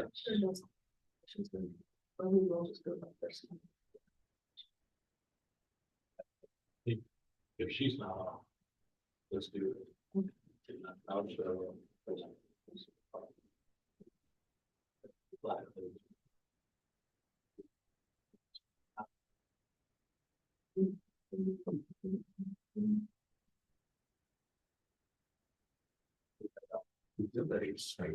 Let's just wait until you start showing up. We're not gonna have a good crowd. Yeah. Today. But I'm putting in a packet for anybody who wants one. It's not just the legislation, but it has a copy of the agenda, copy of the statutes. Yeah. Oh, and I printed off a copy of it. You printed off a copy, so you printed off for each of them in the folder? Okay, so I printed off some backup copies. I did see that. Oh, I can bring those down. Well, I think we got enough, because Deanna's prepared enough. We usually do the pack. I love that. The only reason why I'm distracted is I'm finishing up. Be distracted. I'm finishing. He didn't have enough coffee A this morning, DAF.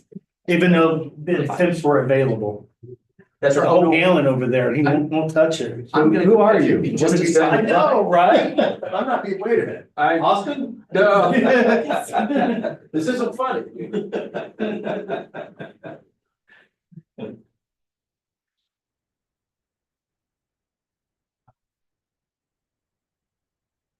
So it's the one we talked about yesterday. Uh-huh.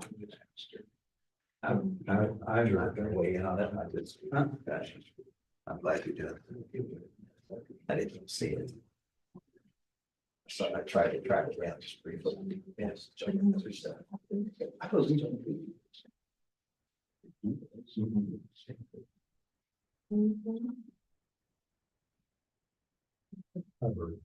Many confused looking new legislators that tell them the names go.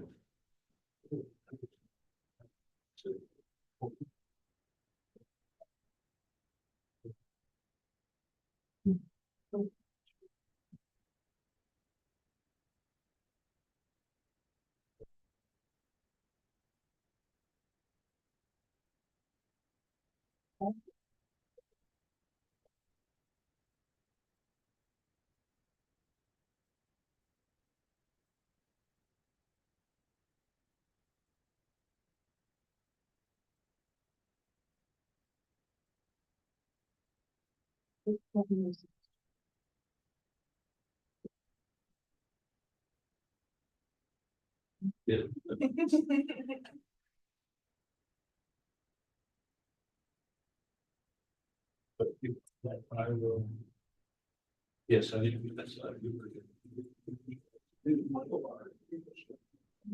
That's cool. Yep. I understand. Thank you. Ready, sir? Pardon me.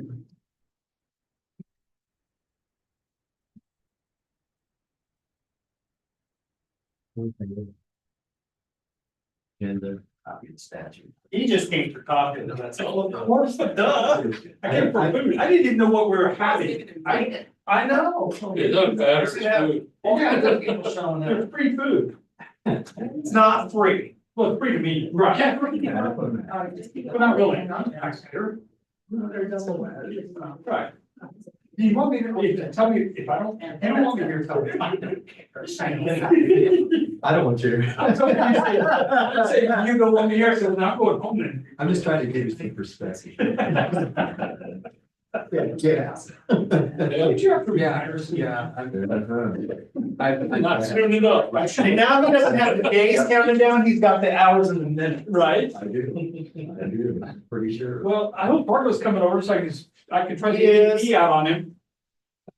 Since he was wanting to try out the AED. That'd be fun. I pay attention. I thought that was fine. Glare. Yeah, I know, but they could see that.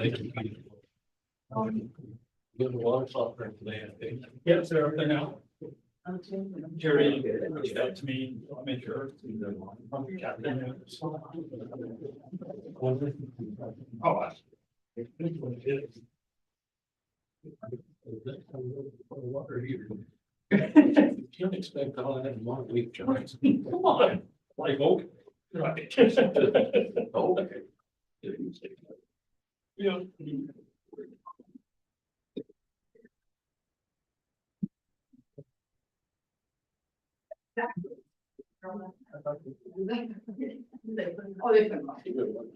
Yeah, I remember that.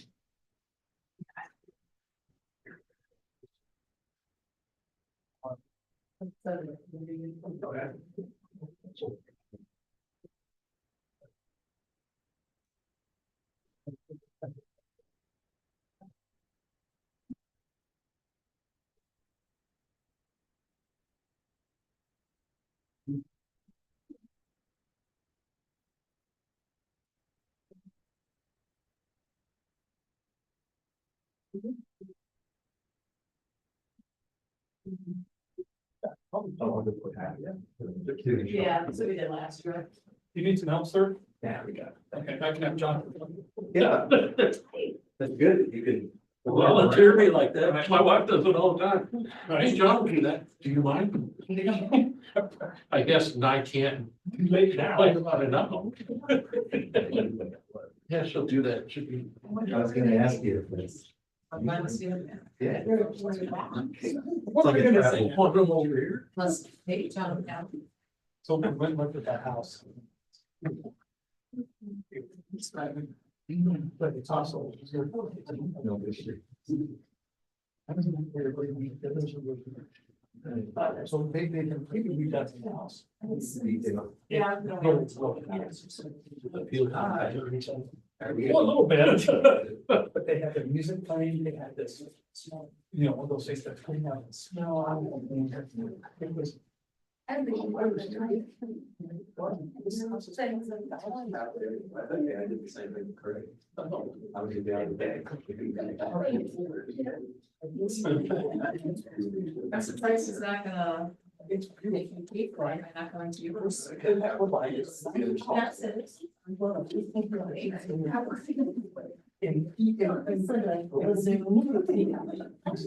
Yeah.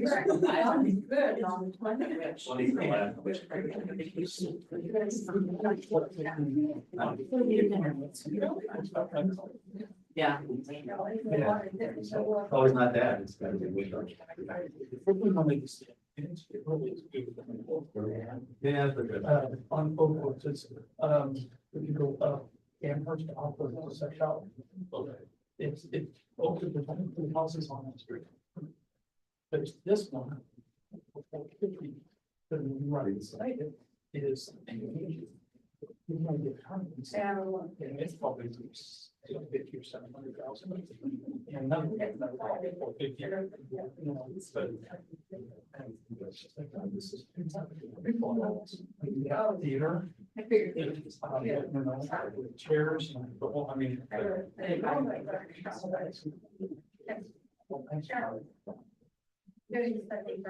Right now. She can have their story. Taking the kitchen class. When all the way down here. 40. It's a very. We do way through.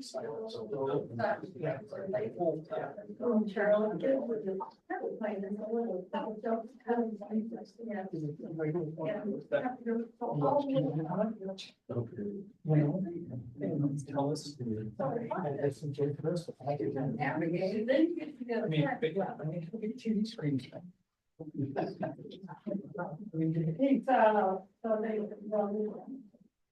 So we're staying good. This is the. Construction of the team.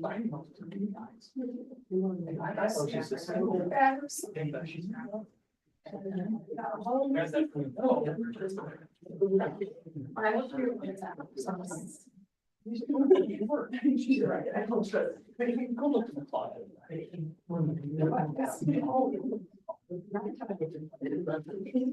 Like 3 hours late.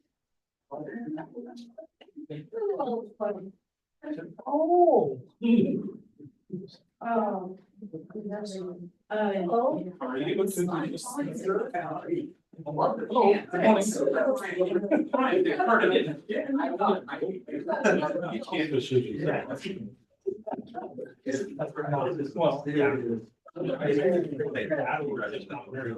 I'll see you next. Because it's very equivalent tax. You know, but. Standard. A standard? Ugh. Maybe we need to revisit what that standard is. Well, you need to wear these.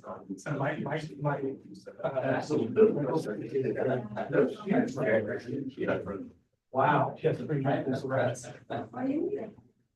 I've got it. Why you I've got versions of Santa hats. Oh, Santa. Why you need that? That's true. Hello, that's the very How are you? good to see you. See you too. Because she had one thing open and she completely renovated it. Thompson's is. Thompson has regrets from Las Vegas. Yeah, I'll bet. I'm guessing it might be a little older there right now. She got the figure. And they'd be in there. So they're both the good family. Yeah, it's blowing right now. It's not blowing on the interstate. So. For 8 years. Yeah. She's.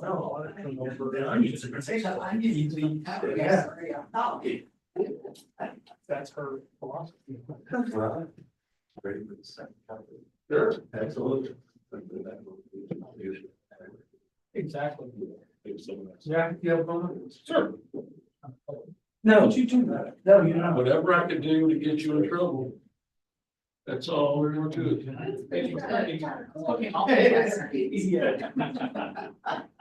That's what everybody says.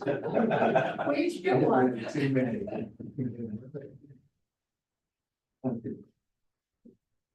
You get it. Oh, wait, 28 that big. Actually, you can start. Okay, great. Stay there and you got that. When you go in all for that. You like the road, you can give not too much for the period of time. It's gonna change. Okay. And you work with health department administration. Okay. All right, anything else? It's fine.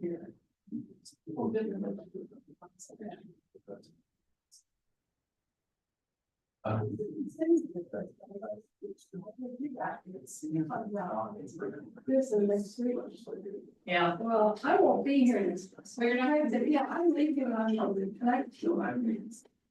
You're doing that. I don't know what things are about, but then I could.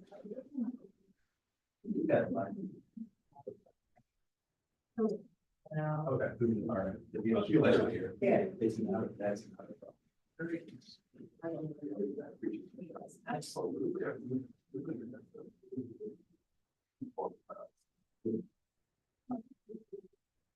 This. Generous. Sit in my office for a while, it's warmer in here.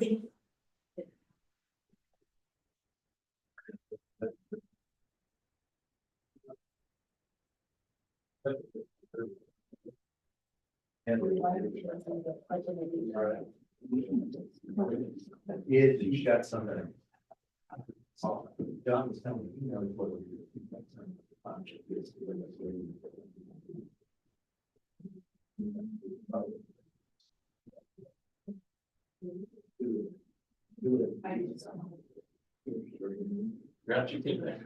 Oh, well, I was going in, they're just trying to give me some down. I don't need to be hard. With these windows, it's so cold. Oh, feels good. You're bigger than I am. Yeah, someday. Thanks for delivering. And if you make, I'll find out. Okay. Tuesday. I get cold easily.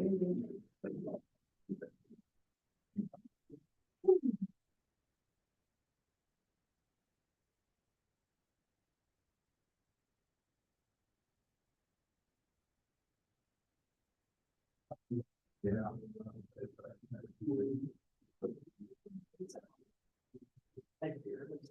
Yeah, I didn't think that.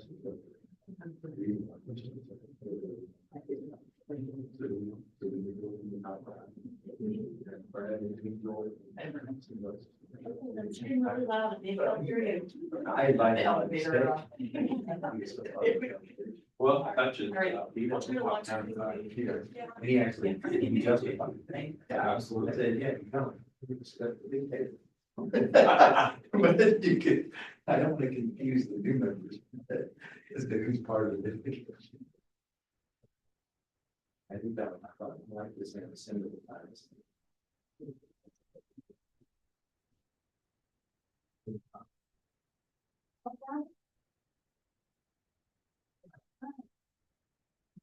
Well, I think, but very.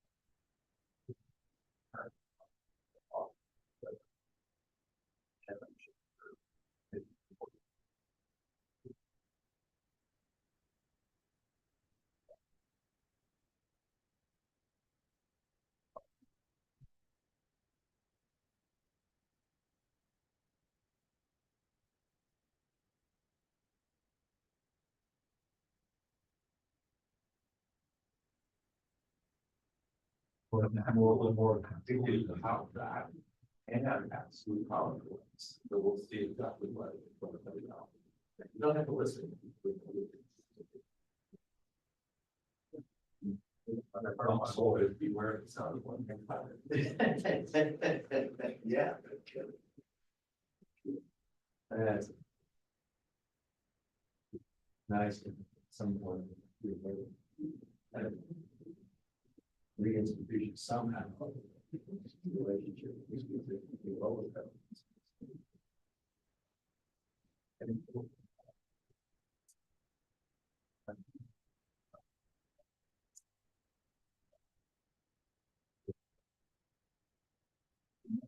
are you doing? Doing good, how are you? It's good to see you. Looks like a slim crowd this morning, guys. The important minutes around here. We're already here, how are you? Good. I don't think it's important to me, I suppose it's important, but let's see. Big crowd today? It isn't shaken out that we've got several are not attending. Megan Steele can't be either, Cindy can't be, Keith can't be. Howard is not. Under like Starnes and Representative like Rose. To join you. Yeah. Well, I mean, it's the fact we're cool. I guess. What are the big problems? Anything? Well, I mean, you. I can't. Your pants. Your pants. Yeah. I just can't buy it. Everybody go by and say, oh shit. He died, didn't he? Which one are we talking? The one on 77. Oh, that, yeah. Yeah. Maybe he got still there. Not that I'm aware. I thought he died. I mean, it's just letting return to. Okay. Oh, I know which one. Yeah. Yeah. I was trying desperately. Well, I remember the plastic. Yeah, that's what I see. You could have that. Last year they said they're gonna do something. The plastic. God, it smells even better. It does. You don't have it. And the deal is. Yeah, I still work it out. That's good, but I'm not here. Exactly. And then we go. I'm sitting down here. Where you should go. Give me the other.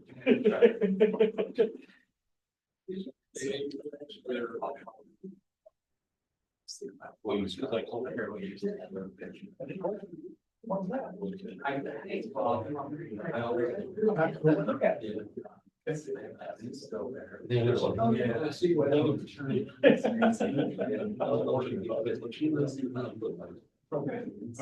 I'll go over and see you.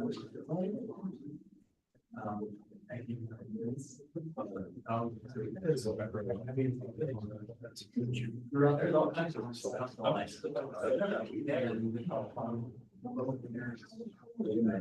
There's some.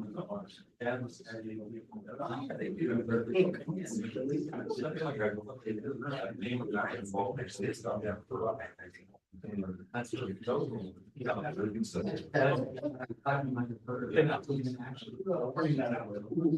he started working the English, just, couldn't bring some years of really.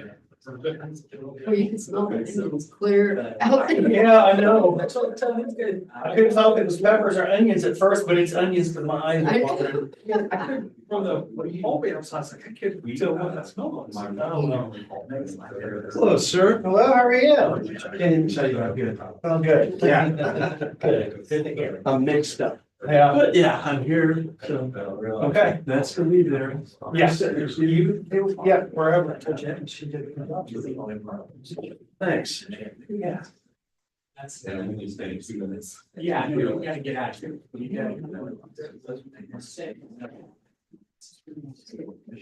Thank you. Oh, yeah, I didn't walk right there. This beverage is on tap. Or. I thought I'd ask. Yeah. That's worth asking. Right, I mean, worse than you can say it, no. I'm in a county. That's all the things.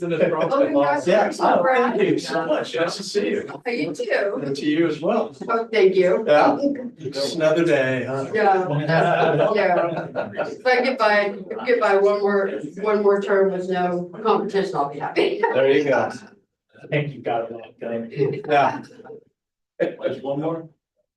After this one, yeah, well, so I'll do this one and then probably one more. Yeah. Yeah, we'll be swearing all you guys in next month. Fun times. You got judges too.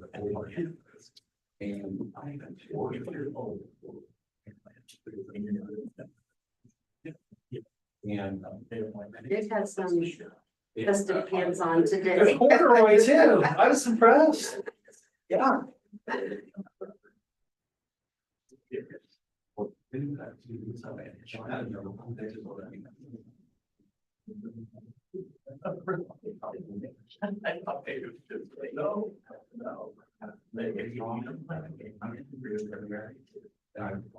In your chance.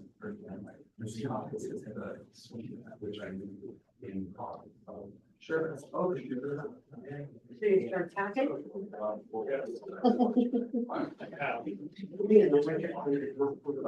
Yeah. Sometimes a bit, you know. 25. That's true. Yes. Oh, that's right. Yeah. I've hired some of my stuff, I'm just able to talk to you. Gosh, now I probably have to say, you know, I will write so that we pay the people. Yeah, that's right. The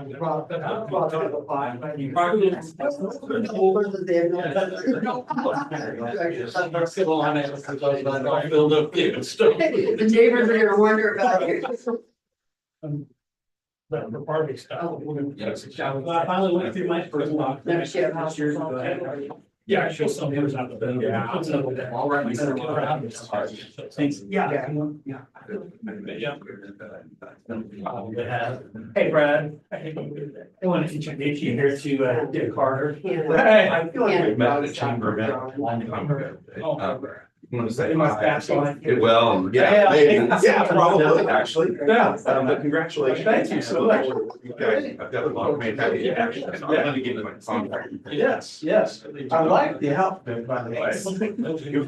Boy, I'm impressed. I mean, he's good. I'm just saying. Right? I know. I dare you to wear it during session. I have, let's see, what have I worn? I've worn KU pants in session. No, don't wear those. Wear them on. on. And the shoes to match, that's what I mean. And this is Angel. Hi. Angel. This is Dick Carter. Yeah, nice to meet you. I know we communicated via email, but nice to put a name and a face I think together. we're gonna get. And I look forward to working with you. I hope your first trips over to Topeka were better than interesting. I mean, you both have these collections, kind of finding where your personal office is, right? Right. You have your. Today. It's 50. I'm gonna take Oh, located. Where are you gonna, what office are you gonna be in? West, awesome, perfect. So, yeah. Yeah. So, yeah, you got it now. Yeah. Yeah, I'm gonna take all my stuff there, sorry, put in a work order to. Awesome, yes. Perfect. Right along, exactly. It's nice to have a place to call home. Yeah. You know? Yeah, well, and I just, we're studying about to get like the ground running and,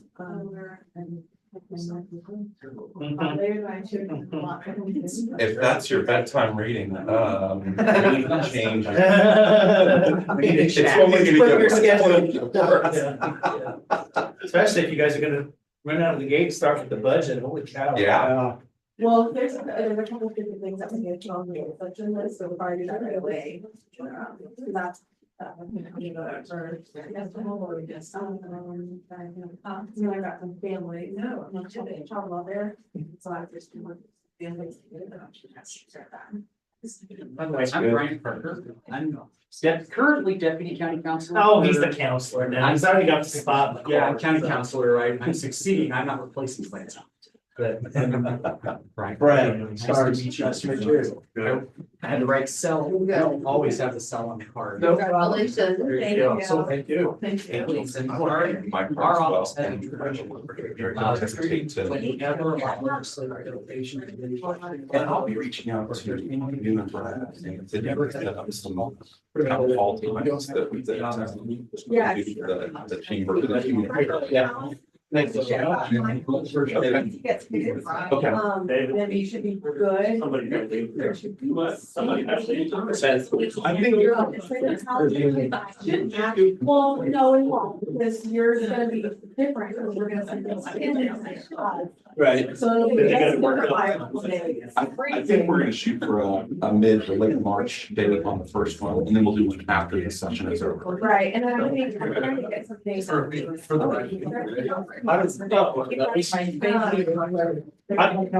I don't need one, but. Yeah, exactly. Yeah, it's, how great, I was right on the side of it, trying to work with this one here. We can try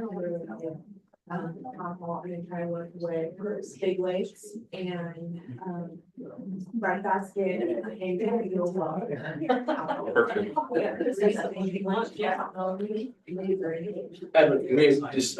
You're still waiting there. Yeah, meet with Ty tomorrow and then You get a lot on from Monday, we'll everybody. find out.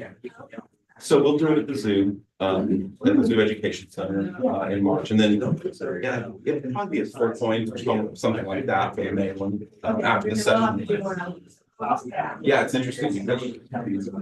All information to a early April, adjournment, but we'll see what happens. We'll see what ultimately happens, but we'll probably still plan on being. Yeah, I'm not, Just. yeah. There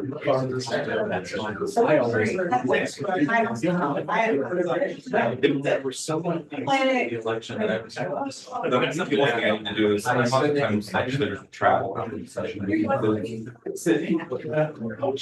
that's fine. I was education. It all came back. I think so. I'm trying to save, I don't need to be at the big kids table. He's in good. Okay. There's nothing for me here this year. Except food. Right. So, we're staying where we're going. Oh, really? The house is really, really nice. I mean, it was fantastic. But I'm risk averse. And it would have been a risk because we would have had to back out of the one where I'd have lost $3,200 on it. We wouldn't be able to move into this one until she sold her house because it was just too expensive. I got married. So to back out of the one that we Yeah, have, but you know, campaigns. to put an offer in on this one, we were the first people to see it. So. Put an offer in contingent. They're not gonna take it. This house is gonna sell in a heartbeat. And avoid shaking your hand, boss. I think my son gave me the plague, so. Hey, he's been doing that I for a just long started time. Rick. feeling it last night, so. Did you? Yeah, I think it's just cold, but he's been sick for a whole week and Oh, no. I don't want to spread the love, you know? Yeah, exactly. How's it going? Getting your feet wet? Oh, how are you? You understand? Drinking from a fire hose? Yeah. And all that keeps resonating in my brain. You asked for this. You asked for this. When I put in the name, signed, whatever. Filed. Yeah. That's the first thing you do. Pull me to home. Hey. You know what you're getting into. Whether you do or not, you still ask for it. Yeah, exactly. Take ownership, step up. Mary, remind you of it every once in a while? Oh, please. He's probably just like Darnell, and the fact that, look, I support you, but I'm just tolerating this. I'm not gonna do this, I'm not gonna do that. You do your thing, I'll do mine. I got home front to take care of, so off we go. Good for her. Yeah. Good for her. Yeah, exactly. No, you good? Yeah. Yeah.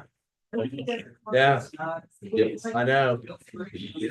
You're right. The wow that is for sure. Yeah. Yeah. Well, enjoy. Get some food. You know, and I see you didn't use the wraps, so trying to less carbs. Oh, yeah, for sure. You know, I'm not getting any younger. I understand that. And I just as soon continue to get older. Yes, and that's the truth, Fred. Hey, trying to avoid the plague, so I'm gonna spread the love my son gave to me. Yeah, don't do that. I was just in a store. Oh, I was at Pathfinder and there was some little kid in there with his mom just hacking and wheezing. So I kind of went over to the other side of the store. How you doing? Good. Good. Good. Good. Thanks for being here. You bet. This is always a fun one, actually. Good, good. Yep. Love change here. Everywhere. Management, Yeah. legislative. I'm doing like a taco bowl, but. Legislative. Wow. Did I ask you the last week what you're doing for Christmas? Are you guys going anywhere or kids coming here or? Kids will all be here. Even the one from Texas will be here for 4 days. So the rest of them all live here. My other 3 live here, just one's dislocated. Did you have Christmas puppies this year? No. Are you out of the puppy business? No, we had a litter last year. We'll probably have another one this year. How about your kids? They coming home? Yeah, they come home on the 18th. We'll pick them up. Actually, we're gonna be over in Kansas City for some other things and we'll pick them up then that evening at the airport. And then we're heading to Colorado on the 20th. Actually, I'll stop here on our way out of town the morning of the 20th. Where do you go there? I guess we're going to Breckenridge this year. Not my favorite. I don't ski this time of year anyhow because I don't want to be hurt during the session, and that's no doubt what would happen. But what's your favorite part? We like to go to Dillon. I just love that area because it's so centrally located, and then we can drive over to if we want to go to Vail or Beaver Creek. But we do a lot of hiking north and or south and east of Keystone up in the I think it's White River National Forest. Yeah. And so we like Keystone. It's more intimate. Breckenridge is huge. And it is. So going through Christmas. Yeah. 19 of us under one roof. So I'll be 19. Heading to Breckenridge Brewery. Where else? It's all family. No, yeah, there's no escape for us outlaws that the kid dressed wrong. Yeah, that'll be fun. Yeah, I'm too old to ski. I'll fall, I'll break. So that's kind of why the kids still like to. It may be one of the last times we go out. So that family gets together. We alternate holidays. And so Thanksgiving, Christmas, well, this year it's Christmas for her family. And so, but the kids are all getting older and the oldest grandkids or nieces and nephews are in their mid to late 20s and working in professional situations. And then Tripp and Lincoln's group, they're all in college and, they're going to be doing their thing here before too long. And then there's a few younger ones, but not very many. It gets harder. It does. It does. Just wait till grandkids get involved where I'm at, and then it's impossible to try and pull that up. We've been trying. Grandkids. 3 right now. Coming the end of May, I'll have 5. How can you be 56 and have grandkids? Well, you're not far off. 58. Go back home. How many do you have? 3 grandkids right now. 4 kids, 3 grandkids, girl, boy, girl, and then the twins. One's due with her second, and the other one's due with their first, both in May. So that'll be fun. Oh, it is fun for sure. It's a blast. That'll be a ways off for us. Next phase of life. Next phase of life. All right, I guess I'll go through the line. Yeah, get some food. But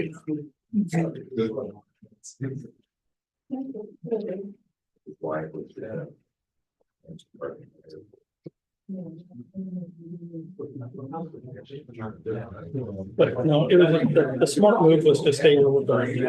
Well, the risk averse move anyway. Yeah. Is she okay with that? Yeah. Yeah. You didn't break her heart? Nope. I see. Is it Monday? I said neighbor. I just, we just talked about it. I said, look, it's just not, it is not the smart move. Yeah. And, yeah, she was in agreement. I didn't really know where. Well, the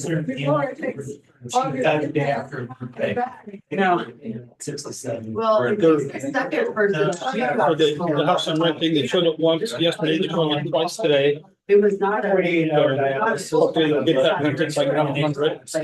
Is it a property management company or? Yeah. The owner lives in Virginia. They're in the house.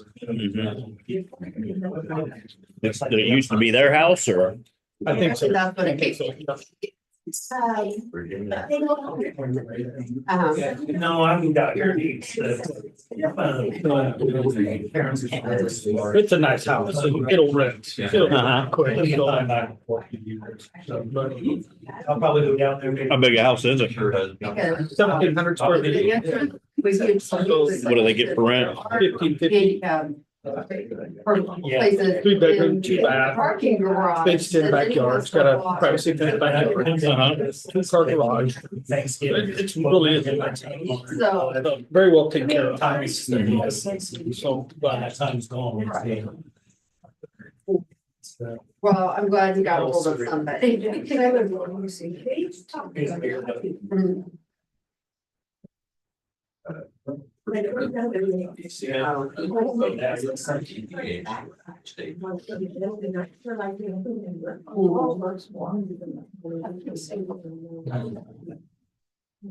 are you doing for Christmas? Moving.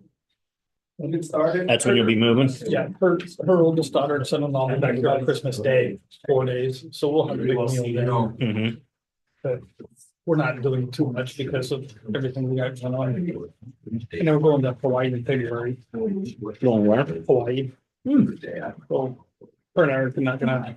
Have you been? Okay, well, welcome everybody to our annual legislative conference in Washington.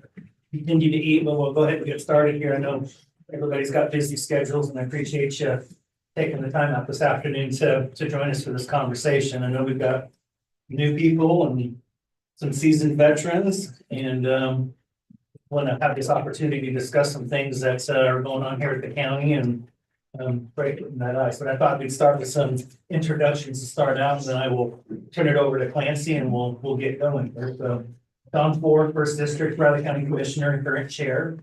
We'll go around the horn, I guess. Brad Starnes, and son-elect for District 22, all of Riley County.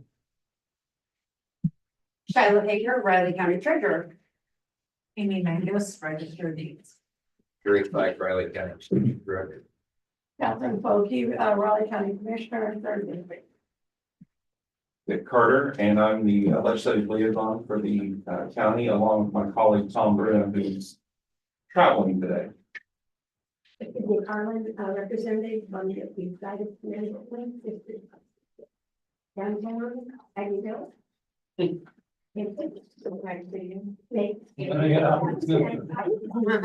knew that. I know it too, because I'm jealous. There's no voters. Thank you for having me. Representative-elect Angel Rosenberg, 57th District, so be attending Christie on College Avenue, all the way west to Colbert Hills and south to Danzig, Colorado. Representative Louis Blue, my northern and western Raleigh. And I'd like to point out that our other commissioner is on via Zoom, so he'll be in and out, and then Clancy. Our current, I guess I'll say current. Temporary. He's got a couple, a week? Yeah. Yeah, I know you've got it counted down. Week and a day. Retiring, and then Brian Parker. We can have it. Yeah. That takes 2 votes. We won't deal with that. Yeah. We got Brian Parker, who will be filling in for Clancy once he's gone. Free. Yes. Is Jacob here? He's now. Okay, that's fine. We can go around the outside of the room here, just so everybody knows faces. Russell Stuckey, Riley County Emergency Management Director and County Fire Chief. John Ellerman, Riley County Public Works Director. Amanda Webb, Raleigh County Planning Director. Darren Hobbs, Planning and Compliance Specialist. Rich Vargo, Riley County Clerk, Election Official. David Adams, EMS ambulance director. Okay. So with that, I'm going to turn it back over to Clancy and we'll get started on and work our way through the agenda. So, floor is yours, Clancy. Thank you, Commissioner. I would echo what Commissioner Ford said. I'd like to thank all of the elected officials for showing up today.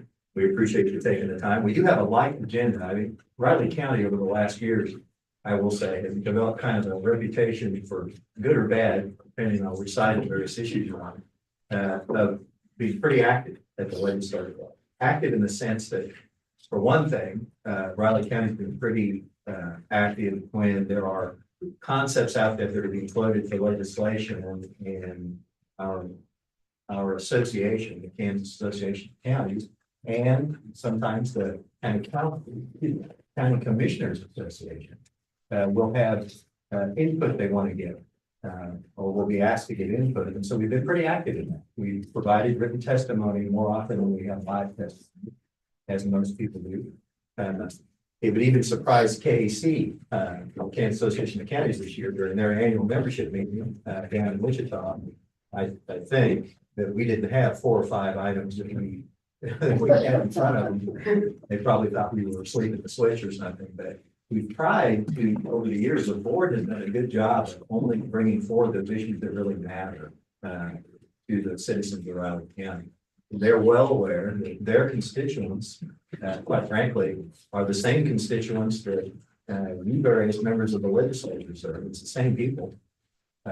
They just have a different relationship with us. They see the commissioners every time they go to the grocery store, or anytime they're at the movie theater or wherever they will get those things. And you get that too. But it's an interesting relationship. One thing that has kind of changed over time, you probably aware of, there's not as good a relationship probably in terms of cooperative spirit between the legislature as a body and county commissions across the state. Hopefully that will improve over time. And hopefully things like this and dialogues like this will help that happen. We do have the first item we've got on the agenda at number 1 is a proposed county short-term rental regulatory authority matter. It does have attached to it an exhibit 1. That is a statute that Deputy County Councilor Brian Parker over here to my right, who's going to be finding out how much fun it is to be county councilor shortly. When I retire on the 20th, Brian will be taking over on the 21st of December. But he's drafted this proposed bill. We always know that when we deal with any kind of legislative matter, and I'm sure this has been your experience or will be shortly, that unless you have something in writing, and all you're doing is talking concepts, you're not going to get anywhere. You really got to have something written down. And this proposed legislation, we are not under the misimpression that if this were to be enacted, it would look anything like this. It could be totally different. Hopefully it would have the same purpose. Hopefully it would accomplish the same thing that Riley County would like to see. But we know that we need to have something in writing. And so I will, as a matter of full disclosure, I will tell all representatives and any senator sitting at the table that one of the things we normally do at this legislative conference is that at the end, we invite anybody who would be interested in championing this kind of bill or introducing it would be willing to work with us and possibly consider helping us get something introduced. So with that, I'm going to turn this over to the author of that draft, Brian Parker, our Deputy County Councilor. He's going to talk a little bit about what it represents and the reason it reads the way it does, what it's designed to address. Brian.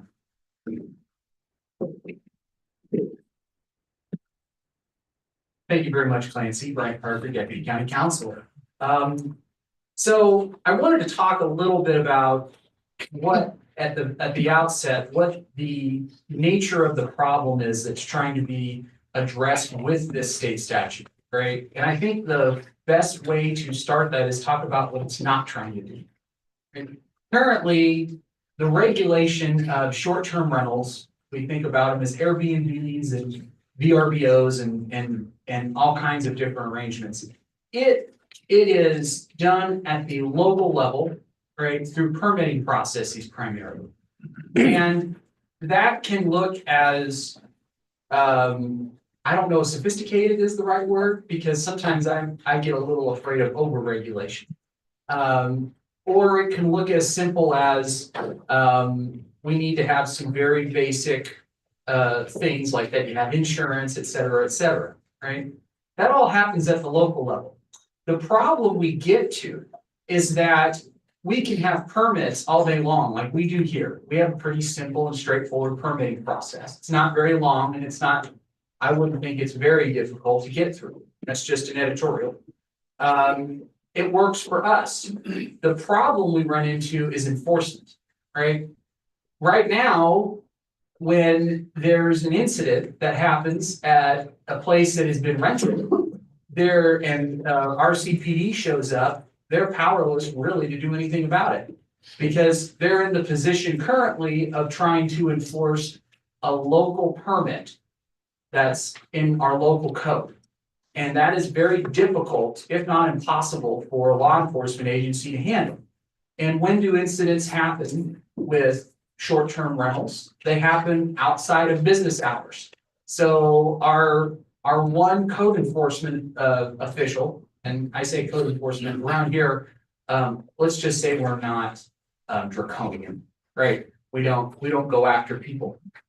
We respond to citizen concerns. And so Darren's not in a position to go out and respond if there's some incident or irresponsibility going on at a short-term rental place. And so that's the sole goal of this statute, is to say, if there is something improper that's going on at a short-term rental, the law enforcement personnel that show up would actually be able to do something about it.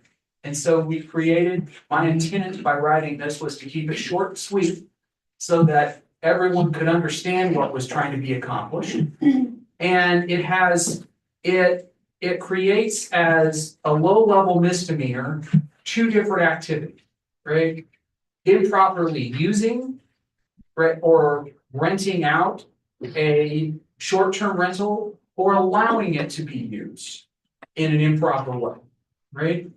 And what is improper? Basically, you don't have a permit if you're supposed to have a permit, or people are committing crimes on the property, right? Or they're being extraordinarily disrespectful to the neighbors, right?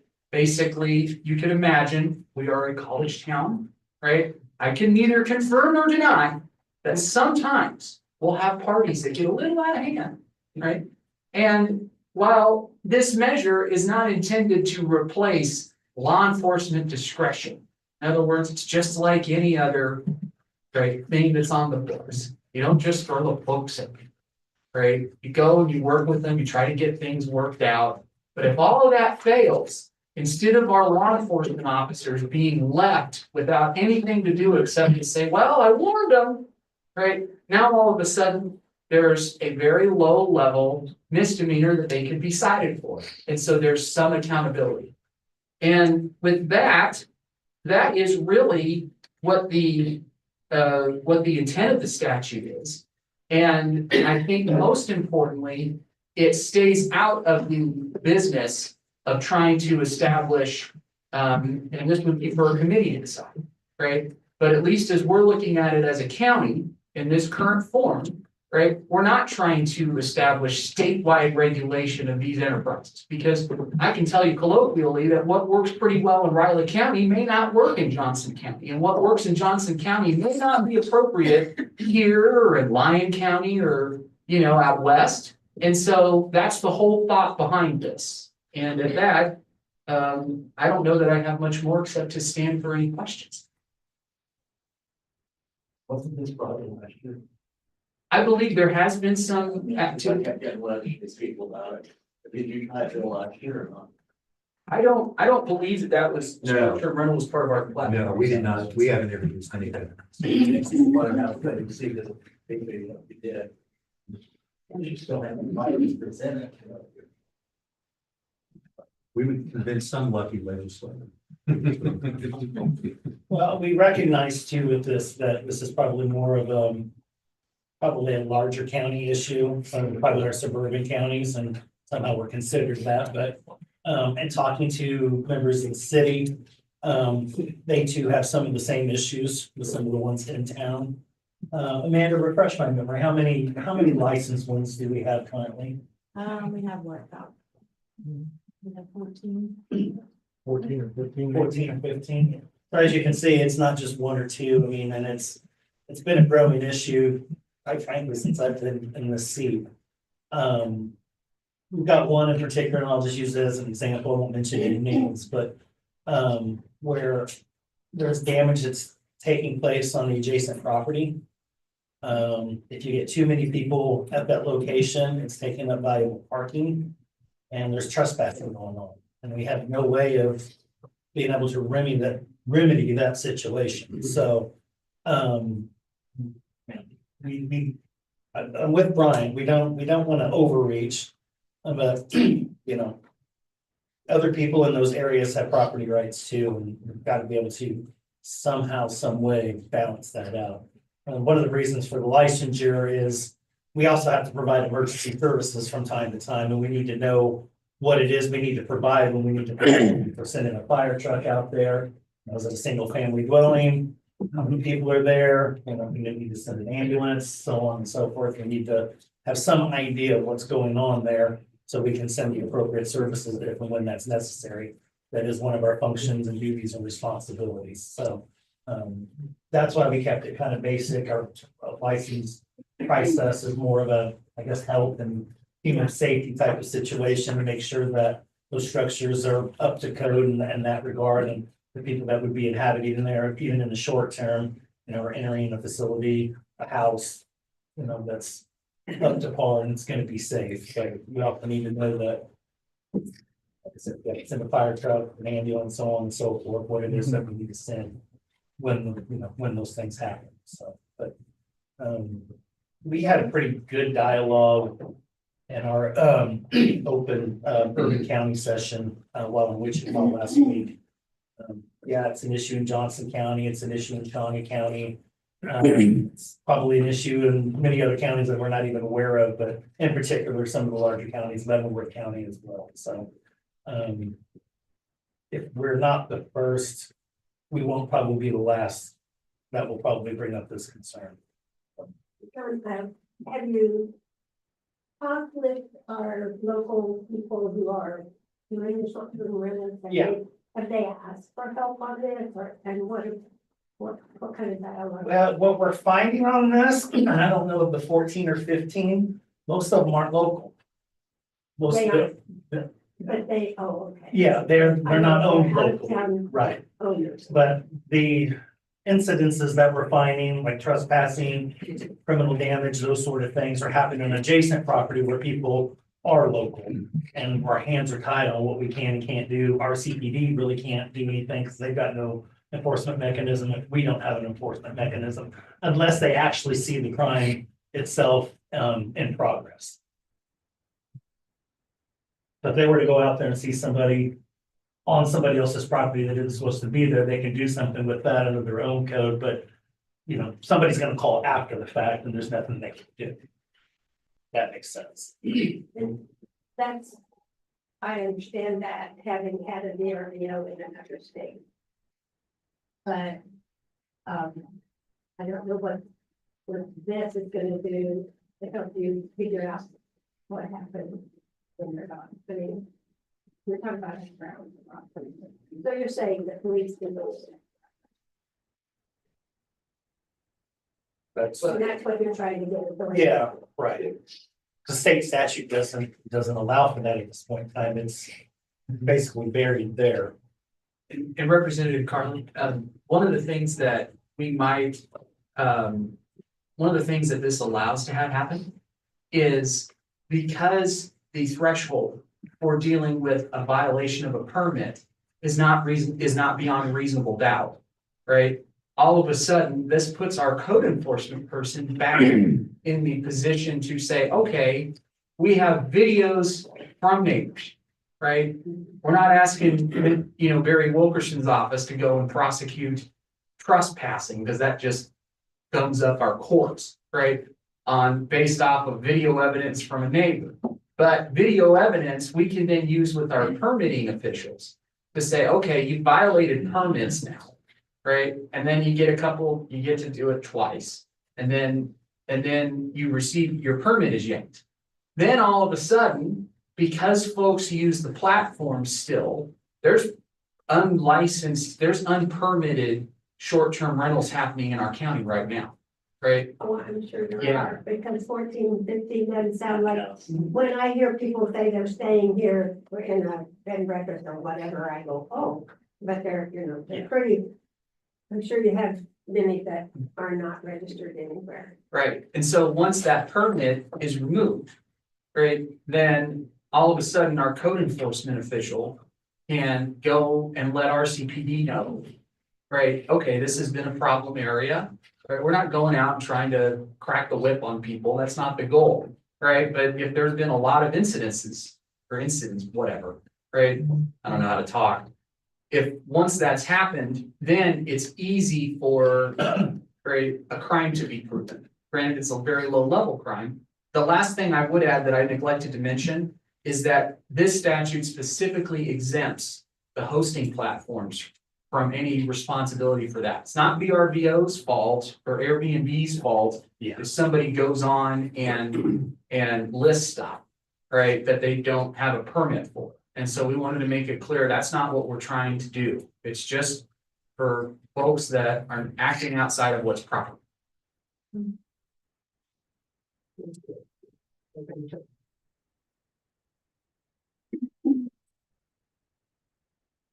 Thank you, Brian. All right, again, this is. One other thing, thanks for keeping that to one page. You're welcome. That's the only thing I don't like about it. Three attorneys working on that, we come up with a one-page statute on the press. It's a dream more. So it's a good question, but again, we wanted to give the point of these again is not necessarily that people leave thinking this is the perfect statute. It's that this is addressing a problem that has a real local impact, and that we think it's a good starting point to start working on something to protect the local neighboring owners of some of these properties. I would agree with Sydney as Brian did, that yeah, we know there's no way there's only 14 or 15. But right now, the only way to get a handle on it is something similar to this.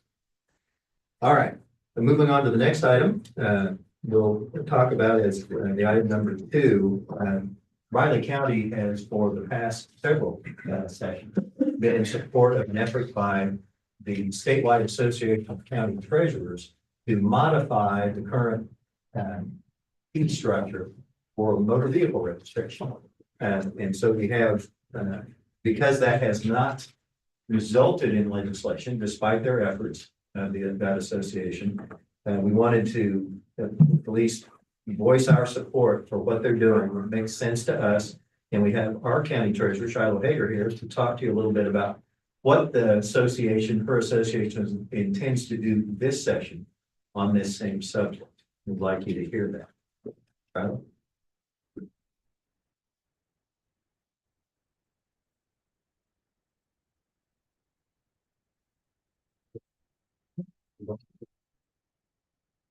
I'm Shiloh Hager, the Riley County Treasurer.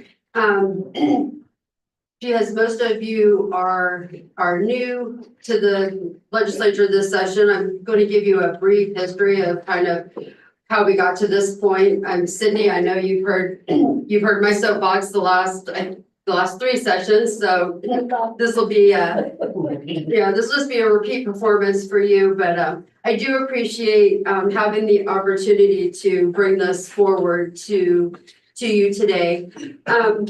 I don't know if you're aware of this or not, but the treasurers across the state work as an agent of the Department of Revenue for performing motor vehicle services. We title vehicles, we do renewals, we over the years have been added additional responsibilities for commercial vehicles and interstate vehicles. Many of the treasurer's offices do driver's license, and they do that mostly to provide these services for the constituents in their counties. And to do so, though, it is costing counties across the state ad valorem tax dollars, because the revenues that are generated by performing the motor vehicle functions is no longer sufficient to cover the costs to run this operation. And so the Kansas County Treasurers Association has been looking at this issue for some time. to try to find a solution that works both for the counties, the state, and frankly, the citizens. And so just to give you some background, in 2012, the Department of Revenue implemented a new motor vehicle system. With that system, they pushed down some of the administrative work that had been being done at the Department of Revenue level down to the counties. Back prior to 2012, every day we would do work, we would package it all up, we would send it to the state.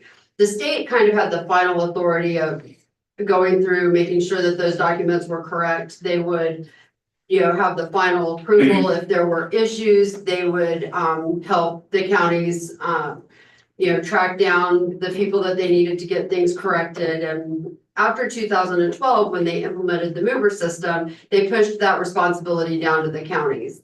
We, in many counties, had to hire additional staff to cover that. Could you just tell us what kind of issues you're talking about? Like, for example, if the documents were incorrect or, and they had to send out additional letters back to the customer, the state did that. The state also had a front counter where people could go there, they could get titles if they needed to, lien releases. They stopped doing any over-the-counter work at the state level as well. And then they hired a third-party contractor to take care of all of that work that the state used to do. That third-party contractor was able to contract with the state rates that they needed to run that operation. For example, if you come to my office with a lien release, we will process it, the state will print the title, and it costs you nothing. If you go to the third-party vendor with a lien release, they have the ability to actually print your title for you, but they also are gonna charge you, I believe it's $25 for a lien release. Depending, 14 if you have a system with the financial leads. So, for example, if a dealer comes to my office to do a title, just a title only, we charge them $10. If they go to the third party, it's significantly higher. But they also have the ability to print titles. We have asked, the Kansas County treasurers have asked for the ability to print titles. The Department of Revenue has not allowed us that yet, but, so that's kind of where we got to the point where counties had to hire additional staff to help with these doing title approving. They had to hire additional staff because the system itself was a little cumbersome, and instead of streamlining some of the processes, made it a little more difficult. And in Riley County, for example, our revenue stream that comes from, because it's a transaction-based system, the revenues are very flat. The transactions in Riley County do not fluctuate significantly. So the revenues that we get for doing motor vehicle work does not go up very much. It stays right around about between $350,000 and $450,000, depending on commercial work. What I gave you, that handout, is a projection of what 2024 looks like across the state. And when I say that it's a loss, those are ad valorem tax dollars that are being used to cover motor vehicle services in those individual counties. We did a survey of our county treasurers and we had about 52 responses. So, and of those 52 responses, it equated to about 80% of the state population. So we feel like we had a pretty good number. We calculated a per person loss based on those numbers and then applied the population, that to the population of the counties that we didn't get responses for. So some of that is extrapolated, but it just gives you an idea of what it looks like statewide. I also don't know if you're aware of this, but when you come in to register a vehicle, the fee structure is not very transparent. You'll pay $10 for a title. $8 goes to the state, $2 comes to the county. A registration is $30 for a regular vehicle. The state retains $29.25, the county gets 75 cents. So those fees aren't transparent to the public. Then we get a county service fee of $5 on every registration that we do. So Was that local? Was that our county that did that, or was it statewide? did what? And then the $5. The $5 has been there statewide. It was it used to be $3, and in 2007, the association was able to get it increased to $5. But then it hasn't changed since 2007 was the last time there was a fee change. The only other fee change that the legislature gave the counties was the ability to do a satellite fee and a fee for if you come into the office. Every county across the state can choose to do a fee, an extra fee that if you actually choose to come into the office, we will charge you an additional $2.50. Riley County does not use that because we have one location. You have to come here, and the citizens of Riley County pay for our courthouse. So we're not going to charge an additional fee for you to come in and to do work. So, but some counties have had to use that because their counties have said we're not going to cover motor vehicle services any longer with ad valorem tax dollars. So we have tried to be very proactive. In 2018, we developed a committee that had Kansas treasurers, the Department of Revenue, members of the House and Senate Transportation, to just look at the problem as a whole and to try to get a feel for what legislatively they thought we could do that might, pass, help get it passed and help the situation. So in 2019, we came up with a bill. What the bill did was, try to eliminate all of those individual fees that were currently in statute. The $2 title fee that we got, the $1.50 lien holder fee. Got rid of all of those fees, and we tried to establish a flat $10 county service fee that would be charged on all transactions that are done at the county level. Wouldn't make every county whole, but it did get pretty close. In the 2019-2020 session, we had hearings in both the House and the Senate. We did get it passed out of the House. However, everybody knows then COVID hit, so then everything stopped. So that session, we weren't able to get it any further. The next session, the 2021-2022 session, we ran the same bill.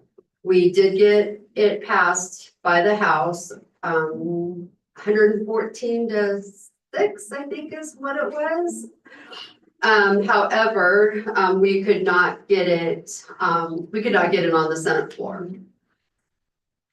Then in the 23-24 session, we ran it again. We did get hearings in both House and Senate, but we did not, neither body moved it onto the floor.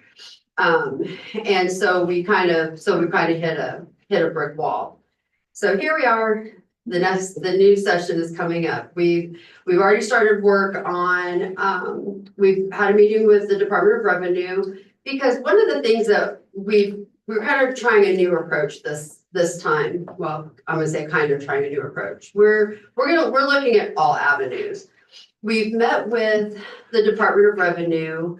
We did last session, we tried to get a budget amendment to pass that would add us in as part of the Department of Revenue's budget to see if the Department of Revenue's budget could help cover this shortfall. Since we are an agent of the state, we are doing work on behalf of the Department of Revenue.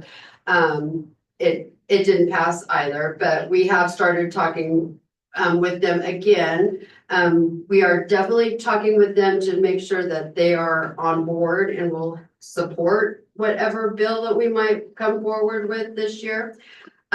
We are also taking a proactive approach with Senate leadership right now, because that seems to be one of the hangups right now is we just can't get it past the Senate. So we're trying to get a meeting with Senate leadership to, once again, kind of find out what their appetite is for, helping with this situation. There are quite a few counties that have put this on their platform for this session. Riley County has it as one of their items with KAC. Sedgwick County is very adamant on, it is on their legislative platform as well. Because honestly, there are some counties that if we do not get additional funding, they are potentially gonna look at cutting services. Saline County, for example, has closed one of their annexes. And because of that, customers are seeing extremely long lines. They are, commercial work that can be done anywhere in the state. Saline County is backed up, and so they're going to other counties. Riley County is one. We've seen an increase in some Saline County commercial customers because they can't get in to that county. I know Montgomery County is one that they've closed an annex. Sedgwick County, I believe, they're looking at a loss of almost $1 million, and their commissioners are very adamant that they do not want to cover that any longer. So just imagine a Sedgwick County if they had to close annexes. Here in Riley County, if our commissioners so chose that they no longer want to do that, we would be looking at cutting staff. We wouldn't, provide, driver's license services. We could potentially cut commercial services. I mean, there's services that our citizens have come to expect that they just may not get any longer if we cannot get some help. So one of the things about the last 3 sessions of the bill that we got some feedback on is that it was very complicated. People didn't understand that there are all these different fees. So we've decided this session to leave the fee structure as it is. We're not touching any of that. We're just gonna look for a straight increase in the county service fee that we're currently getting, the $5 that we currently get. We're going to look, it's gonna be either between $12 and $15 is what we're going to be looking for. So with that, I will stand to answer any questions you might have. It's a lot of information. So you said Sedgwick County is with you and Johnson County is? Oh, yes. Oh, yeah. Yes. I've had conversations with commissioners in Shawnee County. They're thinking the same thing too, even though they haven't made I guess, full on policy or statement, whatever you want to call it. Does anybody know what the private contractor are paid? What that contract for to the private sector? That I don't know. Because we're already paying for that cost. As a citizen, I'm paying for a private contractor to do what for tax money paid. So I'd be interested in knowing that if we can find that out. I don't know, Brian, if you can make that out. I'm sure Well, the contract will be discovered. We can. Yes, absolutely. Yeah. And, Happy how many they process, because I did buy a car and have to go in there. And then I found out when I replaced that car, I could go get it here 5 months later. So I don't know if that was because of the change when someone in the said I had to go to the. They can't, there's certain things they can't do. They can't, like, anything that has property tax or sales tax on it, they can't do that. You would have to come to a county to do that. So I'm not sure. We'll have to talk, but at one point we had a copy of that contract, so I can look at that too. If it's a wash, I mean, if the total cost is similar to what we're paying, should go, but I think that's a real important factor for us to have in our pocket. Happy to look into it. What money are you using now to make up the deficit? It's ad valorem tax dollars. So 2 years ago, the entire treasurer's office is paid out of the general fund, and then I do a transfer of the motor vehicle fees that I receive. I do a transfer back to the general fund, but it only covers about half of the expenses of the motor vehicle staff. You know, the state is famous for doing this, unfunded mandate. Oh, yeah. We did have a bill though, that if we make mass bills, they have to plan, you know, now. So it can happen much, I don't know, help you any now. Saying unfunded mandates that the states are passing down, but you pass the bill that you have to fund those, that you're passing them.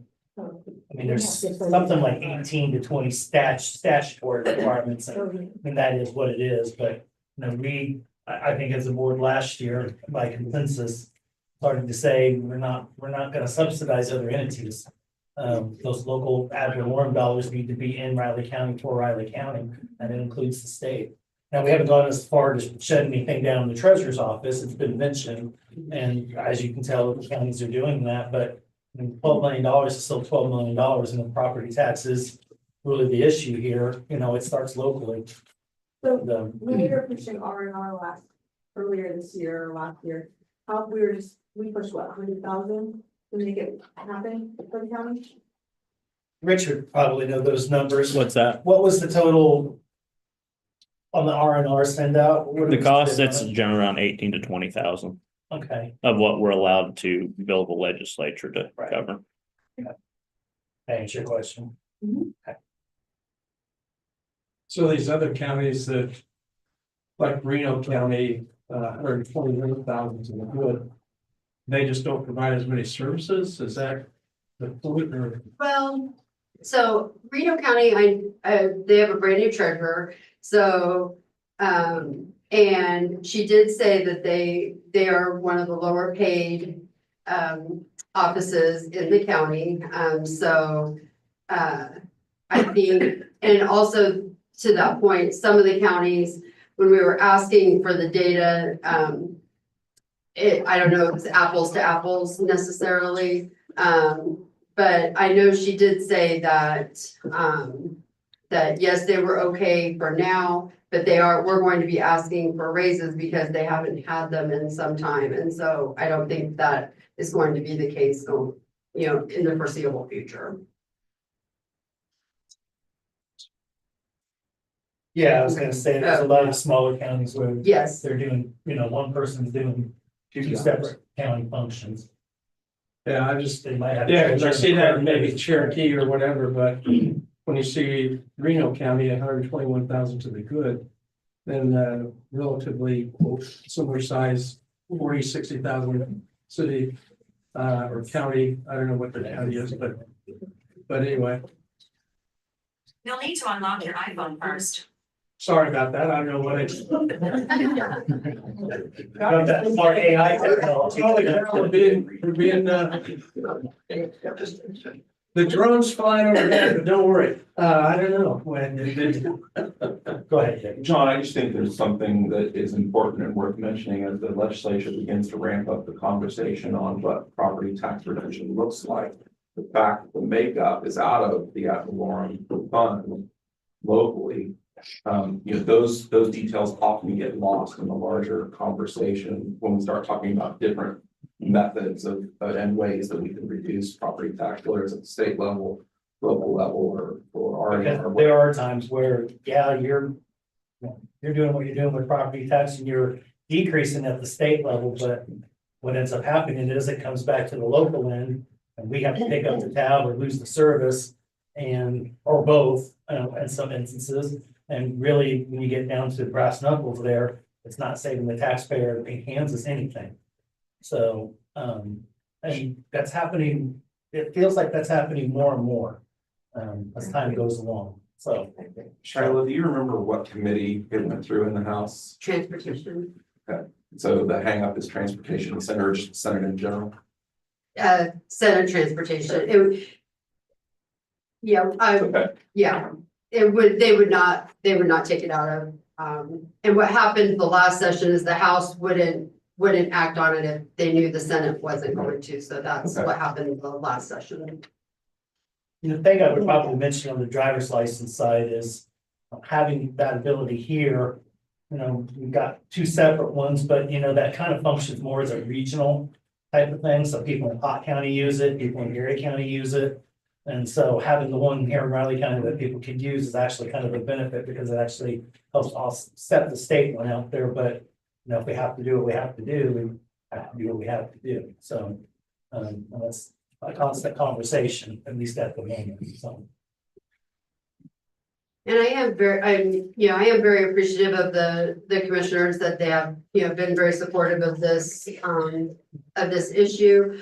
We are definitely, if we do get a hearing, there's going to be a lot more, county commissioners coming and testifying because as you know, yes, the treasurers are kind of carrying the water right now, but it really is a county issue and it's not a treasurer issue. We're just looking out for what's best for our county. And it was placed in KAC's legislative policy that will be coming out. Yeah, I don't know. They were finalizing that after Wichita, so it should be out shortly. And it's in there. Yeah. That should help a great deal. Then you get the KAC support. Yeah. Things work. I agree. All right. Well, and just on a personal note for any of you, if you do have any things that come up this session that have to do with motor vehicle or county treasurers, please, I serve as the Kansas County Treasurers Association legislative chair this year. So if I'll be happy to, help out any way I can. So thank you for letting me speak today. And I'm gonna take a moment to caveat off of that, but we had invitations open all the way around. That's what we have members of staff here today, so we can put a face to a name, but if you have questions, if you have concerns or you need something addressed, reach out. All of our doors are open, and that's we want you to be able to talk to us, communicate, because for everybody that's new. And my door is always open, so if you call, send an email. If I can't answer it, I'll find one of these lovely people here to answer it for you. So keep that in mind. I'm sure Bill and Sydney will attest to that. Pretty good students with everybody. I tend to think through my 6 years here, when I'm going through different members of the legislature, we get along pretty well here. It's just, it's a different animal altogether.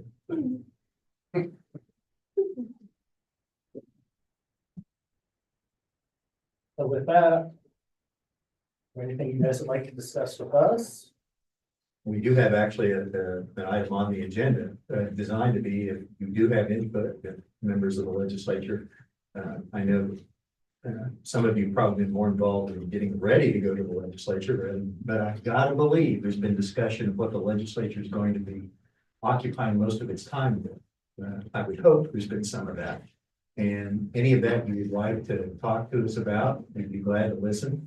As Commissioner Ford said, we really believe this is not a one-way street. I think we can be, if you will take advantage of it, a very useful resource just for information. The point of this is not just to say, please go do this for us, please go do this for us, please go do this for us. There's always going to be a little bit of an element of that in it because we're bringing you proposed legislation a lot of time.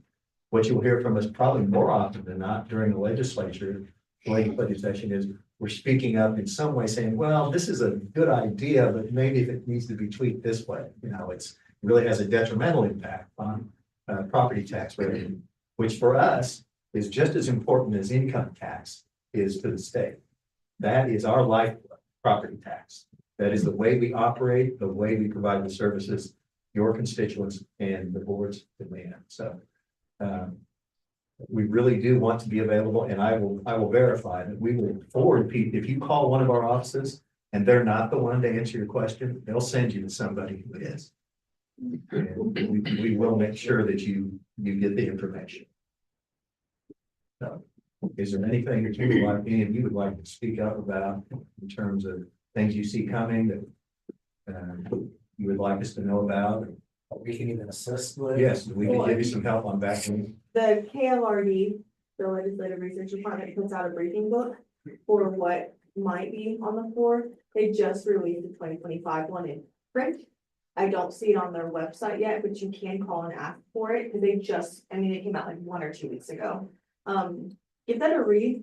It's a long read and probably not a good nighttime read, but I have been through Or if you need to sleep, maybe it is. I have gone through it, so, and a lot of those topics are picked out by the speaker. A good resource as well, if you're ever curious about what we might be thinking about leading up to January. I have a budget meeting tomorrow. We're starting a new process on the budget I was just after, gonna ask. yeah, Right ahead. I think I started appropriations in '06. So it's gonna be a change, and we've had one meeting and agencies are coming and talking with us, but we meet tomorrow and then the 18th and 19th, and I think that's the end of our meetings, before the session. So, I'm concerned about that because people have gone to the governor's office for months, saying, this is what I need in my budget next year. And the governor's office works on that with a full staff to put together a budget, and it's going to be ignored.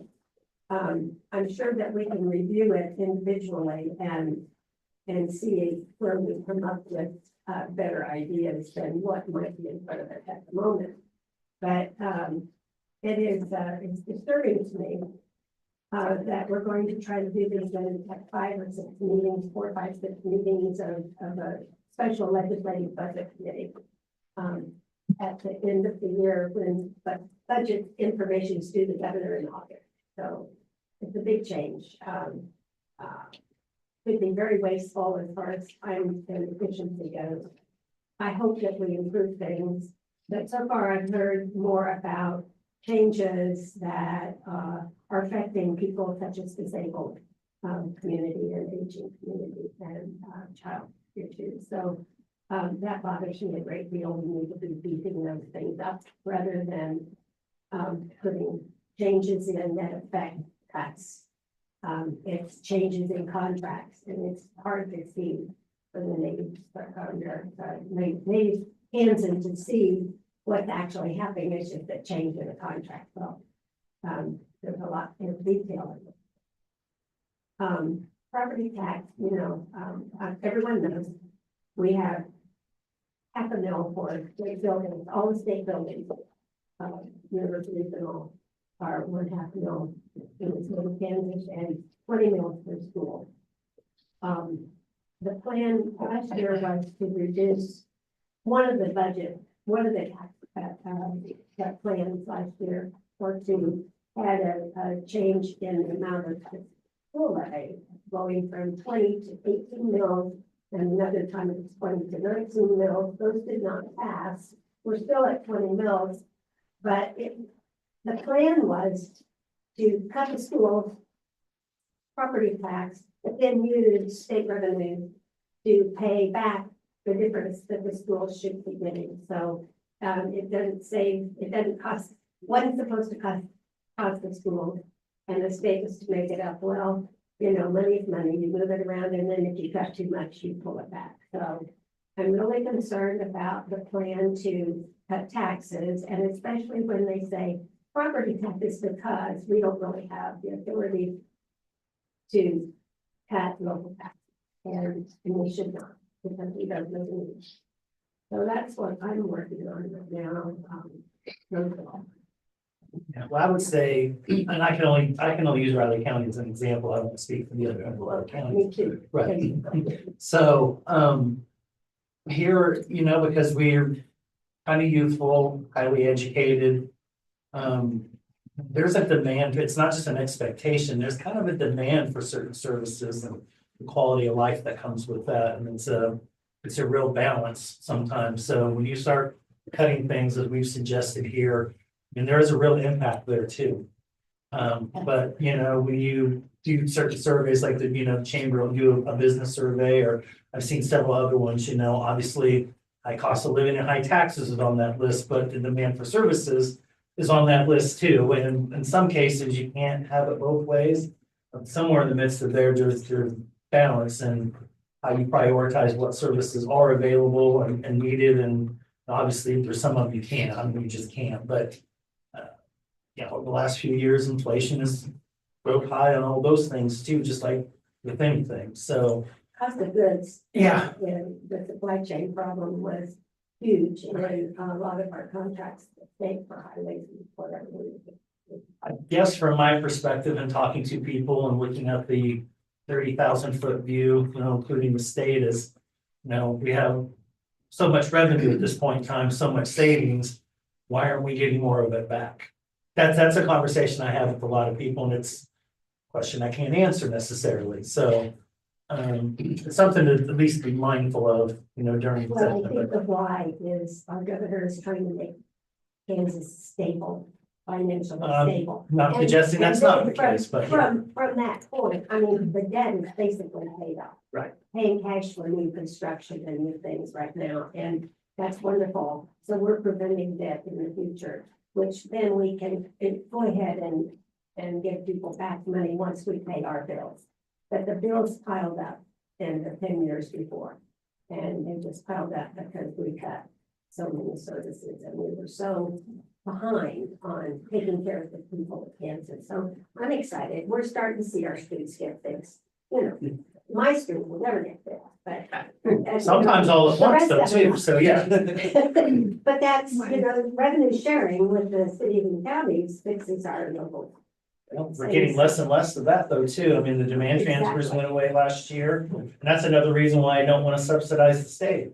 We're not getting the things that we were supposed to. And I understand they ended the statute. They went through whatever process and we'll live with it, but you know, I don't want to fund what I don't have to fund and keep it local. We really do have to, as legislators, I try very hard to protect home rule and home ability because that's where I pay my property taxes. And I want you to have the ability to do those things, but you know, there's tax cuts are big on the agenda this year, and we just have to really be sure we do it wisely. I'm happy to give money back to the people. And I was really glad we could do it last year, but it didn't do much for my district, and we are the poorest county in the state. Yeah, and that's because of the student base and. No, it isn't. No, it's including the student base. Is it actually excluded? Well, not necessarily excluding, but I think it's just said it's not the whole reason. It's They- up in the they can 20%. They can show that it's not because of students. Well, even the data though, that excludes the student, is still showing that, and that falls right into some of our welfare reform, which I'm on that committee. And some of the legislation that we're looking at going forward, particularly addressing food insecurity, directly correlates with that data, and I agree with you and disagree with you for.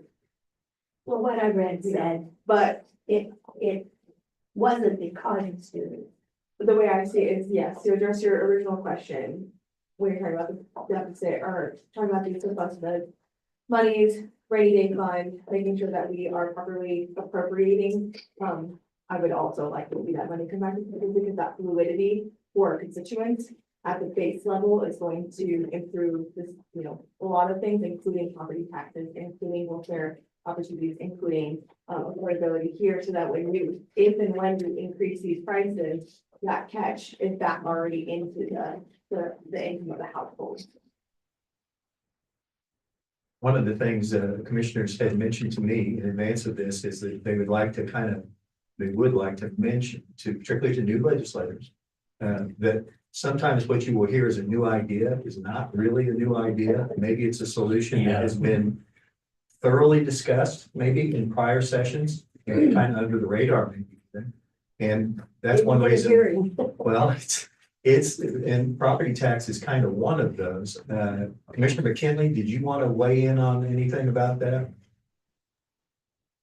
Sure, that was just one thing, because you keep hearing from people at the state saying, oh, we're going to fix property taxes. And as Cindy mentioned, the state doesn't do property taxes. They're a small portion of it, but mostly that's ours. And as you mentioned, that's where we fund ourselves. The cities do a lot of sales tax. the state has income tax, but we're based on property taxes. And a lot of the bills that they proposed over the last couple of years sounded real good, but you need to check with us because they might, some of the things about freezing this or freezing that, limiting this, it's not going to help anybody. It's just going to make things worse at the county level. Like I say, some of those proposals I thought made the state sound good because they're fixing things, but they weren't. They were just passing the problem on to the county. And just when they do have property tax bills, please talk to us to get another view of what's going on. They said it's easy to find us to contact. Brad knows where he can come knock on my door. Thank you, Greg. Heads up first. No, but that's, it's kind of that old saw about, everything old is new again. And it's easier to move something on by giving it maybe a new title or plugging a couple of new aspects into it, but it's fundamentally the same thing. And here's where some of your colleagues who have been in the legislature could be a real help too. To say, no, this was something that's very similar to last session's bill. I'm not saying don't take a fresh look at everything. That's fine. But just be aware that some of the things you see are probably going to be ideas that are not as new as they're being presented.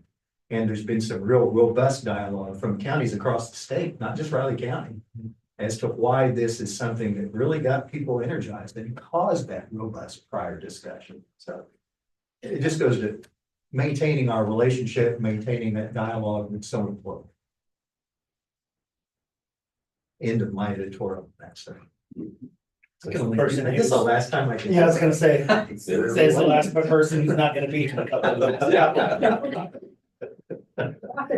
I'll just be out there calling my commissioner. There you go. Not it. Not it.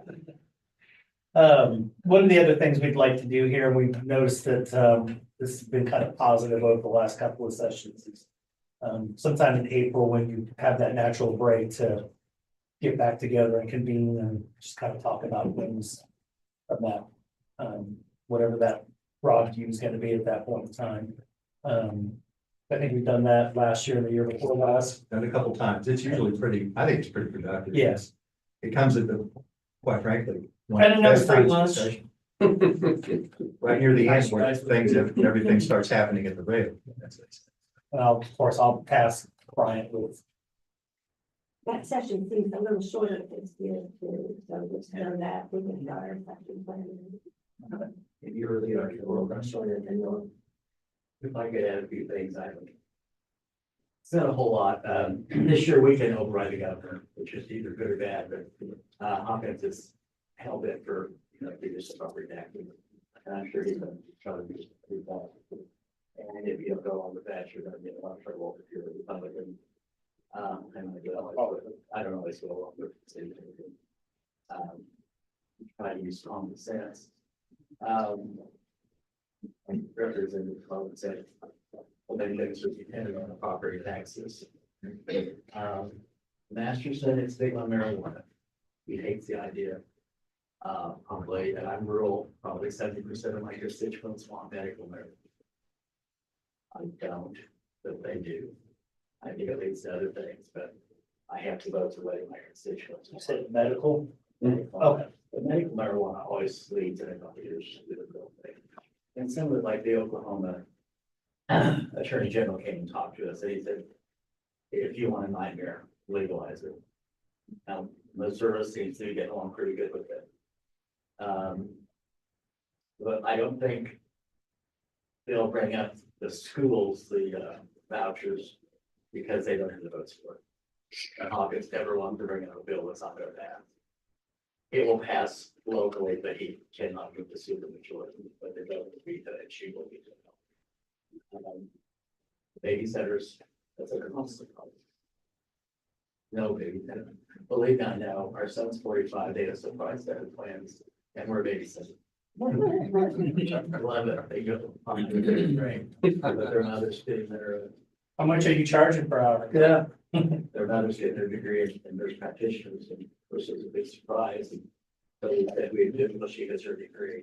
They're like, well, they had a babysitter, she was new.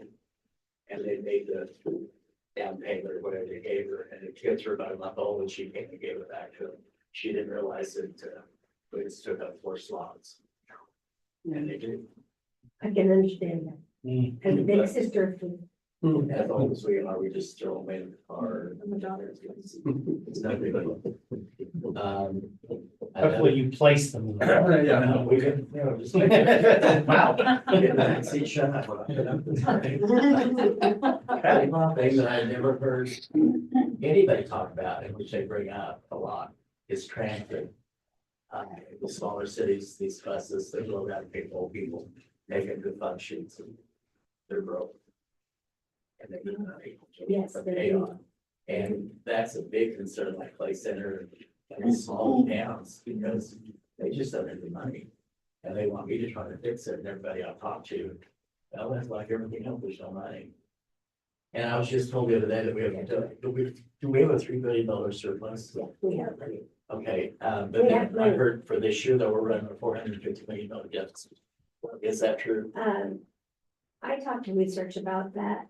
I didn't have the $450 million on my tongue. Oh, a member just told me, I don't know if that's But, true. well, we had, our revenue came in low. We reduced our revenue estimate, Yeah. and then it still came in below in November, so I'm gonna do a radio program, I thought I better know. The answer I got was, yes, it was lower, but it's November and it's always lower than November. So I didn't have that in my head, that it was always How lower. much of a gap in there? Is that a 3-month? Is that taking sales from, And that was. it's not November, there's like a 2 or 3 month gap in there, isn't there? So that would be sales like in a September or lag. August? The reporting gap, Yeah. the lag, no, it's not, we're talking about income and corporate tax. Oh, okay, I'm sorry. It's basically, sales tax is included, Yeah. but each one is. I'm not talking about the 450 number, and I know there's been other months we've been a little low, but they said it will not be that way. You know better than I will. I don't know. Or Republicans, will they use, I don't know, will they use the $3 billion? It's bringing in money, do they want to keep that, or are they gonna cover some of the bills that we have? Well, I heard that, what's his name on TV is the wizard on finance. Say it doesn't pay to borrow money to Yeah.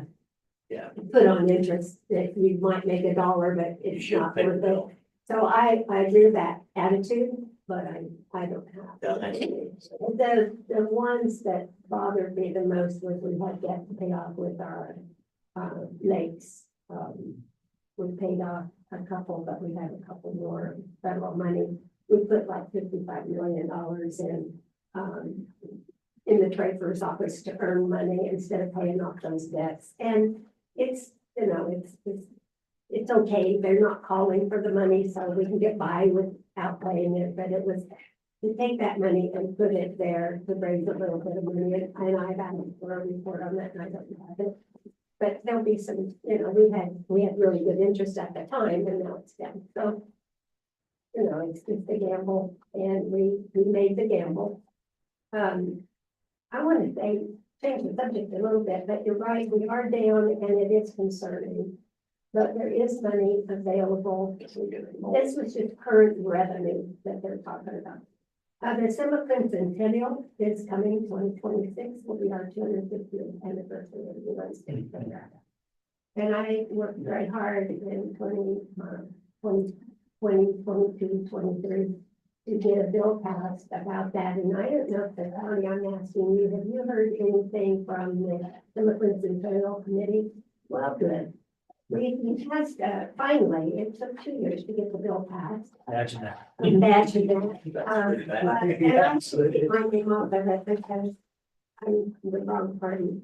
But finally, rewriting the bill and sending it back through to someone else's name on it, we got it passed.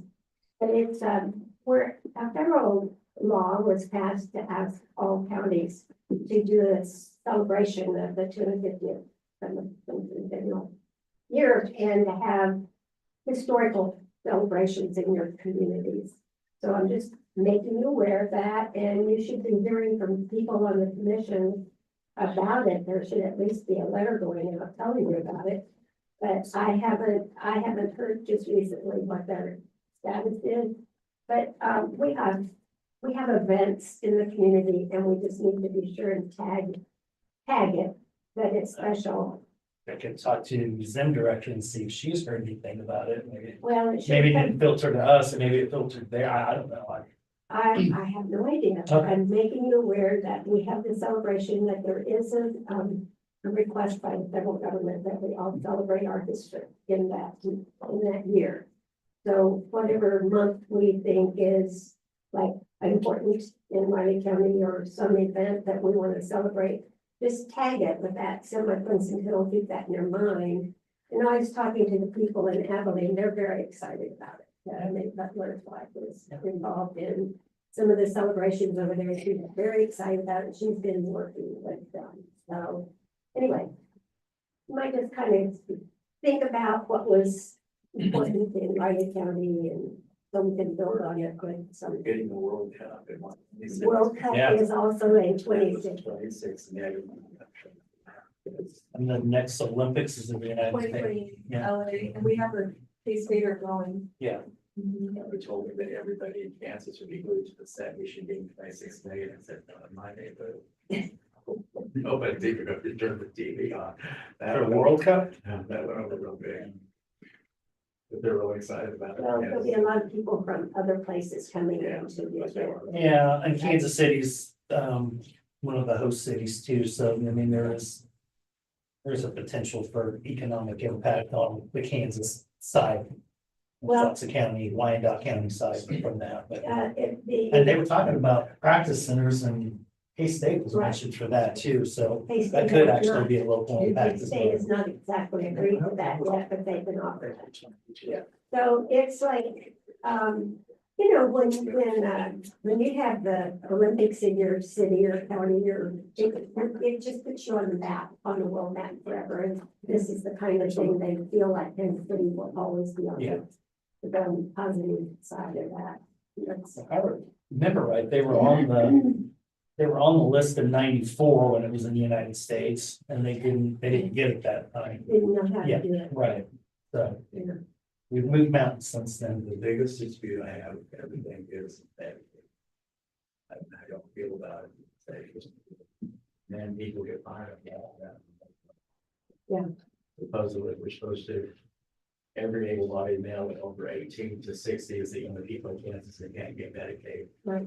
And I go to a lady in the county that gets her responsibility, she has a grant to get health insurance for everybody in 6 counties, and she says you're a fool. People absolutely did not get Medicaid. And you go into vegan, yes, they can, so. If I had one getting vegan Medicaid, I don't care if it's what it's about, if you need it, you need it. But they said, I don't. Well, I don't. it's very I have a difficult, medical. very difficult to be in the position we're in, because I know what you're doing. Yeah. You know what would be We are good? one side and that's That it. person could give you one client to follow through and see why they get turned down and what process is like. That would be very helpful. She said one of her biggest problems is grandparents with dependency. Mhm. No, I don't know why. Kinship's gonna be huge. Yeah, this the year. children should be covered. But they have to enroll in S-CHIP, so Well, that's her job, and she says, I can't get some of it.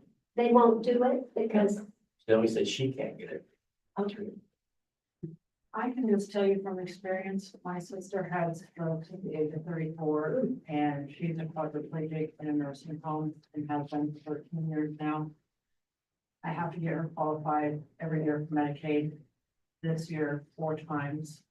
I got letters twice saying that she was dropped because she's left the nursing home. See, we don't hear that. She can't even feed herself. She Yeah. can't get a drink. She can do nothing. And according to Yeah, down there, it's that a never fight. happens.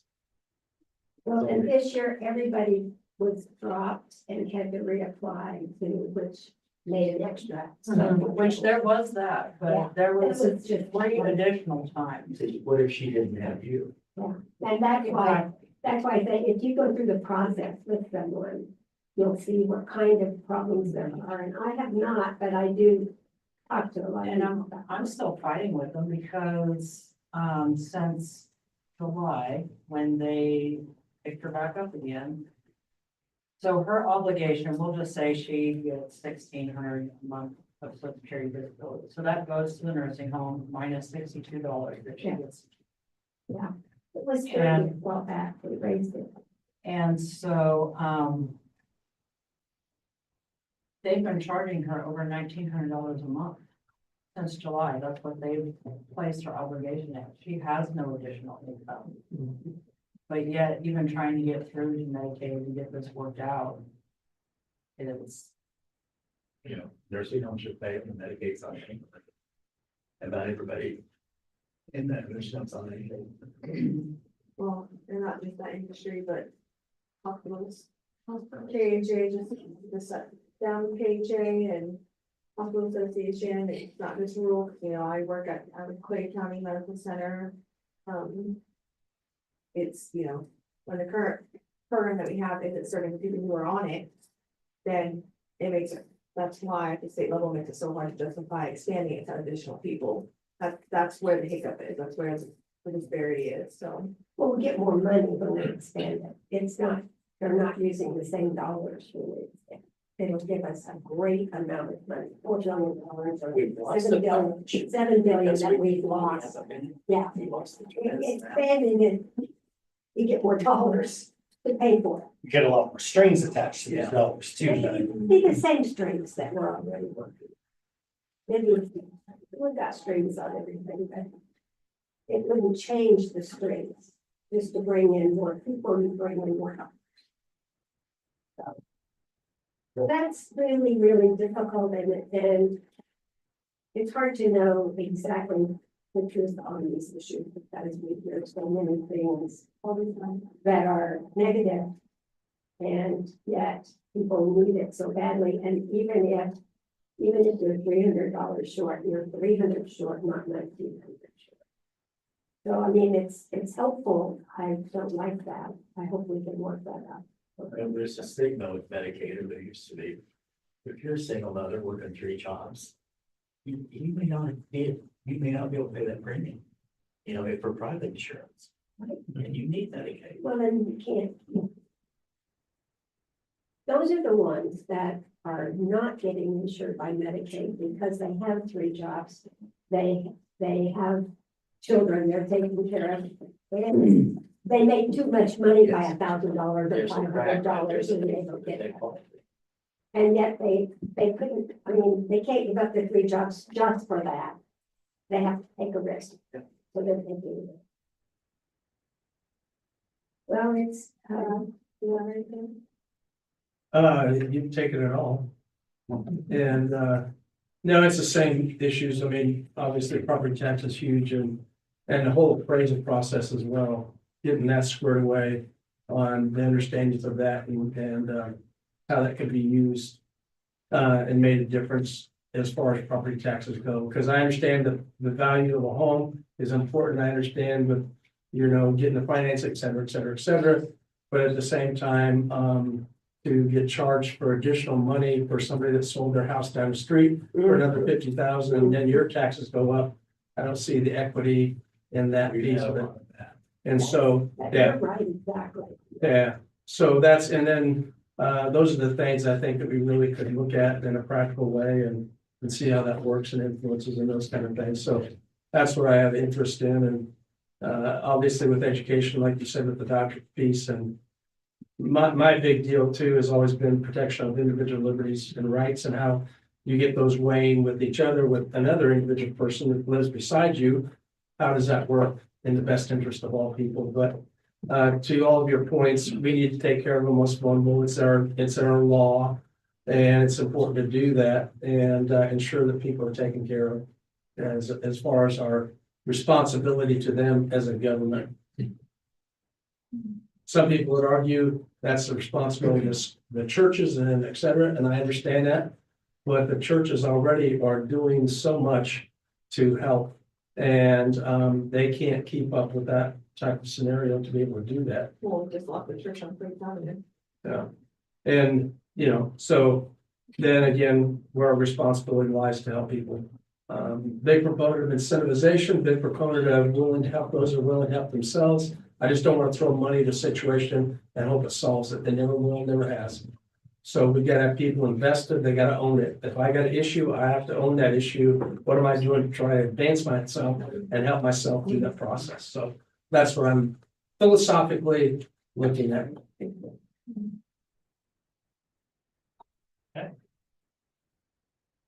Anything from anybody else?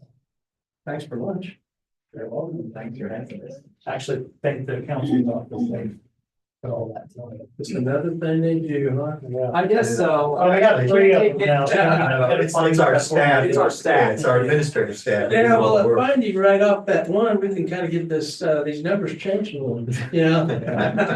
Oh, there you go. Thank you all for coming. Appreciate it, your willingness to have this conversation. We want to continue. We'll get something scheduled for April when it's convenient for everybody. First week we're out of session. Yep.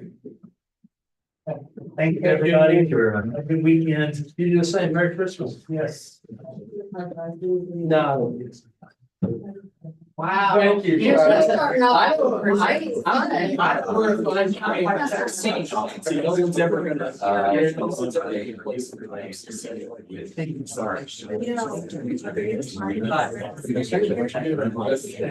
Yeah. I bet. Anything to accomplish? Typical.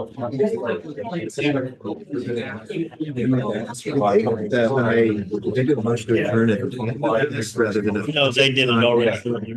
Okay. I'm just kind of like, before city county and that. Yes, what I Yep. figured. I just want to make sure that we're Yep. good to go. If We are everybody's good to go. We are. Cool. Yeah. Thanks for arranging all the food. It was good. No, like I said, that is. That's Dana, thank you. Yeah, we will. We will. Let's see what happens. Like the best in corduroys. Thanks. The shoes are the real power. It's, yeah, I agree. He's full of festive. Yep. He oozes Christmas. Well, I decided to avoid this today. It's just something really different. Yeah. See, everybody said, What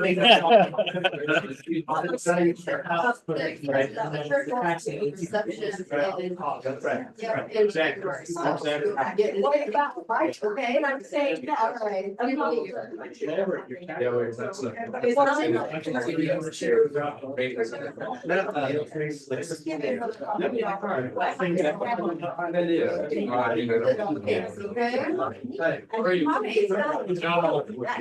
and I didn't talk about I mean, I talked to him for about. well, but he's not. Probably, oh, Okay, no, I'm talking about the neighbor. yeah.